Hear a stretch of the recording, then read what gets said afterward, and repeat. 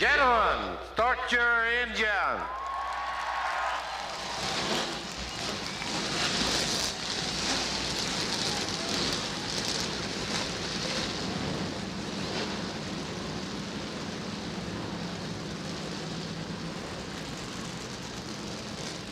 We're about to unleash hundreds of horsepower as we get set for the Dover, Delaware 500.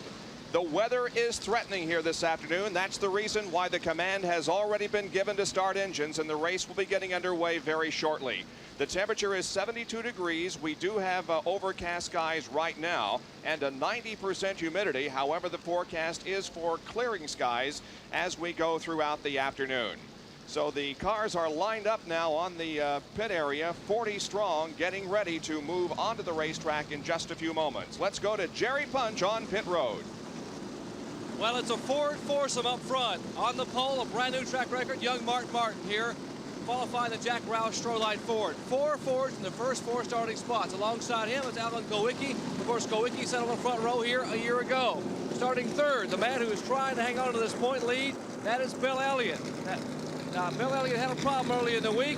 He tore up the car he was scheduled to run here at Dover in Friday's first practice session. The car had a problem with the engine. He smacked the wall and had to bring the backup car out. This is actually the car he ran at Darlington and won there.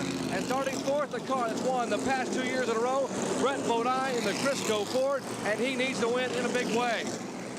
Let's go further up pit road to Dick Berger. Dick? Well, Rusty Wallace had been a solid contender for the Winston Cup points title until last week, when an early and controversial wreck with Jeff Bodine put him out at the dawn of the race and butted him down to third place in points.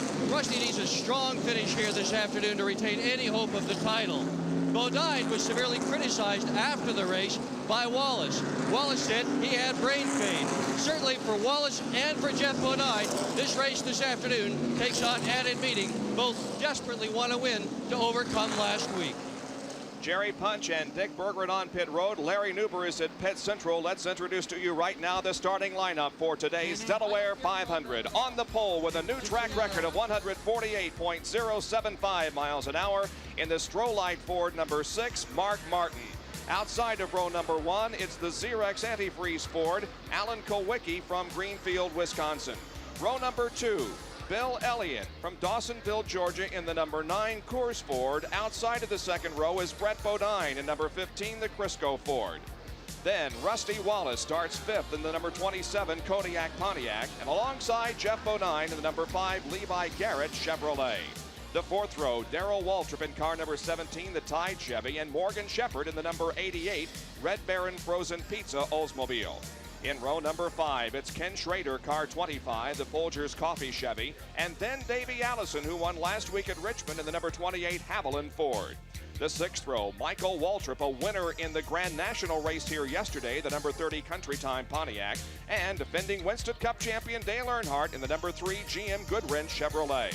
The 7th row, Kyle Petty in the Wood Brothers number 21 Citgo Ford, and Lake Speed in driving the number 83 Wins Oldsmobile. The 8th row has Sterling Marlin in number 44, the Piedmont Airlines Oldsmobile, and the 55 Crown Skull Classic Oldsmobile driven by Phil Parsons. Row number 9, Dale Jarrett in the number 29 Hardee's Oldsmobile, and Bobby Hillen Jr. in the Miller High Life Buick car number 8. Row number 10, the number 26 Quaker State Buick driven by Ricky Rudd, and the number 4 Kodak Film Oldsmobile driven by Rick Wilson.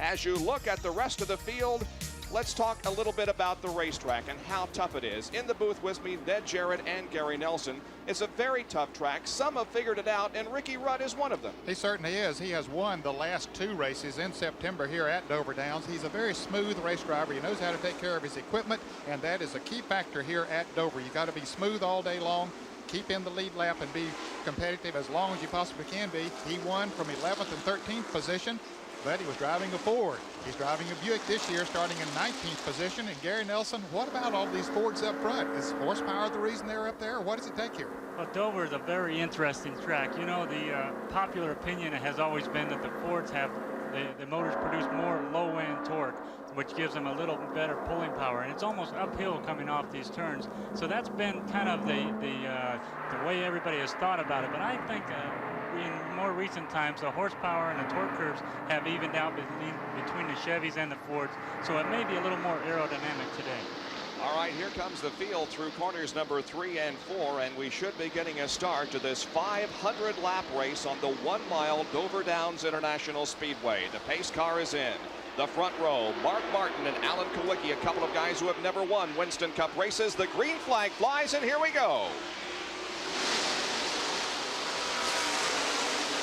They stay two abreast through the first and second turns. Mark Martin on the inside and Alan Kulwicki on the outside. Here comes Bill Elliott, though, from his second row starting position.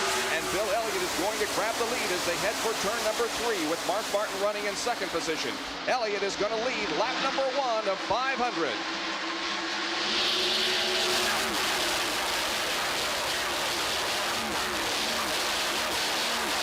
Brett Bodine has gone to third position. Alan Kulwicki is back to fourth.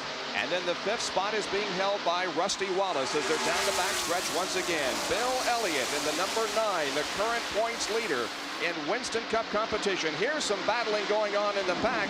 That's Dale Earnhardt along with Michael Waltrip. Also right there in the number 55 car is Phil Parsons, Lake Speed in 83.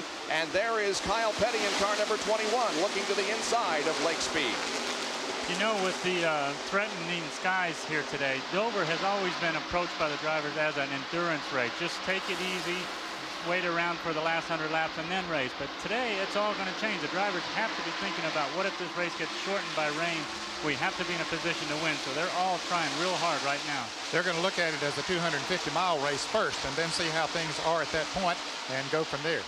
Exactly. It's going to be very hard on the equipment to run that hard for that long. Usually everybody just takes it easy. Today, I think we're going to see a lot of racing from early all the way through the middle of the race. The 28 car driven by Davey Allison, most recent winner in Winston Cup competition. The number 30 yellow car driven by Michael Waltrip, the most recent winner in NASCAR competition yesterday here at this track in Grand National competition. And then the number 55 car driven by Phil Parsons, all racing for position. Parsons making a move on Michael Waltrip, getting down on the inside. We'll see that most of the drivers are using the low groove here in the early going. As the race goes on, though, the groove will move up. And you can see how Bill Elliott and Mark Martin have sort of taken off and left the others in their wake. Bill Elliott in the number 9 car leads, and Mark Martin in number 6 is in second position. Then about a half a straightaway back already. The number 7 car of Alan Kulwicki, then Brett Bodine, Rusty Wallace, Jeff Bodine, Morgan Shepherd, Darrell Waltrip, and Ken Schrader. But that really is a big jump that Mark Martin and Bill Elliott have taken over Alan Kulwicki there. That's quite a distance for such few laps, 6 laps into the race, and it looks like they're pulling away pretty good. There are Rusty Wallace and Jeff Bodine, the guys that had the on-track altercation at Richmond last week, in which Rusty Wallace's car was very heavily damaged, and he was unable to complete the race, losing second place in the point standings, falling to third. And there is Jeff Bodine, who had the encounter with him. Now we move up and watch Ricky Rudd in the number 26 car, along with Dale Jarrett in 29, and number 12, that's Mike Alexander. And they're all, excuse me, Bob, are catching up to Dale Earnhardt. Dale is sort of backpedaling through the field at the moment. Now, whether he's changed his driving style here at Dover, he's had a tough time finishing 500 laps on this racetrack. And as we said at the top of the show, it's a track that you can't really attack for 500 miles. You got to sort of take it easy. And you wonder if he maybe is changing his driving style, or maybe the car just won't go any faster at this point. You can see Dale Earnhardt just ahead of Ricky Rudd up there, just ahead of Sterling Marlin also. You know, Dale Earnhardt is known as a hard-charging driver, one who charges really hard. But I don't think he's ever finished in the lead lap here at Dover. That's his crew was telling me that this morning. And maybe that's kind of what you were saying, Ned, that the track really isn't suited for hard-charging drivers. Well, you can see the tire smoke coming off of Sterling Marlin's car number 44 as he came off of that turn. The fans all came to their feet. They thought something was going to happen. You can still see smoke from that, and you wonder if Sterling maybe has gotten next to somebody as Mike Alexander goes on the inside. Here's Ricky Rudd going by Dale Earnhardt.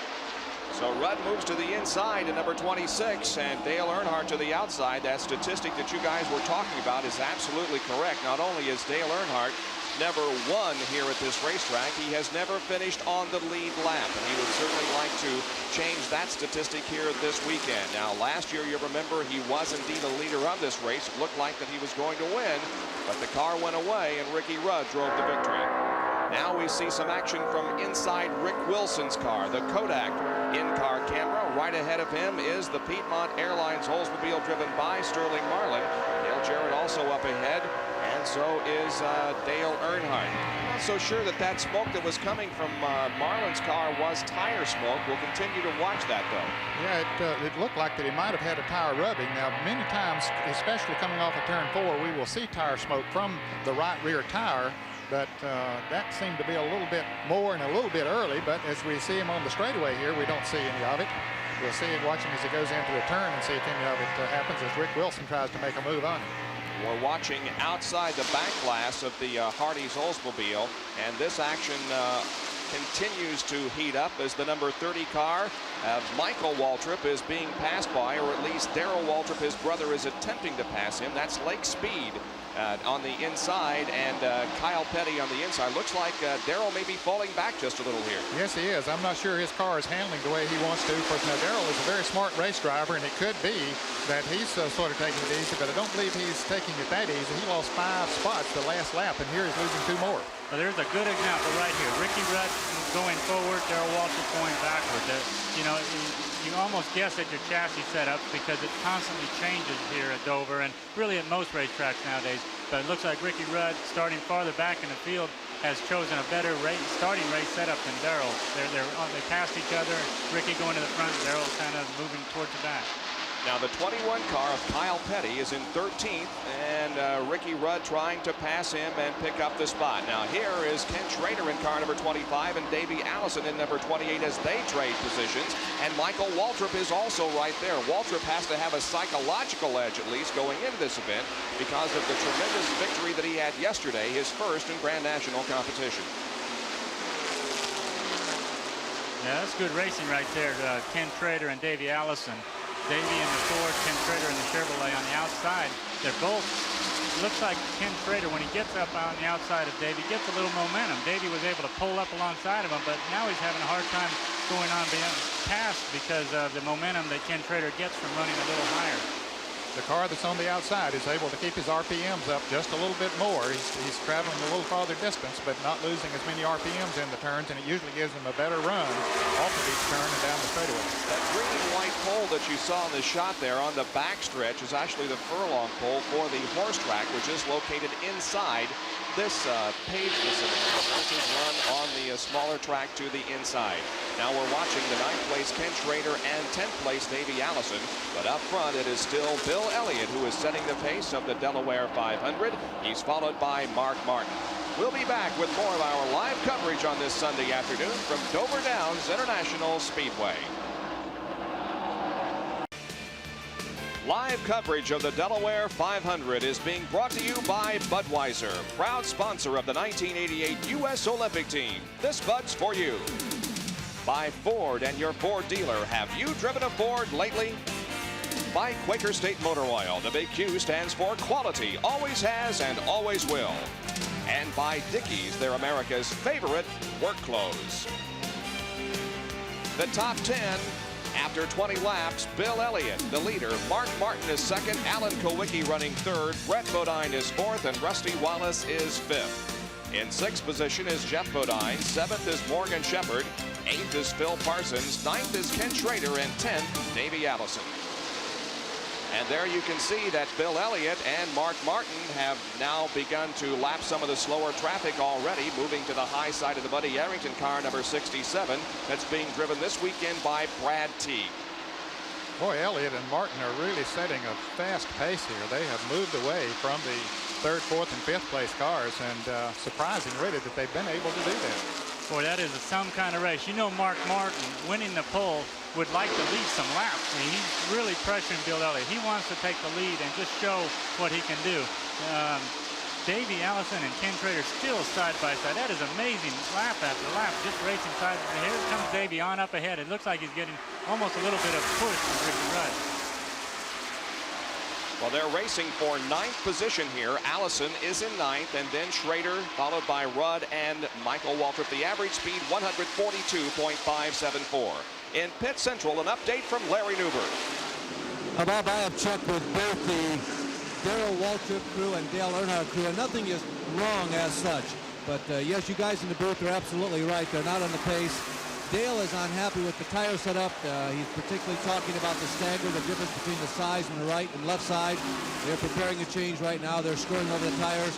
Darrell says the car is too loose. They're not worried about rain coming at least before the first pit stop. They both crews say, we'll change it in the first pit stop. We'll be better the next time around. So we'll continue to watch for the developments regarding those two cars. Meanwhile, on the racetrack in 10th position is Ken Schrader in number 25. In 11th spot is Ricky Rudd in number 26. And then Michael Waltrip in car number 30 is 25. Laps have been completed out of 500. Bill Elliott now has a 5-second lead over the third place car, which is being shown as Alan Kowicki. Look at this racing here. Ricky Rudd trying to get around Ken Schrader. He turned sideways coming off the fourth turn that last lap. Boy, he's really trying awful hard. Let's go down to Dick Berggren in Richard Petty's pit. Well, Gary, it appears as if Richard Petty is having a tire problem of some sort. No tire problems of any kind were anticipated today, but he's in for an unscheduled pit stop for a right front tire. He had started to slow down a little bit. He was running good, and here comes another car. That would be Eddie Beerswall coming into the pits as well. But Richard Petty had moved up through the field a little bit, and then all of a sudden he started to back tread, and then he came into the pits. So apparently he had a tire going down. And there is the number 21 car of Kyle Petty making a move on Michael Waltrip in number 30 as the lead is being fought for now. Mark Martin is making a bid on Bill Elliott. Elliott has led the entire distance so far, but here is Mark Martin in the number 6 car, the pole sitter, trying to take over that top spot. It's the first pole position for the Stroh crew, led by Jack Roush, and they would like very much to record their first victory in Winston Cup competition. Now the race settles down just a little bit as Mark has fallen in behind Bill Elliott, but certainly these two cars, the class of the field in the first 28 laps. Now, Bob, I mentioned a moment ago that they were 5 seconds ahead of Alan Kowicki. I'll have to correct myself. That was ahead of Brett Bodine, who is running in 4th place. Alan Kowicki is only about 1.5 seconds behind the front runners, and as a matter of fact, he is gaining on them at the moment. You can almost feel the determination in these two drivers. Bill Elliott wanting to lead the race. You know, he's been the top 4 driver for so long, and here comes Mark Martin along and wins the pole away from Bill Elliott and several others here at Dover. Then Bill Elliott charges in front, leads the first lap. Mark Martin really is determined to show that his car is faster than Bill Elliott's. Mike Alexander in car number 12 to the inside of Michael Waltrip in car number 30 as Mike Alexander takes that position away. Mike has signed a deal with the Stravola brothers for full-time employment next year. He's moving up through the field. He was the 2nd round fastest qualifier. He said he told me this morning he just goofed up a little bit in the 1st round qualifying and requalified then yesterday afternoon or yesterday morning and got the 2nd round fastest qualifier award. So he started 21st, but he is really moving up through the field. There is shuffling going on all over the racetrack. This is amazing. 31 laps into the race here at Dover. And some more side-by-side And Rusty racing. Wallace is in the pits. Rusty Wallace, an unscheduled pit stop. And so is Darrell Waltrip. Now, Waltrip's car had started going very, very high in the turns. We noted earlier that he was not handling too good as we watch this side-by-side battle between Kyle Petty and Kenny Schrader. Right side tires for Rusty Wallace, and it looks like they're going around to the left side as well, so it'll be 4 tires for Rusty Wallace. He'll go at least 1 lap down. And Morgan Shepherd coming into the pits. Something a little unusual here. We really didn't expect tires to be any kind of a problem here today. Well, it looked like a flat right front tire on Rusty Wallace's car. We know Richard Petty had a flat right front. Here come the leaders, meanwhile, out of corner number 4 as they race down the straightaway, and Mark Martin is right there on the back bumper of Bill Elliott as both Rusty Wallace, who had a blistered right front tire, and Darrell Waltrip have completed pit stops and moved back out onto the racetrack. Morgan Shepherd, as we watch the action on the track, is still in the pit. So Yeah, indeed, tires may be a factor here. We had not had any evidence that there would be a tire problem in the practice and the qualifying, but indeed it could be as the race progresses. Boy, what a surprise. You know, this is all the cars started on Goodyear tires. The Goodyear tires were fast. The temperatures in practice were way within the means of what we would think would be safe. Here's Ricky Rudd, apparently another tire problem. 34 laps in the race. All of these cars are coming in. But this is the first time that they have run this many laps. You know, during practice runs, we have a car in the wall. Mark Martin is in the wall in turn 3 and 4. An unfortunate set of circumstances for the pole sitter of the Delaware 500. Mark Martin has come in contact with the wall in corners 3 and 4. And if we have this on replay, we perhaps can see what happened. But could this have been a tire problem for him? I would guess that it was a tire problem for Mark Martin. Yeah, you know, when the leaders start coming in the pits like this, you're going to expect tire problems. Apparently Mark Martin had some type of tire problem. Here's a replay. Okay, he's following Bill Elliott into the turn, and just all of a sudden he gets loose, it looks like. Well, let's see, he's coming out of turn 2, and we'll follow him up the backstretch going into turn 3. It looked like the car was a little loose as it came out of that turn. Then all of a sudden, the right front tire must have gone flat because it just veered straight into the wall. He had no control over it, and of course, that's the reason for the caution out. Bill Elliott has come into the pits, and Jerry Punch is there to call the action. Well, a lot of concern down here. The tires that came off of Morgan Shepherd's car and Darrell Walton's car were blistered. The right front tires blistered badly. And now Elliott is in getting his right side. Has already gotten right side tires. As you see, they are putting left side rubber on the Coors Ford. And Dale Earnhardt's also in instead of Dick Berger. Dick? I'm seeing blistered tires as well, and as Gary Nelson mentioned, everybody had thought this was going to be an easy day. We thought there was going to be no tire story at all. The tire temperatures were so cool, but just about everybody is taking off Goodyear tires that are blistered. No one understands why. No one knows what's going on. We saw no evidence of this in practice, but we've sure got it now. And it certainly isn't because we have warm temperatures here today. As a matter of fact, it's very overcast and pretty cool, actually, as Mark Martin has gotten out of his wrecked race car. We again take a look at what happened involving Mark Martin in the number 6 car, who was trailing Bill Elliott in second. And the car, as he went into turn 3, just all of a sudden veered to the right and into the wall, and apparently right front tire went flat. And Ken Schrader has had a problem down in turn 1. Let's see if we can pick up what his problem was just as the caution was coming out. Here he is coming off of the wall, so apparently he had a tire to go down. You can see the damage to the right front of the Folger Chevrolet, and that was just as the caution was coming out on the other end of the racetrack. So a significant development is occurring here in this race. Tires apparently are becoming a major problem. There is the Mark Martin wrecked car at the head of the straightaway. We'll continue this drama on a Sunday afternoon at Delaware in the Delaware 500. We welcome you back to Dover, Delaware, and the first caution flag of the day for the accident produced by Mark Martin in the wall. And here's the problem. To everyone's surprise, take a look at what's happening. A brand new tire, and they have had no problem all week in practice here, but in the early laps, we are seeing severe tire wear. This is blistering. This is not tire wear, I should say. This is blistering. The tires are blistering and bubbling up, chunks of rubber coming off. It's a brand new tire. This is Bill Elliott's right rear tire. A couple more laps and Elliott might have also been in the wall, so a break for him and not a break for Mark Martin. So Mark Martin's car heavily damaged in turn 4. We are still under yellow here at Dover. Gentlemen? Boy, I can't imagine what all the action we're seeing here today. It's just unbelievable. The tire problem, what a surprise. Here's Ken Schrader. Boy, his car hit the wall hard. We didn't even see it right at the beginning of that caution. Now look at what happens here in the pit road. Everybody's in the pits at once. There's tires laying all over. They're dodging them. There's one up there. Here's, yeah, look at there, just scraping the wall, almost getting hit. There's a tire right in front of him. He's got to swerve.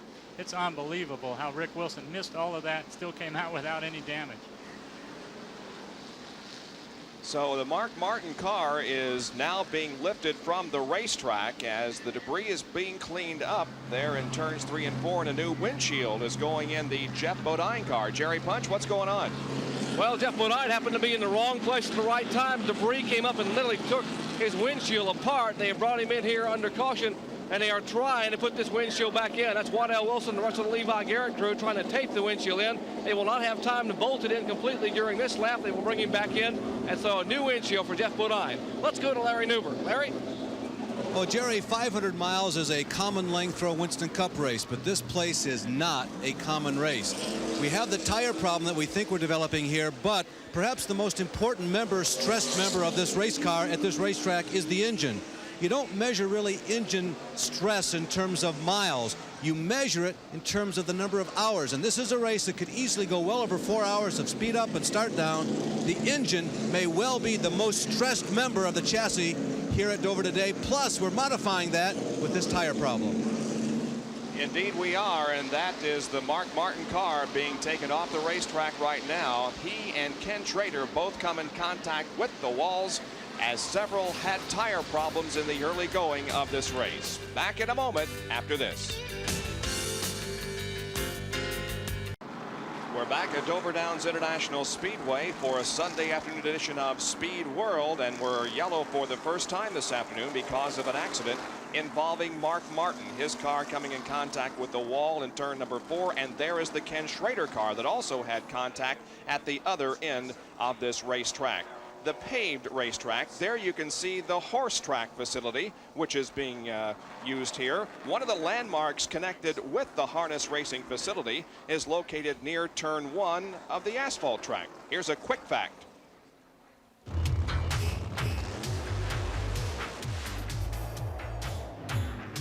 Quick facts are brought to you by Quaker State Motor Oil. The big Q stands for quality, always has, always will.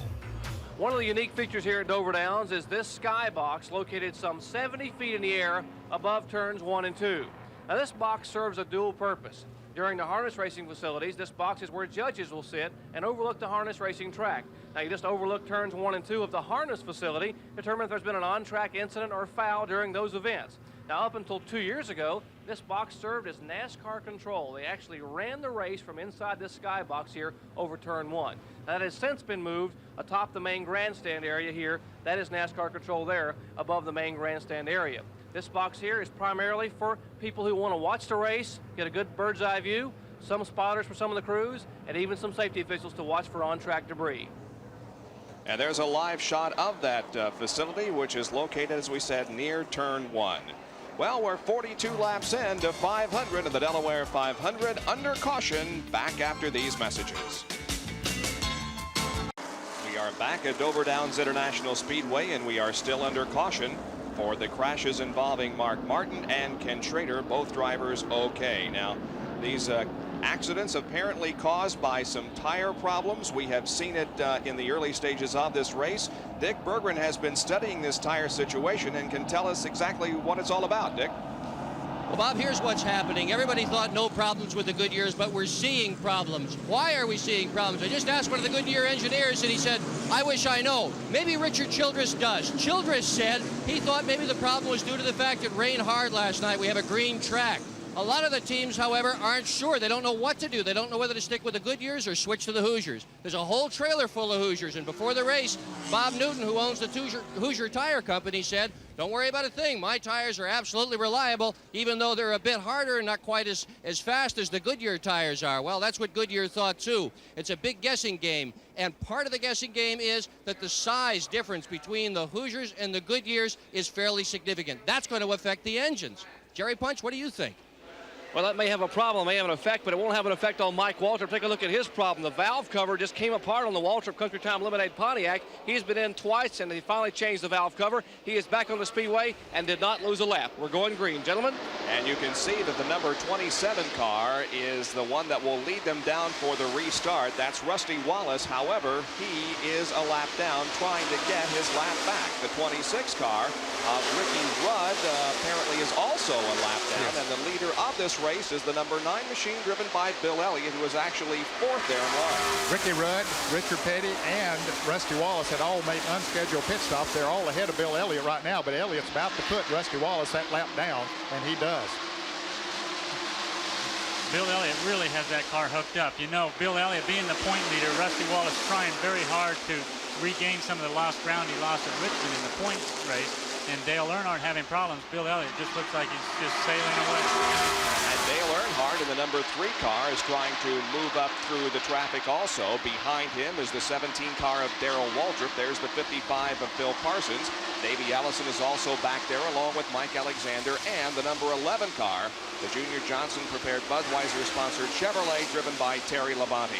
Dale Earnhardt fared best perhaps on this pit stop because he was back in the pack running about 13th or 14th, and he was in the top 5, in fact in 5th position when he came out of the pits. There you can see Earnhardt in 4th, Darrell Waltrip behind him. But Waltrip had made a green flag pit stop just before the caution came out. Boy, what a surprise, I think, for everybody. I had a conversation with the head Goodyear engineer, the development engineer, this morning before the race, and he told me that things looked so good it was almost scary. The tire temperatures were all well within limits. Everything about the tire was fast, the compound was right. All the cars in the race were starting on Goodyears, and then right away, or 30 laps in the race, tire blisters. So maybe it was that rain that washed all the rubber off the racetrack. Maybe this problem will go away as the race goes on. Well, in any case, it certainly gives us something to think about and to look at for the rest of the afternoon here, as we are only 50 laps into this race and some major tire problems have occurred already. And we saw those problems occur at about lap number 35 or 40, so we'll watch for the next 25 or so laps to see if we might have a reoccurrence of those tire problems. Davey Allison might have a problem, Bob. He's slowed a little bit. He's back running about the 12th position, and several cars are moving around him now, including Rick Wilson and several others. David Sutter down on the inside of the racetrack. That car is definitely not running up to par. Here's Rick Wilson as we look out the rear window of his car, and you can see Davey Allison back there. That's Lake Speed in the purple car right behind Rick Wilson, but down on the inside, the white front end is the car of Davey Allison running on the inside of the racetrack at a slower speed. When they restarted from the caution, Davey was up and around 4th or 5th position, but he has dropped back significantly now and is continuing to do so as Benny Parsons goes to the outside, and now the number 75 car of Neil Bonnet is also passing. There is Benny in car number 90, and the number 10 car is driven by Ken Bouchard, and that's the car that is right behind Davey Allison. Now back up front to check on what's going on there, and it's still Bill Elliott who is showing the way and leading this race. That's Richard Petty and Ricky Rudd ahead of Bill Elliott, but remember, those guys are just simply getting their lap back. The car immediately behind Bill Elliott is the 2nd place car. That's the 15 driven by Brett Bodine. Bob, we see Richard Petty there just ahead of Bill Elliott. Of course, Richard had made an unscheduled pit stop, so he's 1 lap down. Now, in years past, that would not have been a problem. In fact, I think Richard Petty was 13 laps down. It was a big number of laps down here at Dover one year and came back to win the race. But you can't do that now. The competition is absolutely too strong. Too many cars out there that are capable of winning. So those days are long gone when you can come from that far back and win. Well, you know, it's things like that, Ned, that have earned this track the reputation of being the monster mile. It's just so many different things happen here at Dover than anywhere else. There's no racetrack quite like Dover. It's just shaped differently. It really strains and puts different amounts of stress on the car in areas that we'd never even thought about. And the drivers with 500 miles, a big problem with fatigue late in the race. This race is really just a different racetrack. We have a report that Davey Allison might have a pushing problem, that his car the back end is too tight, so he evidently got a mismatched set of tires, and it must be a badly mismatched set of tires. And one thing, Gary, that he would not want to do is to run the car too hard, because when the car is pushing, it will heat up in that right front, especially after we've seen the problems that we've had here today. Oh, you're right, Ned. If that car's pushing as badly as it looks like it is, that's got to be really overheating that right front tire. And you saw the shot of Mark Martin's tire. When it blew out, there was no steering at all. That car went straight to the wall, and it total lost that car. As narrow as that car was after hitting the wall, we're lucky Mark Martin wasn't injured, and that car was awfully badly damaged. Davey Allison continues to go to the back as Bill Elliott continues to set the pace. And now Brett Bodine is within about 2 car lengths of Elliott. Those two are 1st and 2nd. The number 7 car of Alan Kulwicki is 3rd.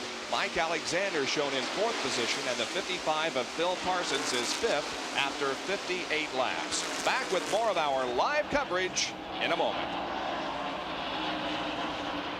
Capacity crowd on hand at Dover Downs International Speedway in Delaware, where we are live for the Delaware 500 Winston Cup race. And with 63 laps completed, it is Bill Elliott in the number 9 Coors Motorcraft Ford leading Brett Bodine and Alan Kulwicki, Mike Alexander, and Terry Labonte. Now the car ahead of Bill Elliott once again is the 43 car of Richard Petty. However, he is now on the lead lap, but essentially a lap down. Ricky Rudd is also right there in car number 26. He too has gotten his lap back. And let's go to Pit Central and Larry Newber. Bob, remember that Ricky Rudd almost won the race a week ago at Richmond, and they were lapping this speedway at about the fastest speed of anybody on the crew watches in the late afternoon practice yesterday afternoon. Even though he started 19th, they had great confidence. They did not plan on dropping a lap down here because of tire problems, of course, early in the race. But here's a team that very much thinks they can win this race, and Ricky is now on the lead lap, and unfortunately, he's the distance of 1 lap behind. He didn't have a particularly good qualifying effort here this weekend. However, that really doesn't mean anything. It's more where you finish the race than where you start the race. Rudd began back in 19th position, about 5 miles an hour off the pole speed. I'm very impressed with that Kenny Bernstein team, the team that Ricky Rudd drives for. You know, they started off this season, and Ricky Rudd was new to the team, and they had other personnel changes, and it looked like they were really struggling in the early part of the season. Now it almost looks like they're gaining strength every week. They've been moving up in the points, moving up in the finishing. Here's Terry Labonte and Sterling Marlin racing pretty close. Labonte's car's been smoking a little bit in the turns, smoking his tires just slightly. So he's going to have to really be careful as we get a little farther into the race to make sure he doesn't have any tire problems. This is 5th and 6th here. Terry Labonte in number 11, and in 6th spot is the number 44 car of Sterling Marlin. And while we have the opportunity, let us express our condolences to the Sterling Marlin family. His mom died this past week. Sterling did not qualify this car, but has put all that aside and is driving a fine race here at Dover. There's the leader, Bill Elliott, and right behind him is Brett Bodine. There is the number 21 car of Kyle Petty and Rusty Wallace, and Wallace's car still is just not performing up to snuff. And Barry Dotson, of course, is the crew chief on this car. He's with Jerry Punch.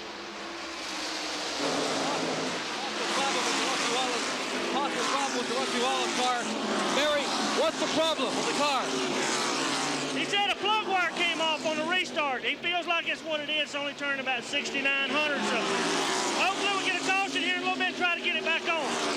So they are running with 7 cylinders in the Rusty Wallace car. The car is skipping and missing as it comes by us. They're going to try to hang on and get a yellow flag and come in. And hopefully it's just a plug wire, not an internal engine problem. Boy, that is amazing for him to be running that well on 7 cylinders. We hope it is just a plug wire where they can stop and put it back on. He'll be back up to 8 cylinders. But he's not really losing a lot of ground on the racetrack. To open the hood and put on a plug wire probably is only another 10 seconds onto the pit stop. He shouldn't lose any more time on the racetrack. He still has that lap to make up, remember, so he needs all 8 cylinders to get his lap back, but he's doing real good holding his own right now. Rusty, of course, was the points leader and has fallen to 3rd as Jeff Bodine in the number 5 car. Racing behind now, the Hardee's Oldsmobile driven by Dale Jarrett. Here comes Jeff to the inside. Oh. And Kyle Petty has hit the wall. Richard Petty. Richard Petty. Boy, same type of thing right front. It didn't hit it near as hard as Mark Martin or Ken Trader. He's still able to control the car. He I think, was a little more prepared for it. Well, the crash comes on lap number 72, and we saw evidence of tire problems at about lap 35 in the first section of this race. Who knows, maybe this could have been tire related also. Will not definitely state that, but only speculate. A lot of smoke is coming from that Richard Petty car as he's got it now to the inside of the racetrack in turn number 3, and our second caution of the afternoon flies on Dover. We'll take another look at it as Richard Petty had the misfortune up in the first and second turn areas. Okay, so he goes into the turn, taking the normal groove, Bill Elliott down on the inside, and all of a sudden, just like Mark Martin's car, Richard Petty's car veers to the right, and he slaps the wall, not as hard as Mark Martin hit it, as Gary pointed out, but still enough to do quite a bit of damage to the car. And here are the pit stops coming up. Bill Elliott, the first car in. Yeah, the race right now is between Bill Elliott and Brett Bodine, who's pitted just ahead of Bill Elliott. The pits are really tight right now. Everybody's going to get 4 tires. Here's Alan Kulwicki getting 4 tires. Everybody trying to get 4 tires. Get another look at those tires. Let's go down to Jerry Punch and Rusty Wallace's pits. Well, they raised the hood. That's Harold Elliott, the engine builder, on the right side of the car. They look down beneath trying to find that plug wire, and they're hoping to find a plug wire. That's all. Elliott's out, Kulwicki's out, so is Brett Bodine. But Rusty Wallace sits still in the pits with the Kodiak Pontiac. They have changed right side tires, but the primary concern is in the engine compartment. Remember, Rusty currently 3rd in that Winston Cup point race, and he has had a couple of weeks. Hey, and it fires off all 8 cylinders. Rusty gives a big thumbs up, and now he pulls down and away. Let's get in here and get a comment from Harold Elliott as to what the problem actually was. Harold, was it a plug wire off? Yeah, he points at it with a plug wire off. They're going to bring Rusty back in. So it was indeed a plug wire that has come off that car, but hopefully now Rusty will have all 8 cylinders and can make up the ground that he lost. But one of the problems you can have with a plug wire, as we watch Darrell Waltrip making a pit stop, Rusty Wallace is going to be coming in right in front of him. A plug wire can get alongside of the header. The headers are so hot it can burn through the plug wire and ruin it. So they may be thinking about replacing that plug wire. These aren't steel plug wires. They're made of a carbon material. You can see some weight being jacked there in the back end of Davey Allison's car. Yeah, they did. This was a break that Davey Allison needed because he had really gone back through the field as we see Rusty Wallace back in with the hood up. But this was a break for Davey Allison to correct the problem that he had, and they did that in tire stagger and also making an adjustment on the chassis of the car. Well, what they are doing now, they're going to squirt some silicone around that plug wire, as Gary Nelson alluded to. They're going to try to insulate that wire from the heat of the valve cover where it runs down along the side of the engine. And Barry Dotson, realizing how hot that is, he had his hand down against that header pipe and got somewhat of a burn on his glove. Fortunately, he had a glove on that hand, but he did get quite hot. And they refire the car, and Rusty is down and away. Let's get a comment from Barry Dotson, who's sitting here on the wall. Barry, I know you got your hand against that header. It was a plug wire off? Yeah, plug wire, we're coming back in.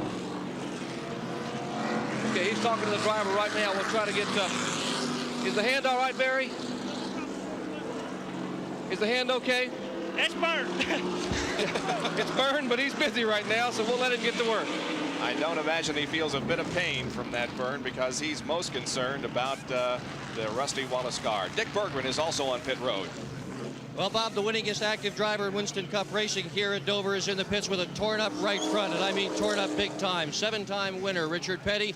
He's got a major problem. They just pushed him here with his engine silent. There was a wrecker behind him. He's not going to win this thing today, I am sure. But I will tell you there is good news up and down pit road. The tire situation seems to be stabilizing. In this last round of pit stops, I only saw 1 blistered tire, and it was not badly blistered. That is far better than what we saw on the first round of pit stops. So maybe Richard Childress is right. He's a pretty smart guy, and he sure knows his tires.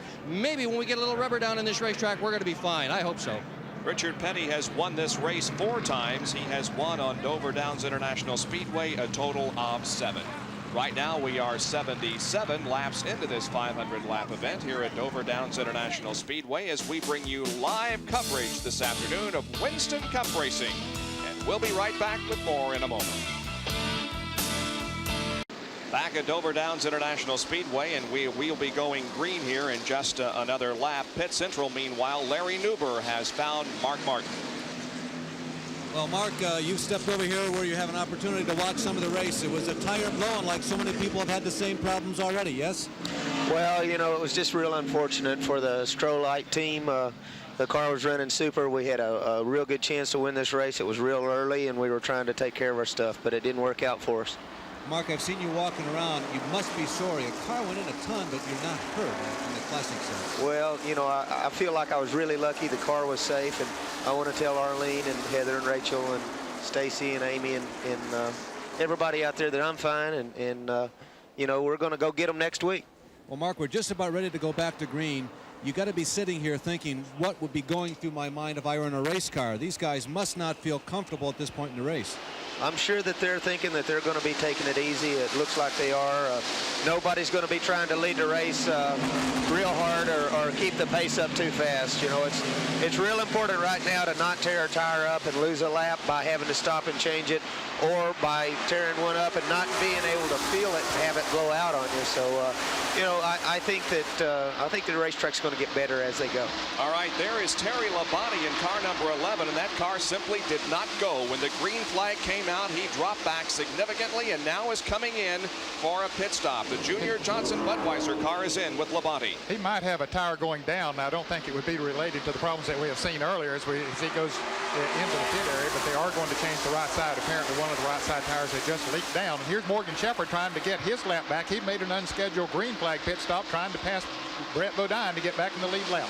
Brett Bodine is the leader of the race in car number 15. Morgan Shepherd is a lap down trying to get it back, and Bill Elliott is in second position there in the number 9. Mark, there's been a lot of speculation up and down pit road. We've talked about it here in the booth as to why we saw these tire problems in the first 35 laps. Can you tell us what your opinion is? Well, I really can't. We haven't seen the kind of temperature that would cause this. I don't know. We didn't expect it. We didn't feel it. And I talked to Kenny Schrader. He said he didn't feel it either.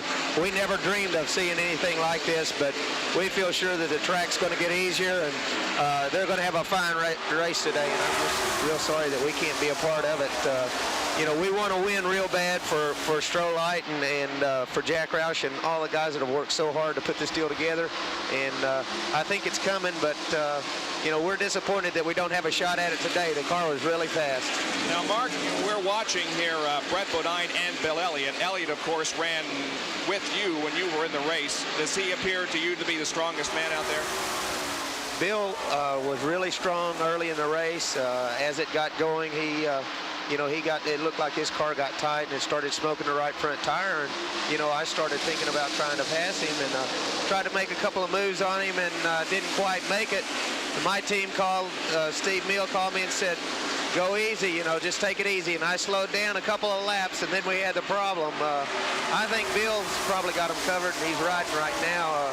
He was probably as surprised as we were with with what happened. I think you're right, Mark. I think that we're seeing a lot of drivers sort of ride right now as they push Richard Petty's car into the pit area. Apparently that's going to be, or into the garage area. Apparently that'll be all for him today. It's maybe too much damage for him to get back in the race. And here's Bill Elliott moving around Morgan Shepherd. The number 7 car there of Alan Kulwicki is third.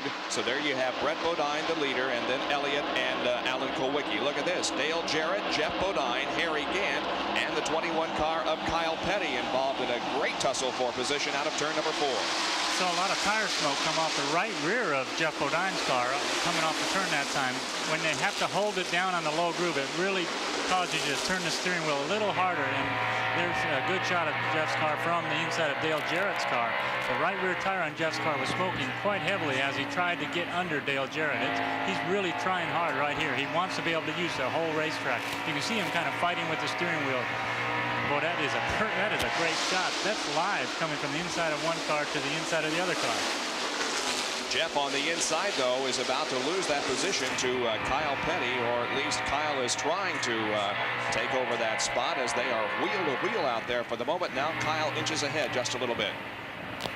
So it looks like maybe the inside is not necessarily the place to be, but Kyle Petty's going to try the inside on Dale Jarrett. Down the straightaway they come. The number 68 car, driven by Derry Cope, is right ahead of this group. He is not running with this contingent of cars. There's Jarrett down the back stretch. Here comes Kyle Petty and Jeff Bodine. That is some close racing right there. That is amazing, the camera work that we see these days on the live TV. This is happening right before our eyes, out the window and on the screen. It's amazing.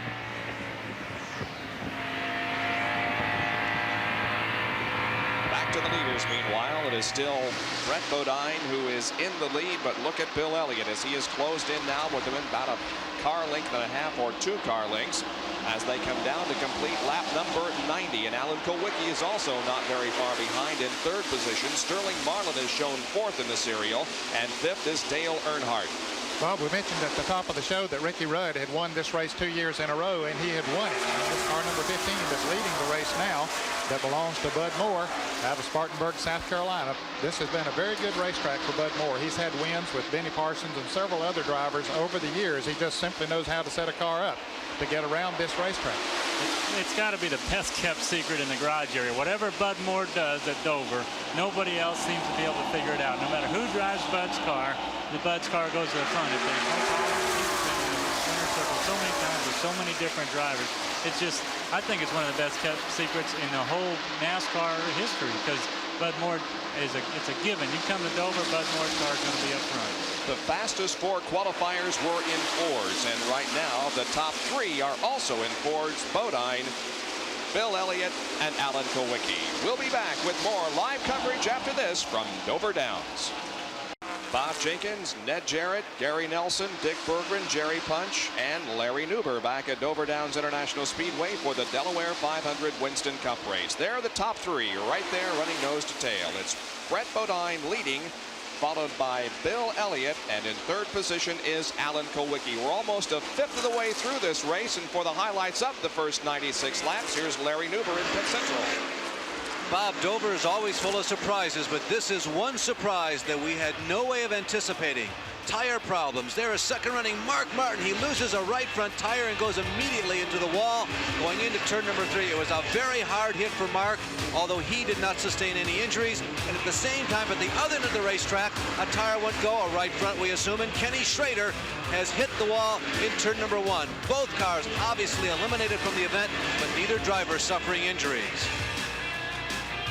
As the green flag came back out again, Richard Petty was in front of then leader Bill Elliott. Petty trying to get his lap back, runs into the same exact problem that befell both Mark Martin and Kenny Schrader.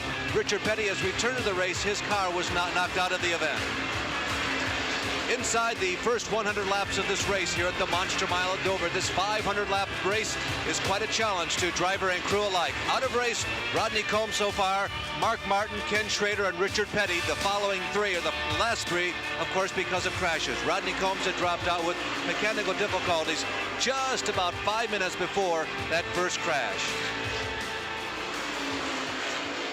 All right, thank you, Larry. And you can add to that race list the number 74 car, Brandon LaJoy, just as you were updating us on the cars that had dropped out. He, too, pulled behind the wall. So Randy LaJoy in number 74 is also out of the race. Now we're beginning to see a challenge for 2nd position as Alan Kulwicki is really closing in on Bill Elliott. They go to the high side and pass some slower cars. The number 80 machine being driven this afternoon by Jimmy Horton. That's also the number 67 car coming down the back stretch. Elliott in 2nd. Alan Kulwicki is right there, though, in 3rd in car number 7. 3 Fords still up front. You know, we've been seeing the front of the field being paced by Fords all along, and here it is again. Even Kyle Petty in a Ford running very strong. I think that maybe there's more than, you know, we talked about horsepower briefly at the beginning of the show. Maybe the Fords had a different power curve, a different torque. But, you know, coming off the turn, like you can see here, Kyle Petty and Dale Jarrett. Dale Jarrett's pulling Kyle off the turn. So Dale Jarrett maybe has the momentum, maybe the power, who knows. But in my opinion, I think that the Fords have a little bit better downforce. Aerodynamics on the rear of the car is pushing down better on the Fords than on the other models.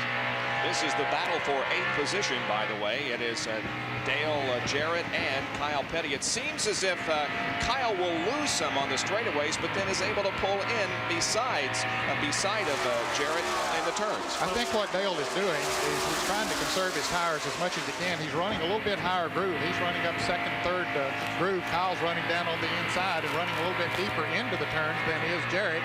And Jarrett has the momentum as he comes off of the turns, and that shoots him down the straightaway a little faster.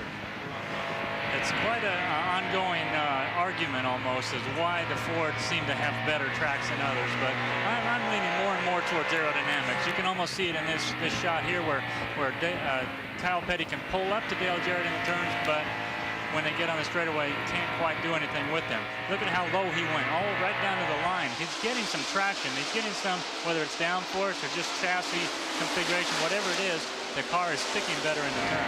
And I think the outside groove is working better. Kyle has dropped back now. You see, he was trying to pass Dale Jarrett there a moment ago. And I think he needed his tires up and said, hey, I better cool it a little bit. Meanwhile, Harry Gant is running that same high line that Dale Jarrett is, and that is traditional for Harry Gant here at the Dover Downs International Raceway. He loves to run up there, and it's working for him right now. And you see he's able to move around, or move around Jeff Bodine and up on Kyle Petty. And that's the same set of circumstances we saw yesterday, Ned, in the Grand National race. Harry was the first to move up on the high groove. He really likes to run high. And really, Gary, that puts a little less stress on the tires and the chassis of the car. Well, you're right, Ned. You're running a bigger racetrack, especially if your car is loose. You do better up high. If the back end's trying to get out from under you when you turn the wheel, you know, that's what we call loose. If that's happening to your car and you run a little higher on the racetrack, you're not turning the wheel as much, and the car doesn't tend to get as loose. But also, on the same token, you're running a longer racetrack. It's a bigger circumference around the racetrack. And now we move inside Rick Wilson's car as he has the 83 Wins Kmart Oldsmobile driven by Lake Speed right ahead of him as they battle for position. Some good racing going on in that type of race. The number 31 car is right ahead of Lake Speed. That's being driven by Jim Sauter this afternoon, the pink Slender U Oldsmobile. And right behind Rick Wilson is the car number 11 of Terry Labonte. Labonte made that unscheduled pit stop for a change of right side tires just after the green came out. And here's Davey Allison moving up. Now Davey is running much better than he did a while back. So evidently the problem that he had, the pushing problem he had, was cured during that pit stop. Well, you can imagine Davey was really hoping for a yellow flag. He was losing so much ground, falling back in the field. And we really think Davey's got a competitive car, a good chance of being a contender late in this race. But with that bad tire problem or whatever it was that was causing his car to push, I'm sure he was really hoping for that caution. When Richard Petty hit the wall and causing that caution, Davey looks like he's got that problem cured now. Yeah, he wasn't too far from being lapped at that particular point, but now he's certainly back in the thick of the battle. Yes, you're right. The Junior Johnson number 11 could very well be a Ford in 1989 competition, as Junior Johnson apparently is very definitely considering the use of in this series next year. You know, that's an interesting comment, Bob. You know, people switch from one make to another make, and they always have a list of reasons why, what prompted them to do that. But when you look at the whole circuit, each track has its favorite model of cars. So when you go through the whole season, everybody's going to have a good chance all through the field. We have completed 110 laps here at Dover Downs, and here are the top 15. There you see Brett Bodine, Bill Elliott, Alan Kulwicki, Sterling Marlin, and Mike Alexander. Car in the wall up in turn 4.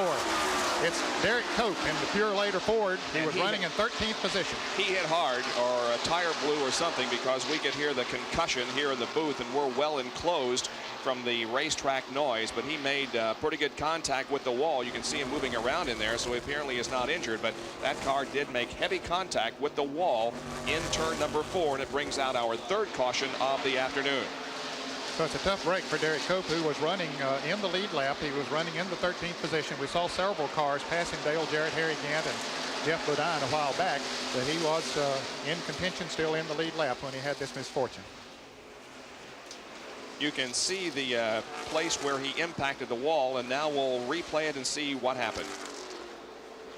Okay, you can see him. He has already spun backwards into the wall. It looked like the right rear tire might have blown on the car and spun him around and into the wall backwards.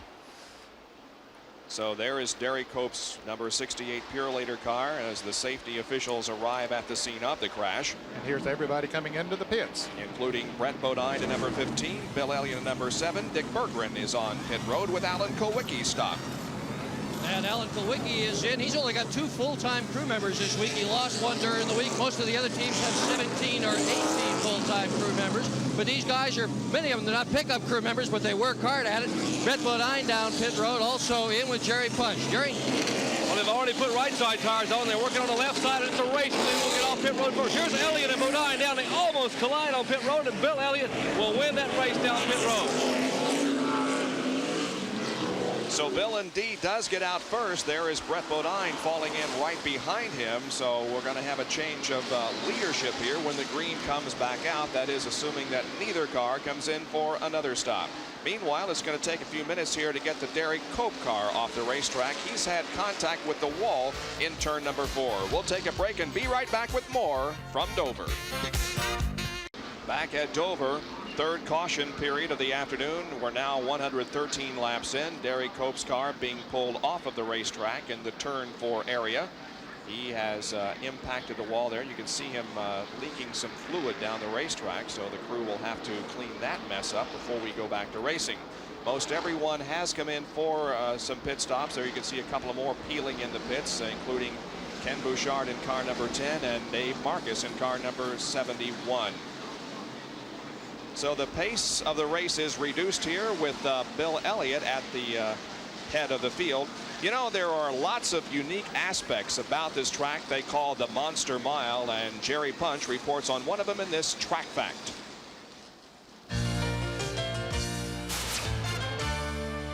Track Facts are brought to you by the Robert Bosch Corporation, makers of Bosch Platinum, the ultimate spark plug. The nickname for this track at Dover Downs is the Incredible Mile. One of the more incredible features about this racetrack is behind me. That's an air-conditioned grandstand that actually serves as the main grandstand for the harness racing facility. Now, this track is actually a track inside a racetrack. The asphalt track for the stock cars on the outside and the harness facility on the inside. Another incredible feature is this back straightaway, banked nearly 18 degrees. It's almost the same as the banking in the turns. The turns are banked roughly 21 or 22 degrees. Another interesting feature here at Dover is this 6-foot concrete wall separates the backstretch from the harness track. In fact, the back straightaway is below ground level, some 6 feet below ground level. A very narrow apron separates what is the back straightaway from this concrete wall, which of course is the buttress for the harness racing facility. Doesn't leave much room for error here for a driver mistake in the backstretch. We're glad you could join us on this Sunday afternoon for Winston Cup competition at Dover Downs International Speedway. We'll be right back with more coverage. We have just gone green to resume the Delaware 500 at Dover Downs, and the lead is held by Bill Elliott. That second car in line there is Morgan Shepherd in car number 88. He is not on the lead lap. Second is Brett Bodine, number 15, the third car in line there. Running in the third position would be Dale Earnhardt. Fourth is Sterling Marlin, and fifth is the number 12 car driven by Mike Alexander. In sixth place is Alan Kowicki. Dale Jarrett is seventh. And in eighth position is Bobby Hillen. Harry Gant runs ninth. And in 10th position is the car number 90, I believe, of Benny Parsons. No, make that number 83 of Lake Speed, and then Benny Parsons. The number 11 car there of Terry Labonte is also trying to get a lap back. He is not on the leader lap. Running right behind Brett Bodine. 121 laps are completed now. The race beginning to settle down just a little bit after a very interesting beginning. Oh, definitely. You know, we saw a real close race in the pits just before we went to this last commercial break. Brett Bodine came into the pits under caution, leading the race. Bill Elliott was in second place, and they were just almost inches apart leaving the pit area. But that's the difference right there on the racetrack. Bill Elliott now is the leader with one car between him, who was down on the inside on the restart. So Brett Bodine lost it in the pits, lost the lead in the pits, and now he is hanging in there in second. And here is the number 3 car of Dale Earnhardt, the 44 of Sterling Marlin, and the 12 car of Mike Alexander. All of those cars are battling for the third position. Marlin right alongside of Mike Alexander, who's given that Miller High Life Buick a very good run. Mike likes this racetrack. He drives it very well. He's had some good runs here in Busch Grand National competition. Now having a good run today in the Bobby Allison car. And there is Alan Kowicki, who has also joined the fight for this position. The average speed of the race has fallen because of the cautions to 106.012 miles an hour. Now, Mike Alexander has taken away that position from Sterling Marlin, and here comes Alan Kowicki to also try to get 4th spot. Make that 5th spot as Alexander is in 4th, and now Alan Kowicki on the inside, side by side, door handle to door handle with Sterling Marlin, and the number 29 car of Dale Jarrett is right behind this battle for position. Doesn't look like Sterling Marlin's car number 44, the Piedmont Airlines car, is handling quite as good as it was before. Maybe he got a mismatched set of tires on that exchange during the caution period. You can almost see as Sterling Marlin makes corrections on the steering wheel, the car kind of tries to drift out and he pulls it back down. Right there, you can see it as he's coming off the turn, he's correcting for it. He's right on the edge of traction. He's trying to hold on to that position, and these other cars seem to be just a little bit faster. There you see him trying the very low side on the racetrack, right against the line, drifting out against the wall. Now as he goes into this turn, he might try low again, might try high. He's still searching for whatever he can do to make that car go as fast as he can until he can get some more adjustments made. looks like the car might be a little bit loose, and when we use that term, that the back end might not be sticking quite as tight when he goes into the turn as he would like for it to.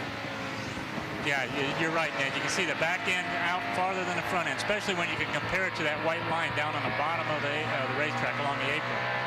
So Alan Kulwicki 5th, Sterling Marlin there in the blue and white Piedmont cars in 6th, and Dale Jarrett, with whom we are running right now, is in 7th position. And there is the lead, meanwhile, still being held by Bill Elliott, and Morgan Shepherd has been unable to pass him and get his lap back. You know, Mark Martin was the first car out of the race because of a crash. He was the pole sitter. Only 2 pole sitters have won the Delaware 500. Back in 76, Cale Yarborough, 73, Pearson. Side-by-side racing here as Mike Alexander has taken over the 3rd position from Dale Earnhardt, or at least he's trying to. About a half a car length now going into turn number 1. Earnhardt is trying to stave off the challenge, but and Alexander gets a little bit sideways, enough for Dale Earnhardt to get the nose back underneath Mike Alexander. A good battle here for 3rd spot as Earnhardt just won't give up. Well, you can imagine Mike Alexander having the thrill of his life. He's really enjoying himself here. Dale Earnhardt's testing him, running close to him. He's building up the trust. Mike Alexander fairly new to Winston Cup racing, but not new to stock car racing. So many years he's driven those Grand National cars. Now here he is passing Dale Earnhardt. That's got to be one of his dreams. All of this in front of Dale Jarrett, the Hardys in car. Now we see Earnhardt losing 1 more position. Alexander has moved to 3rd. 4th now is Alan Kulwicki in number 7. And Sterling Marlin is about to take another position away from Dale Earnhardt. So Earnhardt may be having some trouble with that number 3 car as Morgan Shepherd is trying desperately to get his lap back and get around Bill Elliott. They're door handle to door handle into turn number 3 and 4. Now Morgan is really having to punish his car, the tires on it at least right now, but he has no choice but to do that. If he's going to get back and have a chance of winning this race, he's got to get back in the lead lap, and he knows that. So he's driving her hard trying to do that, but he's really punishing the tires. It's almost as if he's bringing Brett Bodine along with him. Brett running a little lower right there on the racetrack than Bill Elliott.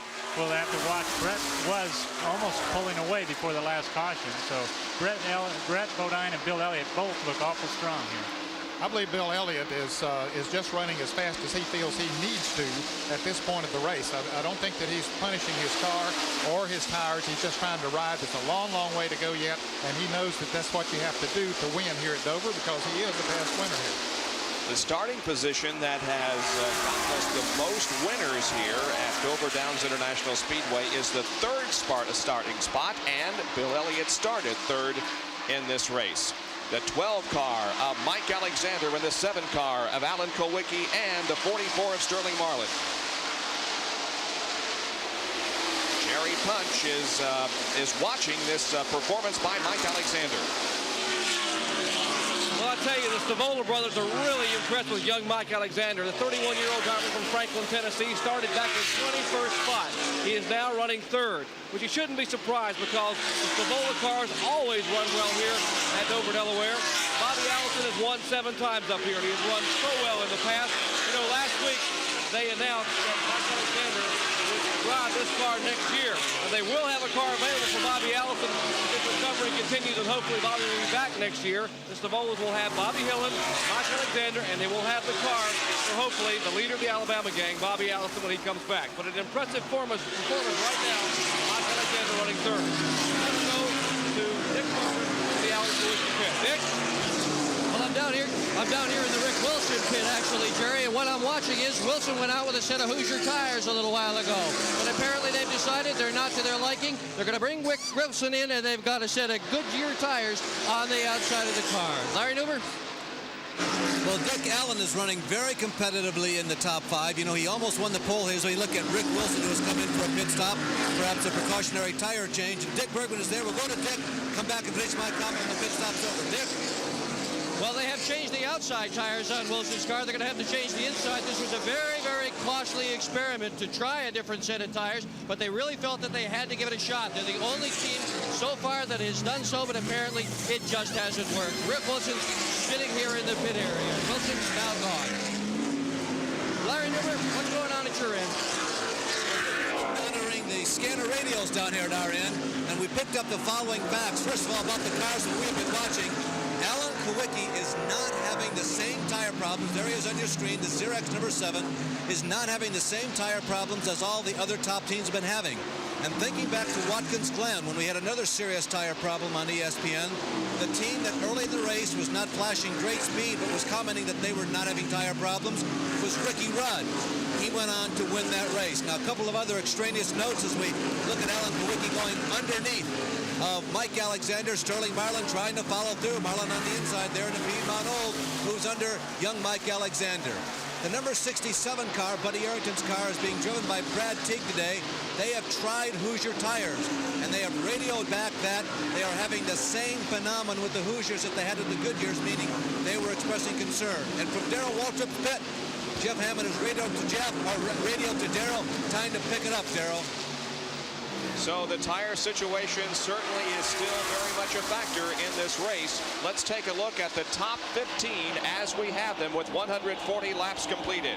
It's Elliott, Bodine, Kowicki, Marlin, and Mike Alexander in the top 5. 6 through 10, Earnhardt, Jarrett, Hillen, Speed, and Bodine.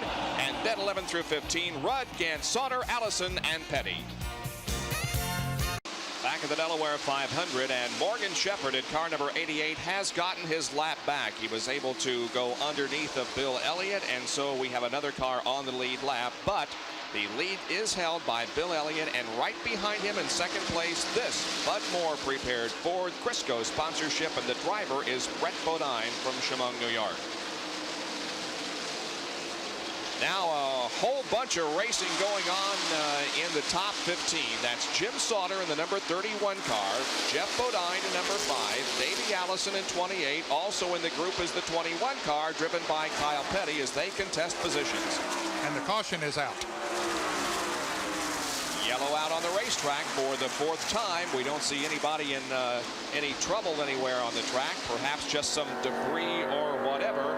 But anyway, the caution flag is being displayed by Harold Kinder. By the way, we have noticed that Ken Schrader in car number 25, who was involved in our first caution of the afternoon, he made some contact with the wall up in the first and second turns. He is back in the race, although the car looks a little bit more like a modified than it does a Winston Cup car. So the caution out again. We're going to see some wholesale pit stops, we believe, as here they come. Bill Elliott and Brett Bodine. Jerry Punch is in Bill Elliott's pits as he stops for his routine maintenance. Go ahead, Jerry. We'll watch this race on pit road again. Remember, Bill Elliott won it last time. He and Brett Bodine, they will go to the right side of the car. They already have the right side tires off. Alan Kowicki's then taking right side tires as well. The jack off the right side for Elliott comes around to the left side. Left side tires now coming off of the Bill Elliott's car. They put those tires on. Now they're going to the left side of the Alan Kowicki Z-Rex car, but Elliott's car off the jack. Great pit stop for Bill Elliott. He's the first one down. Brett Bodine leaves, and they are still working on Alan Kowicki's car. His car getting left side tires, still on the jack, and now he is down. Alan Kowicki will pull back down. Look like just about identically timed pit stops there by Bill Elliott and Brett Bodine. Elliott got out first. Kyle Petty is going back out. So is Jeff Bodine. So is Ricky Rudd. And that is the group that we were following there as the yellow came out on the racetrack. And the reason for the yellow, Bob, is that there was a piece of metal on the front straightaway just coming off of turn 4. So that was the reason for our 4th caution. Something coming out of Bill Elliott's car, it looks like, as he comes off of the turn. It might have been fuel, maybe just from the overflow, but there definitely was some fluid coming from the back of the car. It looks okay now, so we'll check it out after a little bit. And so Bill Elliott is going to see if that could be a problem indeed. Now remember, Morgan Shepherd had gotten his lap back, and the yellow came out, of course, and he now is positioned on the back leg. And there, as I told you a few minutes ago, is the number 25 car of Ken Schrader that is back on the racetrack, despite the fact that it's got some damage on the right side and on the front of the car. We'll be right back. Speed World today at Dover Downs International Speedway in Delaware for the Delaware 500 Winston Cup race. Being brought to you by Goodyear Eagle Tires. Goodyear, because there really is a difference. By Xerox, the antifreeze coolant for extreme conditions. by Purolator, the first name in filters for Pure Oil now and Pure Oil later. It's Purolator. And by Wagner Halogen Headlights, the only headlights with a lifetime warranty. The crowd rises to its feet once again as the green flag is about to come out over at Dover Downs once again to resume our competition. Harold Kinder displays the green, and Bill Elliott leads them down for the restart.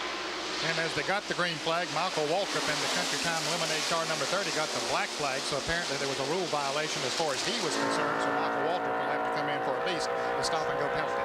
Looking out the back glass of the in-car camera that we have, we're looking from the car driven by Rick Wilson. Another one of those situations where Bill Elliott just barely beats Brett Bodine out of the pit. You know, we've been talking about Dale Earnhardt's pit crew for a couple of years now, but some of the other very good pit crews belong to Bill Elliott, Brett Bodine, and Rusty Wallace. They're so close, it's almost hard to tell the difference on them. But Brett Bodine getting beat out of the pit just slightly, then he gets a lap car in between them, and he has a little bit of racing to do to catch back up. And Earnhardt's crew continues to do good work, Gary, in the pits. He went in running in 7th position, came out running 3rd. Now the number 4 car of Rick Wilson is not on the leader lap. And he is running the high side of the racetrack. Brett Bodine, number 15, is 2nd. And Terry Labonte, that you're looking at right now out the back glass of the Kodak car, is also not on the lead lap. And there we can see now the movement of Brett Bodine as he tries to move to the inside and pass Rick Wilson, but has not been able to do so far. But inside, it's tough to pass down there today for some reason. The higher groove just seems to be working better. Yeah, Dale Earnhardt moving right in there, too. You know, NASCAR, the way NASCAR restarts the races, the cars in the lead lap have to be on the outside, and anybody who is 1 or more laps down lines up on the inside. That kind of bunches things up, and it really, in a lot of cases, gives the leader, the guy who comes out of the pits first, gives him a break on the start, because that lap traffic is trying to get their laps back, especially early in the race like this. They're going to race trying to be in a position to gain a lap back if the yellow comes out. So that makes it tough for the 2nd, 3rd, 4th place cars to deal with that lap traffic while the leader's pulling away with clear sailing. Here comes Dale Earnhardt moving to the inside of Rick Wilson. Now Dale is in 3rd position.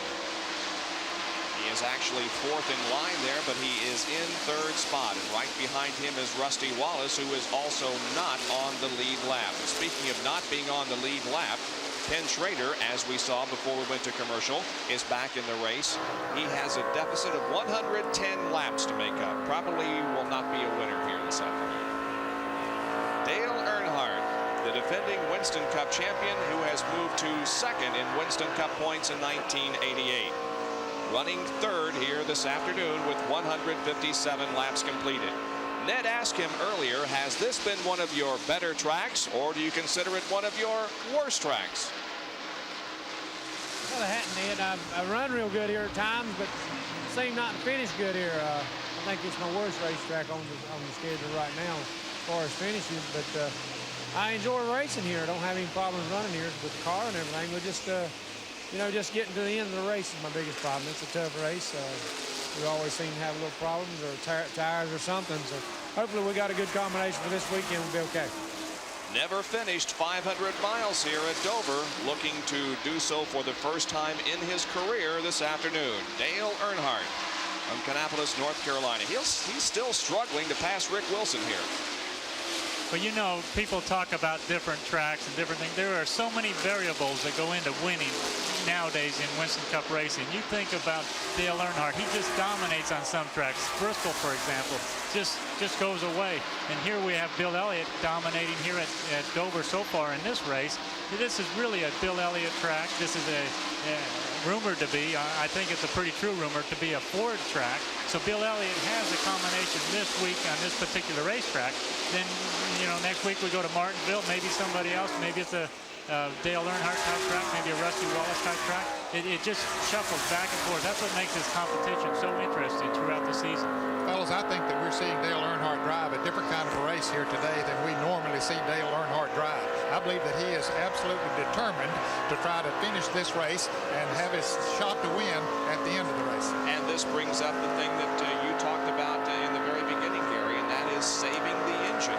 It is measured in terms of minutes and hours, and so it really doesn't matter how many miles you run. It's the length of the time that's most important. You're right, Bob. You know, while we were watching that interview with Dale Earnhardt, you can almost see the gears turning inside of his head while he's thinking about what he's saying. You know, he said, I've never finished the 500 miles here. I always seem to have trouble getting to the end. He was thinking about that very thing while he was saying it, and I think he's thinking about it right now. There's a lot of time involved in this race from start to finish. Over 4 hours from the time that you start your engine to the time you shut it off at the end of the race, and you've completed 500 miles. There's a lot of tracks where you complete 500 miles in 3 or 3.5 hours.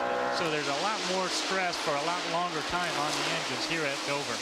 So Dale Earnhardt is entrenched in third position at the moment, and what was a very cloudy, overcast, and gray day is suddenly becoming a very pleasant afternoon as the skies are beginning to clear off and the sun is beginning to poke its head through these clouds here in Delaware. Bob, let me give a call to number 2 son Dale Jarrett. He came out of the pits running in 6th position. He's moved around Mike Alexander now, taken over 5th. He just moved around Sterling Marlin and has taken over 4th. Dale is having absolutely the best run of his Winston Cup career. Well, that car does look good going through the turns there, Ned. You know, he is running a pretty smooth line. He's running a little higher than most of the others, but he's running an awful smooth line. And I think that well, right now, as I said, he runs down on the bottom. But as we watched him earlier in the race, he was running a little higher, and that's kind of a more conservative, let's wait around to the finish type attitude, I think, that he's approaching this race right now. There's the number 3 car right ahead of him, and now we see out back of the Kodak car, and that is Darrell Jarrett right behind the Rick Wilson car. So indeed, Jarrett in a fine run here, running 4th with 165 laps complete. We'll be back in just a moment after this. We're back at the Delaware 500, where Bill Elliott continues to lead this race with Brett Bodine in 2nd position. There is Elliott crossing the stripe and completing lap number 169. Brett Bodine is not too far behind. In fact, is staying right up there with Bill Elliott. There he is, Bodine, car number 15. Brett is running a very good, smart race here today. He's been in the top 5 most of the afternoon, kept himself in contention, led the race for a while, doing what he needs to do. And it looks like he's slowing down right now as we talk about him. Pulls to the inside of the racetrack. Evidently he lost a cylinder or something too bad for Brett Bodine, as we were just talking about what a good run he was having. He was headed for the pits. He was turning towards the pits, and he turned out like maybe there's something on. Maybe there's some reason Bud told him to do something, turn around one of the switches, try a few other things before actually coming into the pits. But he is slowing down. Bill Elliott now has a little bit of a break, but we'll have to see what Brett Bodine's problem is, because he still could come back. Now it's a tough break, as you can see everybody passing him and Brett limping to the pit area. Jerry Punch is in his pit and can tell us what's going on. Jerry? Well, we are told they have broken an axle, or may have broken an axle. He is making his way down pit road, and he continues on by, and he will make his way to the garage area. We have Greg Moore with us here. Greg, what seems to be the problem? Jerry, it seems that we broke an axle or something in the rear end. This one wheel's on the one wheel pulling. We don't really know. We're going to go in here and fix it. That's Greg Moore, who's the son of Bud Moore. They will go in and try to work on the car, and Ernie Elliott comes over and talks to Greg Moore and wishes him well, and they will go in and try to get the car fixed and get Brett Bodine back on the speedway. Tough break. Common problem, Gary, broken axle? No, not common at all. And I really kind of doubt if it is a broken axle. I don't, you know, the way the car acted, I've seen cars with broken axles run a lot faster than Brett was running. He does have a serious problem, obviously, but we'll have to watch and see what they discover. Bill Elliott now with about a 4-second lead over Dale Earnhardt, who is running in 2nd place. Dale Jarrett is now moving up on Dale Earnhardt, about 4 or 5 car lengths behind him. Rick Wilson is also slowing down. He's got his hand in the air, signaling to the drivers behind him. So the Kodak car is also in trouble here and dropping to the apron, now entering the pit area. Rick Wilson is in for an unscheduled pit stop. Let's see what this is all about, whether it's just a tire or whether they're going to raise the hood on the car. He slows it down, gets it stopped. They go to work on the right side, changing the rubber over there. No indication that there's a problem within the engine compartment. Jerry Punch can tell us perhaps. Well, Tony Glover and the rest of the Kodak crew are changing right side tires. Apparently, they looked at the car, and it must have been a right side tire. And they have this car down the way, and Wilson will head back on the speedway. Speedway. Let's go to Dick Bergeron. Dick? Well, Jerry, I'm in the garage area with Brett Bodine. Brett, you just stood on the gas hard. Your mechanics watched, and only the right rear tire left a tire mark. What does that mean? Well, it looks like we broke an axle, Dick. I just can't believe it. I really thought today was going to be our day. You know, as good as the car was running and Bill and I just pulling away from everybody, it was a two-car race. And I just hate it for everybody. I don't know what I got to do to win a race, but we're going to win one before the year's over. You're looking at the face of bitter disappointment. Brett Bodine had his hands in his face just a few moments ago. He absolutely couldn't believe he was out of it. He was running so well, and our hats off to him, but it's just one of those unfortunate set of circumstances that occur during the heat of battle. So Bill Elliott now has a little bit of breathing room. He is definitely in the lead, and Dale Earnhardt now is second. Now, if we continue to see a repeat of what we have seen so far, we'll be looking for pit stops and perhaps drivers running into some tire problems within about 5 laps. So when we return, we'll develop that story for you from the Delaware 500. Bill Elliott continues to lead the Delaware 500. In second position, however, we have a change of position there as Dale Jarrett has moved around Dale Earnhardt. And I don't know whether there is exuberance within the Dale Jarrett car, but there certainly is on behalf of Father in the booth. Well, it's good to see him running as well as he is today, and particularly up towards the front and moving around a driver such as Dale Earnhardt. So Dale Jarrett takes the measure of Earnhardt coming off of turn 2 down the back stretch, just moves right on in turn 3 and moves around. And on the racetrack, there is Dale Jarrett, and it has been a steady progression from his starting position to his current second place status. He started the race in 17th. At the end of 50 laps, he was 13th, moved up to 12th at the end of 75. At the end of 150 laps, he was 6th. And now, with 183 laps completed, Dale Jarrett is running in second position. The number 26 car is in the pit area. That's Ricky Rudd. He is in and out of the pits, by the way. We're beginning to see some stops, as we predicted, as Terry Labonte is also in for a pit stop. And further up pit road toward turn number 4, Brad Knopfsinger is in the number 98 Sunoco-sponsored car. We had word that Ricky Rudd might have had a tire problem. Now, remember, early in the race, he was one of the first ones that had blistered a tire, and he came in. And we hear that maybe he might have had a similar situation now. The sun is shining here at Dover this afternoon. Now, it was overcast when we first started this race, but the sun is out now. And, Gary, that could make a difference in the tire temperature situation. But you sure are right. You know, with the cool temperatures, the overcast skies that we started the race with, we have only one problem to worry about, and that was the rain that had washed the rubber off the track, causing the tires to overheat. That started correcting itself and getting better and better as we went. Now the sun's coming out. The track temperature is going to be much higher. Dale Earnhardt is pitting under green as Bill Elliott continues to lead. And there is the Richard Childress Kirk Shelmerdine crew changing rubber on the right side of that car. Jerry Punch can call the stop. Well, the Goodrich crew's changing rubber on the right side of the Chevrolet. They pull the jack. Dale Earnhardt down and away in 11.7 seconds. That is a quick pit stop, gentlemen. That's the kind of performance that's made him a champion for the last couple of years.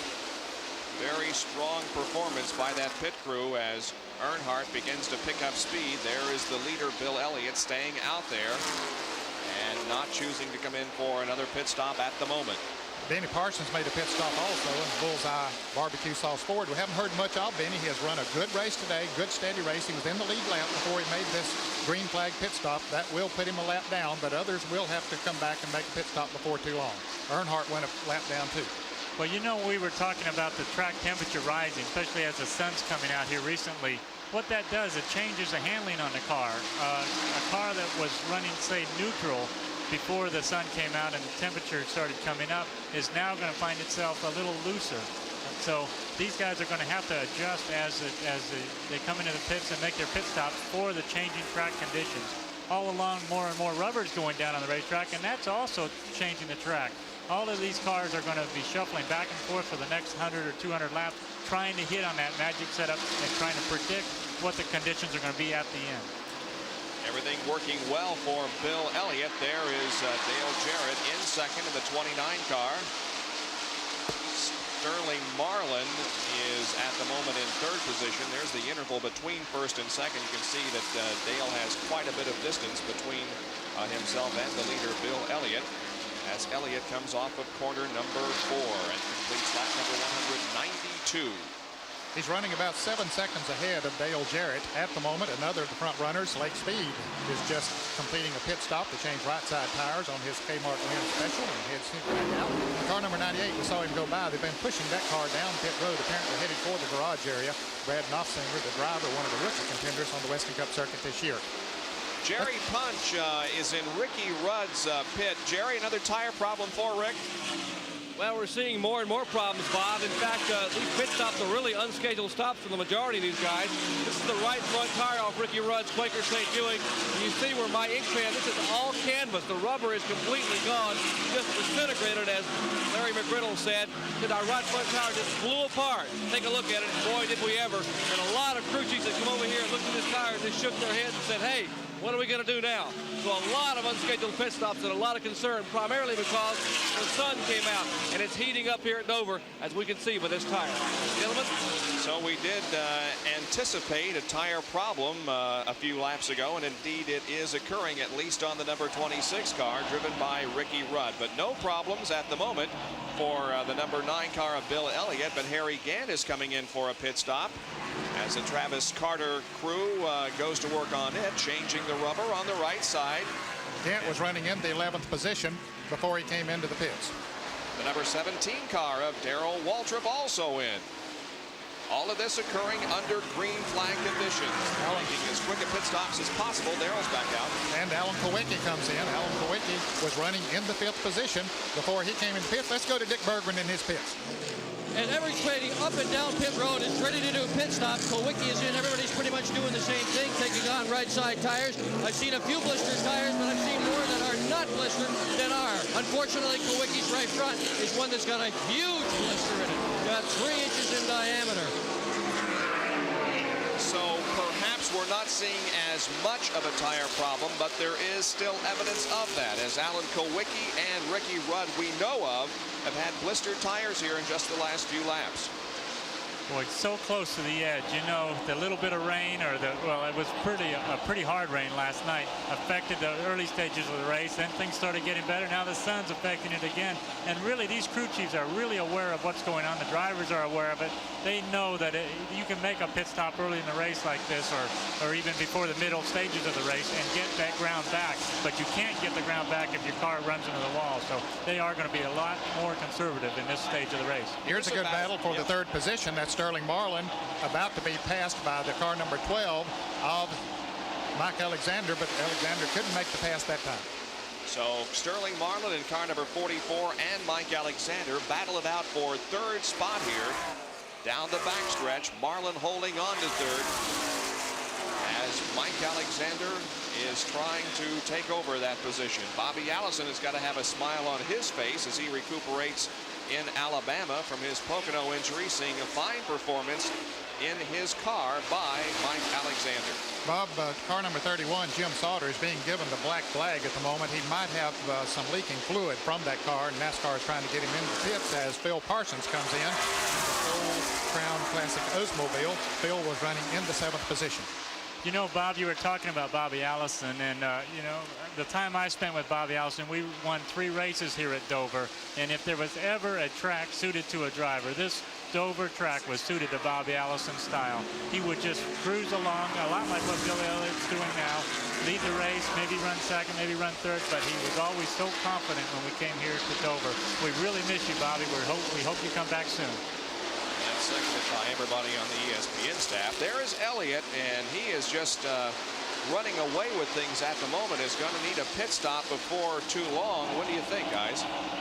Well, he has not abused his tires. He has run a good line. He has run fast, but still he has not had to abuse his tires. He's been running out front there, picking his way around the traffic, and don't think that he'd have to stop for a while yet as far as fuel is concerned, so he might be able to go another 15 or 20 laps. Yeah, I would think so, Ned. Bill Elliott is really has a good feel for the car. He knows when he's abusing his tires. He's been taking it pretty easy and still being able to maintain that pace that nobody else seems to be able to keep up with. So Bill Elliott's car is obviously working better. I think Bill Elliott is really in a comfortable position. Here's that battle for third once again. It is a good one as Marlin and Mike Alexander go at it tooth and nail. Alexander moving to the inside in corner number 4. They come off the straightaway side by side at the line. Mike Alexander has a nose ahead of Marlin, but as they go into the corner, yes, it is Mike Alexander who is able to pass Sterling Marlin, and Alexander goes to third. Those are Tennessee neighbors. Mike Alexander from Franklin, Tennessee, a suburb of Nashville, and Sterling Marlin from Columbia, Tennessee, also a suburb of Nashville. Well, Jerry punches down in the pit area, and Jerry, was it indeed a broken axle that has caused Brett Bodine to go behind the wall? No doubt about it, Bob. Take a look. This is what's left of the axle, the rear axle in a Brett Bodine Crisco Ford. And I tell you, the guys up in the booth, Jerry Nelson and Ned, have you ever seen one chewed up this bad? I mean, what a break for Bud Moore and the Brett Bodine crew. They had a car running so well, and this is what put them out. Rear axle completely gone. Oh, we have a spin in turn number 4 on the inside of the track. Well, almost a spin, a half spin at least, as Davey Allison got sideways. He'll drive it back onto the racetrack, however, and I don't think we're going to have a yellow because Davey got the car headed in the right direction and everything is okay, but a close moment. Now the yellow does come out from Harold Kinder. Well, Dale Jarrett had just come into the pits, and his pit crew said go on back out because the yellow flag is coming out, and so he gets out just in front of Bill Elliott, so apparently he'll stay in the lead lap. And here it is again, Ned. Well, I saw when Davey pulled out of it, his right rear tire was flat. I don't know if that caused it or not. Probably did. It looked like that the back end just spun around on him. There's Jim Sauter right behind him. Davey does a good job of handling the car down on the flat surface of the track. He actually gets down on the grass. And as Ned said, Dale was in the pits when that incident occurred, but drove right on through knowing that the yellow was going to come out. Of course, he didn't want to get caught in the pits and lose a lap. So here come the leaders now as the caution is out, and Bill Elliott is the first to come in. Jerry Punch will call this stop in Bill's pit. Well, Bill Elliott brings the Coors Ford to a halt, and they will go to work on the right side of the car. We would expect to see a 4 tire change, and they will look closely at this tire coming off the Elliott car. Now, they were contemplating about bringing him in about 4 or 5 laps anyway to take a look at the tire. They were concerned after watching some of the other crews unscheduled stops. Left side tire now going on, and Ernie Elliott climbs over and makes a major chassis adjustment. Elliott's car down and away. Great pit stop. He's the first car back on the speedway. Davey Allison is in likewise, getting tire change on the Haviland Ford. Here is Mike Alexander, a number of cars, everyone on pit road for 4 tires. Gentlemen.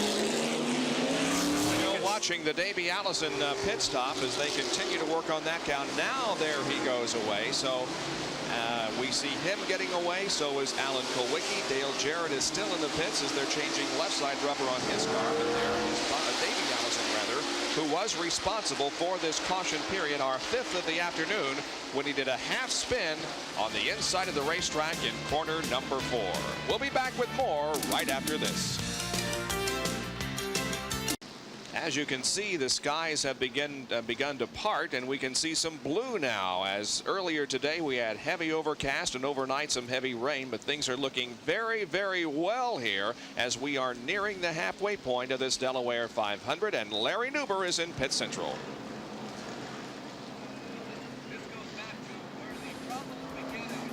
Martin, who had run second in this race to Bill Elliott for the first few laps of this race, was the first one to crash at the very same time as Mark was crashing at the north end of the racetrack. This was taking place at the south end of the racetrack. Believe it or not, Kenny Schrader's crew got this car repaired, and they are back out onto the course.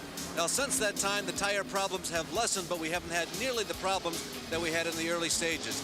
The sun has come out. As you can see, the King, Richard Petty, was the next one to be involved in one of these crashes caused by a right front tire blowing. Here's another angle of the shot from the in-car camera. Derek Cope was another victim of the tire problems as he too crashed at the 4th turn or the north turn end of the racetrack. And then there was the Davey Allison situation. Yet to get a confirmation on what caused this particular spin, we speculate a right rear tire as heavy smoke barrels out from underneath the 28 car. So the tire situation perhaps is stabilized. Certainly it's not as severe as it was in the early stages here at Dover. 500 laps. As you can see, we've only completed 2/5 of this race, 200 down. Track is still under caution as 211 laps have been completed. there you can see Harold Kender still displaying the yellow. Now, here's a situation from inside Dale Jarrett's car as he was coming in for a pit stop, Ned. And he had the right rear tire going down on that car, but you can see the crew move and say, go on, go on. That was at the same time that Davey Allison was about to spin between turn 3 and 4. So they said, go on out. They anticipated a caution, sent him back out. Fortunately for him, he did stay in the lead lap. Yes, he was able to stay on the lead lap, and he is in 4th position. But as I indicated, the yellow flag is still out on Dover Downs, so we'll take another break and be right back in just a moment. Back under green at Dover Downs International Speedway, where Bill Elliott has opened up quite a lead now. Second place is Mike Alexander in car number 12. Both the number 3 car of Dale Earnhardt and the 27 car of Rusty Wallace are not on the lead lap, but there is Mike trying to move to the inside of Rusty Wallace. Mike is in 2nd position. There may have been some contact there. And in 3rd spot is the yellow and white car number 5, driven by Jeff Bodine. So he moves up now to try to challenge Mike Alexander for 2nd. Running in 4th position is Sterling Marlin. 5th is Dale Jarrett. 6th is Kyle Petty. And in 7th position is Davey Allison. And although he had that half spin down there in turn number 4, he did not lose a lap and is shown in 7th spot right now. And those are the only 7 cars that we're showing on the lead lap. Dale Earnhardt, Rusty Wallace, and several others have made green flag pit stops, so they are at least 1 lap down. In fact, Rusty Wallace should be 2 laps down because he's made 2 green flag pit stops. Yeah, we lost a lot of cars off the lead lap in that last segment there under green, just before Davey's spin. A lot of cars had made their pit stops that were in the lead lap, and then they were unfortunate enough when Davey spun, the yellow came out, they lost that down. Well, Mike Alexander in just a little bit of trouble here as he has lost 2nd now to Jeff Bodine and is about to lose 3rd to the 44 car of Sterling Marlin. Marlin to the inside of Mike Alexander, coming out of corner number 2 down the backstretch. Doesn't look like to be a challenge for that position right now as Marlin begins to drop back just a little bit as he is challenged by the number 55 car, but the 55 car of Parsons, Phil Parsons, not on the same lap as Sterling is.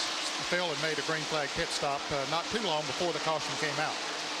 I wanted to talk about the broken axle on Brett Bodine's car that Jerry showed us a few minutes ago. We didn't get a chance to talk about it. Gary, that is not a common thing, and this is not a rough racetrack. How do you explain what happened? But when I saw the axle on when the man was holding it on the screen there, it was a hollow axle. That was a gun-drilled axle. You know, they came out with those in about 1982 or 83, and they did it to make them lighter.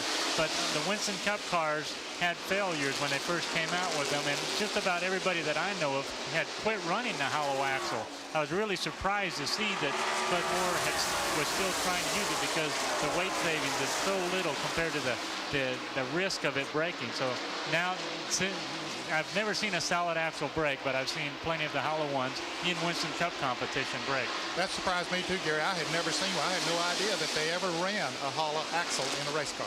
It's gun drilled. What it is like the size of a musket ball. I think it was 80 caliber. They actually rifle drilled those axles to make them lighter. It works really well on the short track cars, the lighter cars, dirt track cars, but these Winston Cup cars just put so much power down that they've broken those. Tremendous battle here for 2nd place. Jeff Bodine holds on to it, but now Mike Alexander trying to move back into 2nd as he moves up on the inside of Jeff Bodine. This is a great battle for that 2nd position. Bill Elliott is the leader, but then Jeff Bodine in car number 5 and Mike Alexander in number 12 are slugging it out there. Now, you can see how, as we mentioned earlier, the groove is moving up on the racetrack. Bodine and Phil Parsons both way up in the high groove, especially through turns number 1 and 2. You can see that Phil almost gets the right side of the tires up into the gray area, and now Mike Alexander is losing just a little bit as he drops back behind Phil Parsons. It looks like Jeff Bodine, he's still feeling his way around. He started off just after this caution period when we went to green, running right up on the edge of that gray line, right where that goes, where the rubber, you can see right into the turn where it turns kind of gray.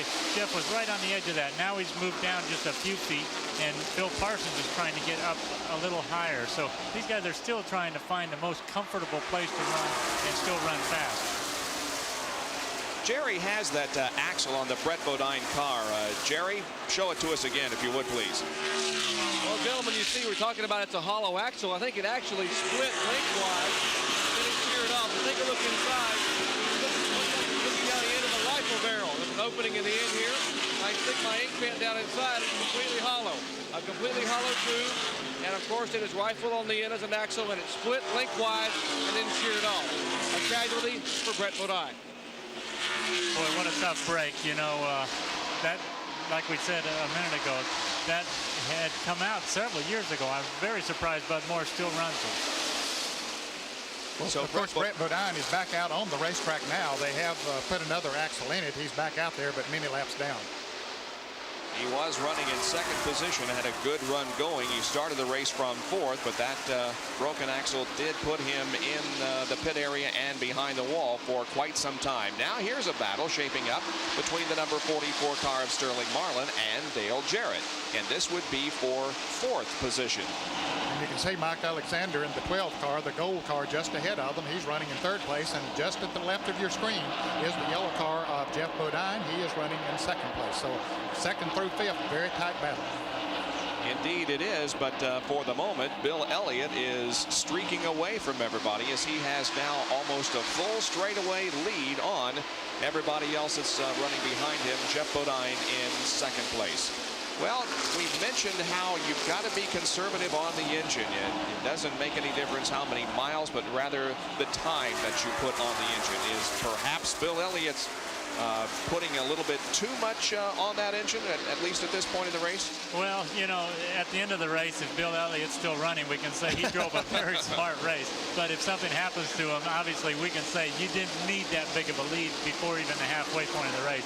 I think Bill Elliott has really become a very smart driver. He is the leader in the points, and he got that lead by being consistent.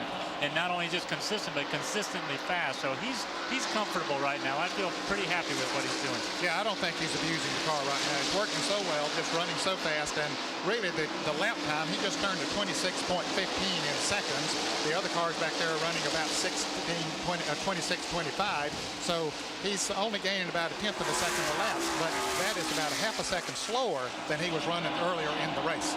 So we're 19 laps now from the halfway point of this Delaware 500, and Bill Elliott is in the lead as a huge crowd looks on here in Delaware. Bill Elliott's crew looks on as he leads this Delaware 500. Fords have won the last 4 races in a row here at Dover, and Fords have won the last 5 of 8 events on the 1988 Winston Cup schedule. Well, is Bill Elliott being conservative, or is he going for all it's worth? We ask him, are you more conscious of the point battle now that it has tightened up so much in Winston Cup competition? You know, the thing of it is we really are not that concerned with what's happening later on down the road. We just try to get racing at a time. You know, we've been running good everywhere we've been so far, but yet, you know, anything can happen. This is what happened to Rusty last week at Richmond. You know, you get in a bad situation or a circumstance happen that catches you down, you know, that can knock you out of the points race. But still, you know, we're going to try to run the best we can. That's all we're going to do. Bill Elliott, who is indeed the Winston Cup points leader and looking for his first Winston Cup championship. Despite his tremendous season back in 1985, he did not win the championship, but this year, because of consistency, Bill Elliott is indeed in the points lead by 117 over Dale Earnhardt. Rusty Wallace is third in points, 119 laps, or rather points behind. Terry Labonte and Ken Schrader are fourth and fifth in the points battle. Well, the points are going to get shuffled again after today, you know, with Ken Schrader dropping back and Rusty Wallace hit and missed. You know, he was on 7 cylinders, had a couple of tire problems. Really, he needs to be consistent and hope for a top 5 finish at the end of the day, but he definitely had his trouble. Dale Earnhardt kind of struggling also. It's going to shuffle the point system, that's for sure. We're beginning to see a few more pit stops made now as we concentrate on the activity on the racetrack as Bill Elliott encircles this 1-mile track as both Rick Wilson and Eddie Bierschwale are in the pits.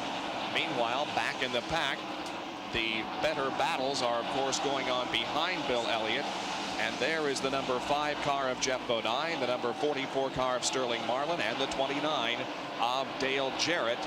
And the number 12 car of Mike Alexander is in second. So we have second, third, fourth, and fifth right here, separated by just a little bit. And we'll try to give you an indication of how far they are behind It is a pretty substantial lead, though, for Bill Elliott at the moment. About 6.5 seconds, Bob, as Morgan Shepherd brings the Red Baron Pizza Oldsmobile of Buddy Baker for an unscheduled pit stop. He had worked his way a while back into the lead lap, and then had made another green flag pit stop and got a lap down again. And here he is having a tire problem again, changing the right side tires on his car, so that'll put him at least one more lap. Buddy Baker has already announced that his driver for 1989 full-time will be Greg Sachs, with Buddy driving an occasional race if he feels like it. You can see when they changed the right side tires on that car of Morgan Shepherd's that the tires they put on had stickers on them. They were brand new tires. Now, when you're having tire problems, blister problems at a racetrack, you look for scuffed tires. The tires that have been scuffed have cured just a little bit, and they'll be just a little bit harder. So I would think that all of the crews are running up and down pit road trying to find some tires that have been scuffed, and hopefully that will help solve the tire problem. I think most of them have only scuffed perhaps 5 or 6 sets of tires, not anticipating the tire problems that they had early in the race here today. And so I'm sure that many of them are down to what you call stickers, brand new tires that have not been run. Again, we're watching 3rd, 4th, and 5th here. Mike Alexander is in 2nd, but now 3rd is Jeff Bodine in the number 5, then Sterling Marlin in 44, and Dale Jarrett in number 29. Saw some smoke from the Jarrett car. I think it was only tire smoke. I think it was tire smoke. It was coming from the car. We'll keep an eye on it, but it seems like those 4 drivers are pretty well content with the positions that they're running in. They are not making any attempt to pass each other now. They're just riding along, just trying to keep a good pace going there and not abuse those tires. But you know, this racetrack, it definitely does not reward somebody who tries hard. The harder you try it at Dover, the more problems you seem to have. Here comes Ricky Rudd into the pits. Rudd, last year's winner. In fact, the guy who has won the last 2 Delaware 500s is in, and Dick Berggren is right there.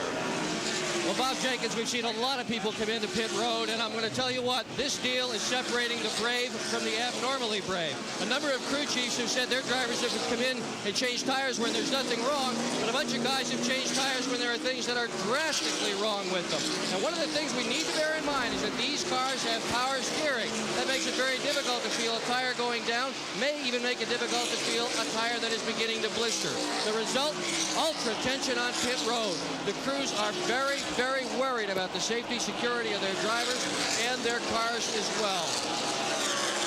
And certainly Ricky Rudd has experienced probably the most tire problems of the entire afternoon. Now there is Dale Jarrett in car number 29, battling with Sterling Marlin in car number 44. Just a few moments ago, these positions shuffled, and this is how it happened. Sterling Marlin went on the inside of Jeff Bodine. Jeff Bodine driving the car number 5. You see how close these 3 cars are running, and Dale Jarrett took advantage of the fact that Marlin had Bodine a little bit high in the turn, so Jarrett moved on the inside and took over the 4th position. So Sterling Marlin is in 3rd position now, and the number 29 of Jarrett is in 4th, and that drops Jeff Bodine back to 5th. Now we can see Dale Jarrett here move to 3rd position, side by side with Sterling.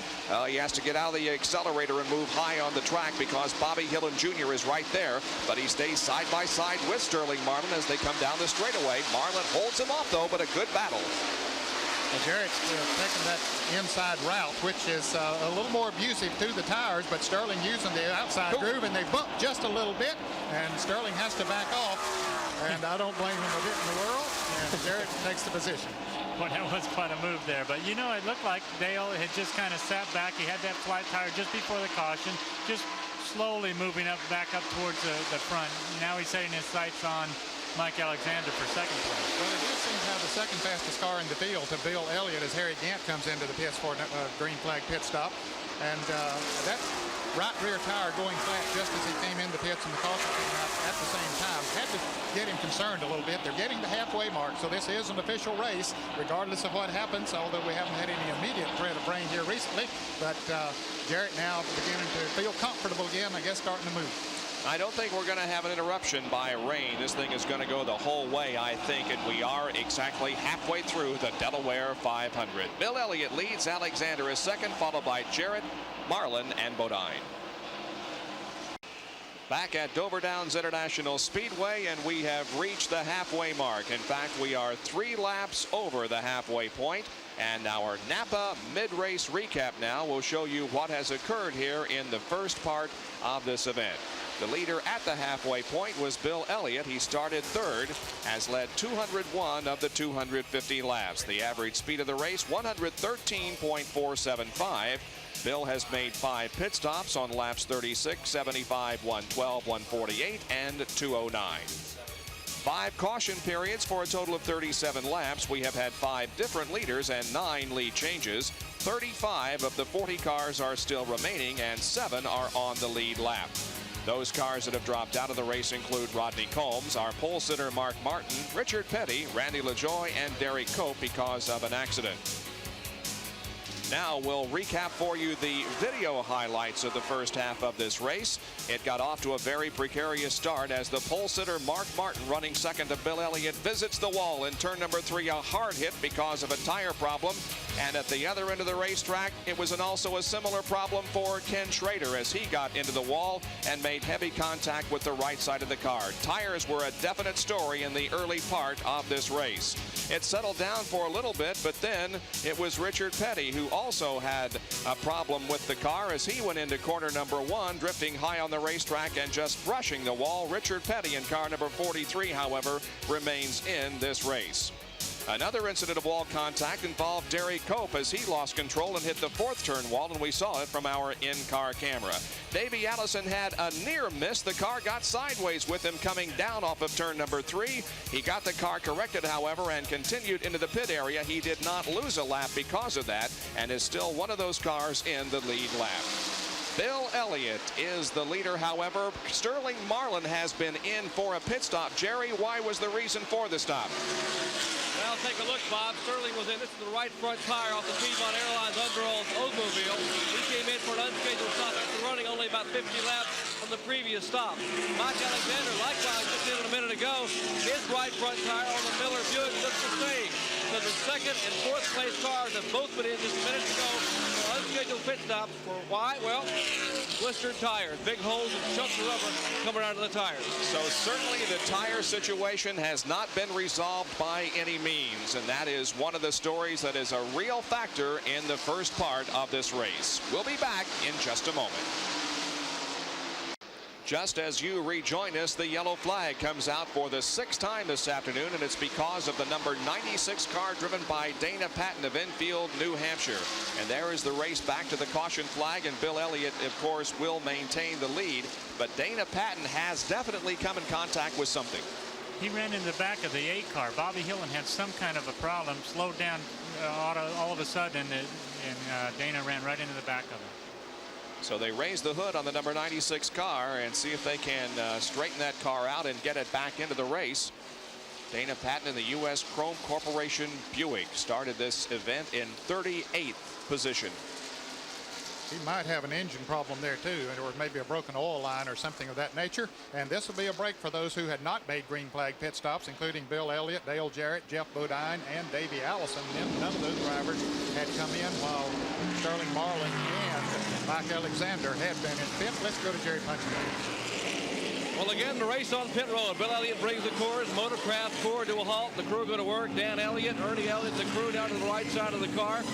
They have the car on the right side jack. They already had the right side jack down. What great pit work by the Coors crew here. They had the left side tires going on. What's happening in Dale Jarrett's pit, Dick? Well, you guys are ahead of us. They're just getting ready to do the left side tires on Dale Jarrett's car all the way through this pit stop. You have been ahead. I imagine he will. Elliott's on his way out. He's got Jarrett beat by a mile. Dale's doesn't even have the left side tires on. Now he's got him down and Dale's gone. Alan Kowicki remains in the pits, as does Davey Allison. Now Alan begins to move away as we watch Mike Alexander go also back on the track. There you can see all of the scurrying that's going on in the pit area.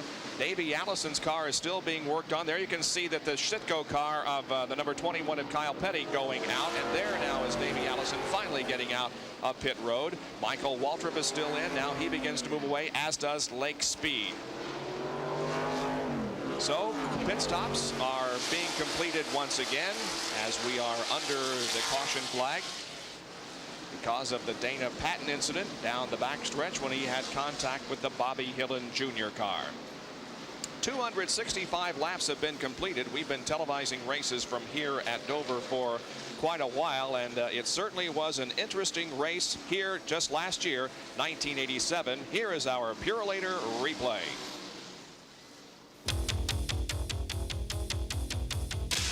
Winston Cup replays are brought to you by Purolator, the first name in filters. For Pure Oil Now and Pure Oil Later, it's Purolator. Last year in the Delaware 500, Dale Earnhardt was driving to his first win on the Monster Mile. But it wasn't to be.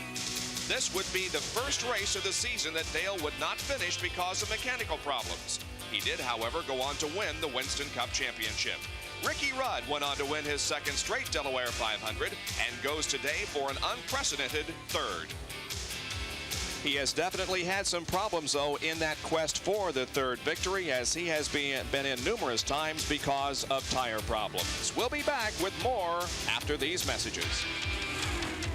It's turned into a very pleasant afternoon here in Delaware as we televise the Delaware 500 Winston Cup race for you. Later tonight here on ESPN, we'll discuss the activity of the National Football League at 7:15 tonight Eastern Time. That's NFL Primetime with Chris Berman, John Saunders, Pete Axthelm, and Tom Jackson.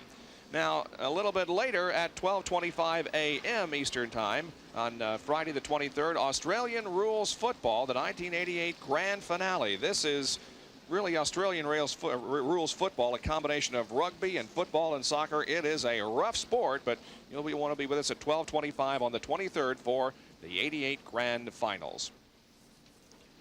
All right, the number 8 car of Bobby Hillin Jr. is in the pit area, and let's go to Larry Newber in Pit Central, who has been assessing and trying to find out what's going on with the tire situation. Bob, during the last pit stop, I took the opportunity to go out on pit road and see what was going on, and I saw, first of all, Dale Earnhardt crew get him out in front of Bill Elliott once again for another time. But we were also talking with Richard Childress about the tire situation. And on the situation, he is saying that the problem is with the shoulders on the tires. They're getting good tire temperature right off the center of the tread, but on the shoulders, the right side and the left side, is temperatures they're saying about as high as 260 degrees. You're watching, by the way, on the racetrack right now, Darrell Waltrip, who is out on the racetrack driving in a very unusual configuration. But getting back to the tire situation, the wear is doing much better now. All the drivers are sensitive to what's going on, and as Richard agreed with me, the track is treating the tires a little better.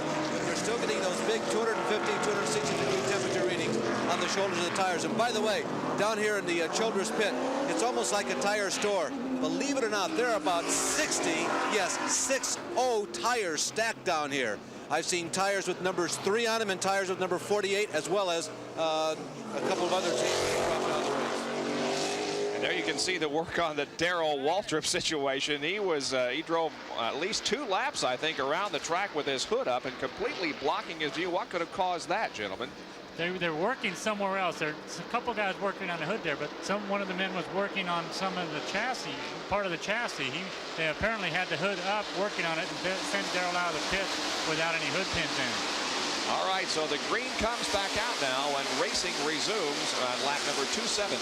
And Dale Earnhardt and Sterling Marlin are just ahead of Bill Elliott. They're on the tail end of the lead lap. Now Elliott trying to move on the inside of Sterling Marlin, putting him a lap down, but he can't quite do it going into turn 3. Now he moves up the side of it. Well, they have been among his strongest challengers this afternoon, both Earnhardt and especially Sterling Marlin, and Bill would like very much to pass Sterling Marlin here and indeed put him a complete lap down on the field, and he has. So Elliott now drops Sterling Marlin back 1 full lap. A little wobble there on the part of Sterling Marlin. He gathers it in, though, but as you can see, is continuing to lose positions. Yeah, his car is apparently the tire's not feeling too well for him here as the green flag came back out. Dale Jarrett's in second place. He got caught back in traffic.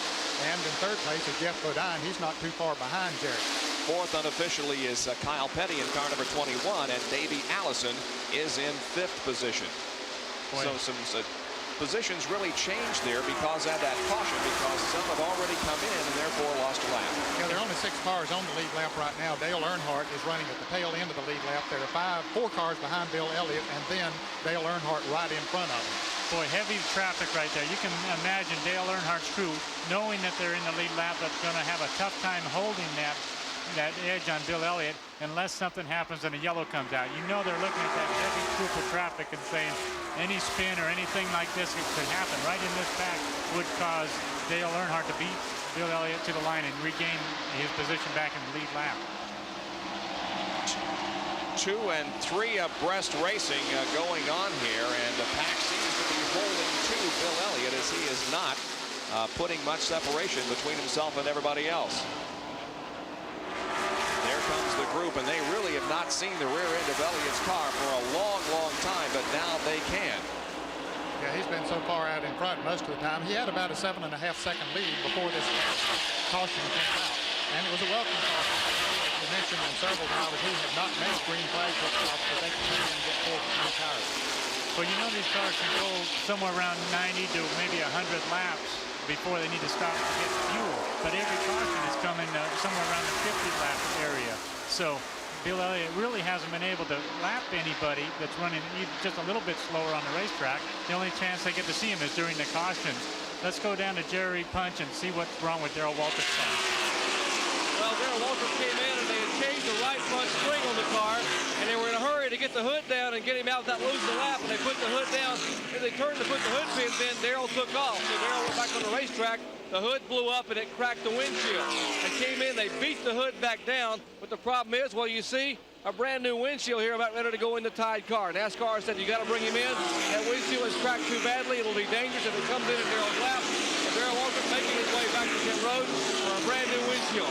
Another tough break for the 3-time Winston Cup champion. Indeed, Jerry, the black flag has been given to Darrell Waltrip, and he will be coming in now for that new windshield. So Waltrip will maybe making a pit stop. As a matter of fact, here he comes down pit road right now as the leader is Bill Elliott.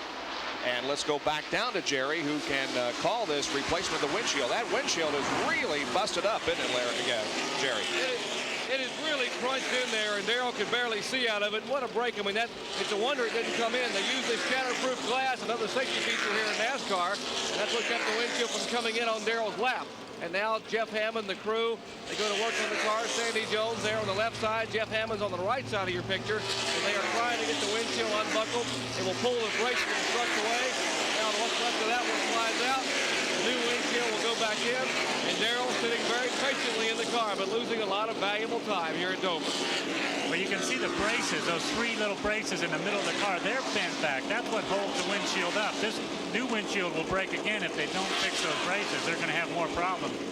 They're having a tough day all the way around. You can imagine they were trying to change the front spring to help the handling, and then all these problems started. It just seems to compound and compound here at Dover. The harder you try, the more trouble you seem to have.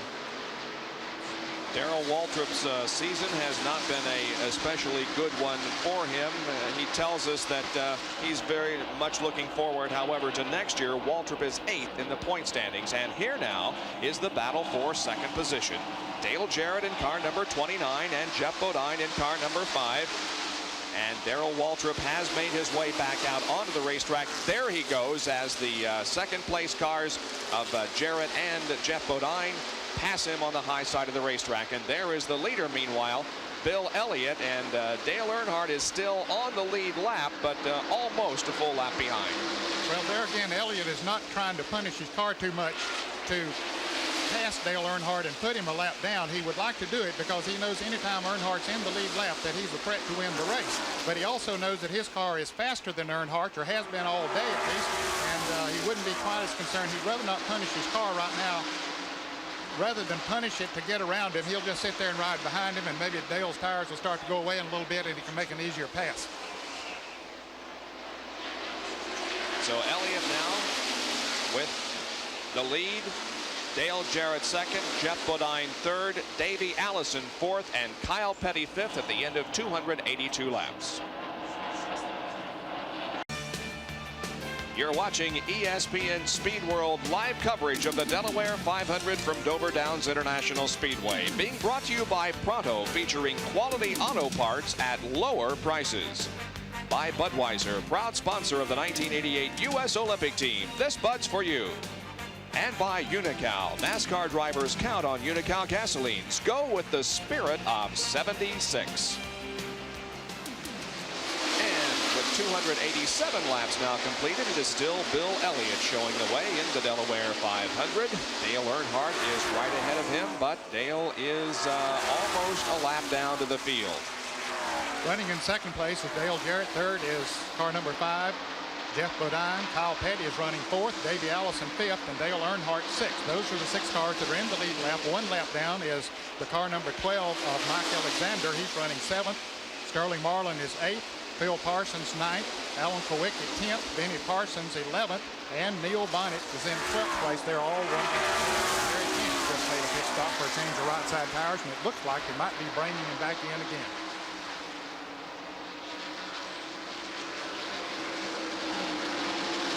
Alan Kowicki is the car right behind Bill Elliott, but Alan is also off the pace and not on the lead lap after starting this race in 2nd spot. Actually, he's 1 lap down, so he has moved around Mike Alexander, so he would be the driver running in 7th position at the moment. You know, Alan Kowicki really would like to get his lap back just the same as Dale Earnhardt. It almost appears that Bill Elliott has really kind of settled back for a while. The number 5 car and the 28 car are battling for position here. Jeff Bodine and Davey Allison. This is for the 3rd spot, as Bodine tries to stave off the challenge of Allison. The number 83 car of Lake Speed is right ahead of Jeff Bodine. You can see the high groove that Jeff is continuing to run. We've been seeing that for almost the entire race. Well, you're right, Bob. Jeff, he still feels his way around. Now he's really running higher than ever. He's actually getting his right side tires up into the gray part of the racetrack and making his own groove up there. He seems to be more and more successful up there, so he's up to 3rd position. Maybe that's been working pretty well for him. Ford against Chevy here. Ford of Davey Allison and the Chevrolet of Jeff Bodine. A lot of speculation as to what Jeff Bodine may be doing in the 1989 season. Now Davey Allison is alongside him down the straightaway. Bodine still, though, with about a half a car length advantage on him.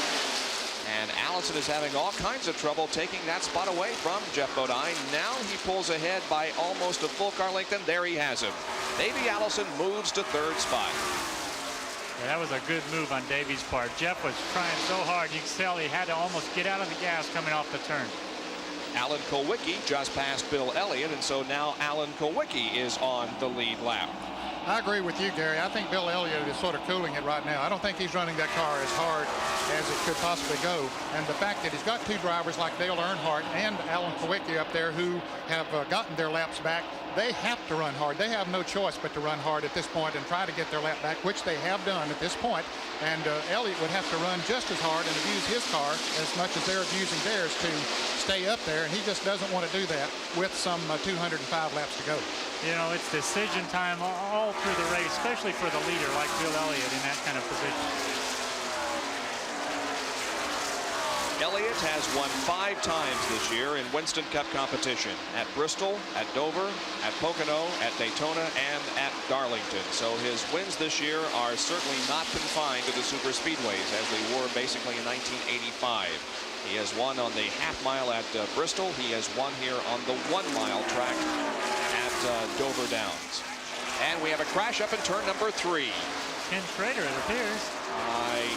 Yes, it is. For the 2nd time this afternoon, Ken Schrader is into the wall, and he takes even more off the right side of that car. You can see him unbuckling the safety netting on the left side of the car and is unstrapping now and climbing out. And I would guess that Schrader would probably say, okay, you win, I quit.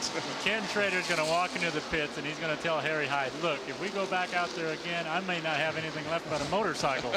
He has really narrowed the front end of that car down. But this is the break that Alan Kowicki and Dale Earnhardt were looking for. It has put them back in contention. We'll have 7 cars on the lead lap. Everybody will be coming into the pits as we see Kenny Schrader walk back through the pits. Bill Elliott drives down pit road.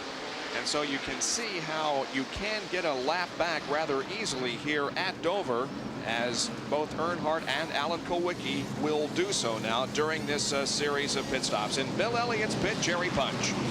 Well, they've already put right side tires on Bill Elliott's course, Motorcraft Ford. Elliott's on top, Dale Jarrett on the bottom. We'll watch these 2 gladiators battle it out on pit road. And now they're going to the left side. Oh, and Dale Jarrett is down now, coming down pit road. So almost hit Alan Kowicki. Bill Elliott's down and away, and Dale Jarrett will not get out in front of Elliott. It'll be Elliott and Jarrett, the first 2 off pit road. That was a close call, though, there for Dale, though, as he almost clipped the Alan Kowicki car that was stopping in front of him. there was 2 tires on Dale Jarrett's car, 4 tires on Bill Elliott's car. I think if he hadn't had that collision with Alan Kowicki, he may have been able to take the lead and beat Bill Elliott out of the pits. I agree. But that's the way they line up on the racetrack, and there you can see the work continues on Alan Kowicki's car on the left side. Now the jacks are down, and Kowicki moves back out onto the racetrack. And all of this is happening at lap 297, so we're almost 3/5 of the way through this event here this afternoon. And we'll take another break and be right back with more live coverage of the Delaware 500. The green flag has just come out, and we are back to racing. That is Rusty Wallace leading Bill Elliott down the backstretch. Bill is the leader of the race, and Rusty trying to get the lap back again. And as we mentioned, Rusty just doing everything he can to gain one more Winston Cup point, because it could be very important at the end of the season. But we saw Dale Earnhardt get his lap back just on that last caution. Now Dale's back in the pack, trying to move on up and be a contender for the win later on. Rusty Wallace, seeing that, knows he's losing points to both Bill Elliott and Dale Earnhardt. He's trying as hard as he can right now to get back in contention. There's the 88 car of Morgan Shepherd and the 11 car of Terry Labonte close together out there on the racetrack. And Jeff Bodine has just moved around Dale Jarrett. He moved around Davey Allison a couple of laps ago. Jarrett only took on left side, right side tires, and I believe that was a mistake on his crew. I believe they should have put on 4 tires because the car is not going through the corners like it was earlier. No, indeed, as Davey Allison here comes on the inside, and we are hearing that there is tire rub on the right side. You can see it very evident, Ned. Evidently, he touched Alan Kowicki when he started out of the pits there earlier during the caution flag pit stop. They should have come back in and checked that, and now it's going to cost them because they're probably going to have to make a green flag pit stop. Well, that's an unfortunate situation because Dale was certainly doing his job, keeping that car well in the top 5 and in second place for a while, but now he may be dropping back just a little bit because of this problem at the right front of the race car. The in-car camera, though, rides with Dale Jarrett, but there you can see Davey Allison on the right, the extreme left side. That's the number 3 car, I should say, of Dale Earnhardt. Yeah, Dale Earnhardt moving up fast. He knows now he's got a little spark of encouragement. Back in the lead lap, ready to go. Tough break for Dale Jarrett to bump Alan Kowicki as he was trying to leave the pits and have that tire rub. I don't know how much longer that's going to last. There goes Ricky Rudd to the inside of Dale Jarrett. And here comes Phil Parsons next. And that seems to me like developing into a rather serious situation here. Yes, it is. It's a big risk that he's taking, staying out there, especially with the right front rubbing, because it don't take long. There's not much rubber on the side of those tires, and if it's rubbing, it can rub through in a hurry. Well, you just want to stay out there, though, as long as you can, knowing that the car is handling so well, and you just hope for a caution. But boy, Dale, it seems, is taking a real chance because that tire could go at any moment and put him into the wall. Well, the risk is it rubbing on the tread of the tire, the shoulder of the tire, or actually on the sidewall where there is very little rubber. If it's rubbing on the sidewall, it can't last over just a few laps. If it's rubbing on the top or the tread of the tire or the surface of the tire, it could last a little bit longer and maybe to the next caution. There goes Kyle Petty in car number 21 to the inside of Jarrett. But you know, the crew chief on the Dale Jarrett car has to be thinking right now, what do we do? If we stop, we know we're going to lose at least a lap fixing it. We're already half a lap down to the leader. What can we do? We keep losing positions. Eventually, either we're going to hit the wall or it's going to get better. We don't know where it's rubbing on the tire. It may or may not fail. There's so many decisions going on right now. That's probably more why Dale Jarrett's falling back in the pack, because they're trying to decide what to do.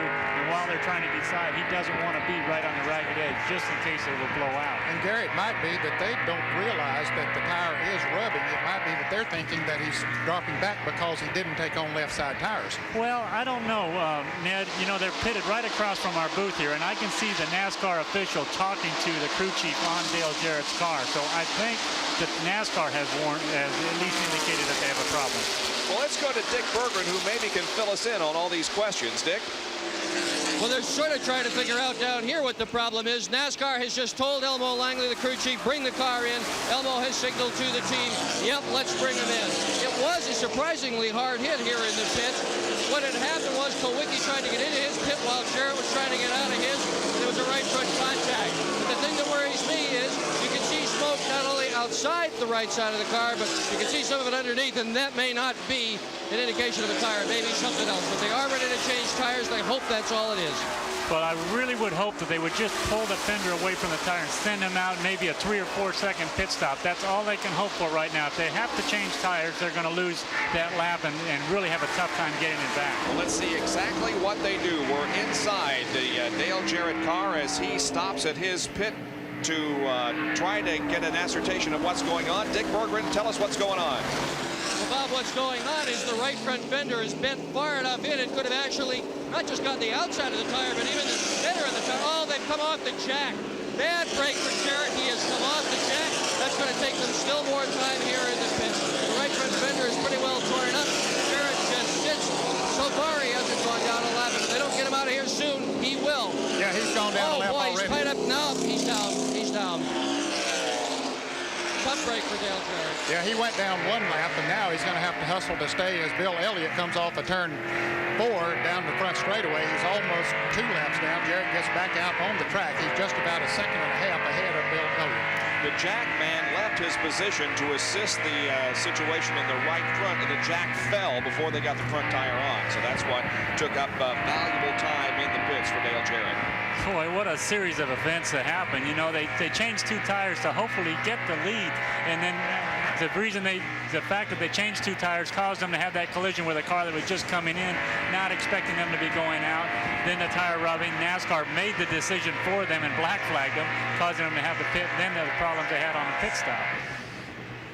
And so Dale Jarrett has not had a good afternoon here in the last few laps. A very disappointing situation for Dale. There you can see the damage in the right front of the race car. I think they have successfully pulled it away from the tire, but you can also see that he is almost 2 laps down, as right there is Bill Elliott in the number 9 car.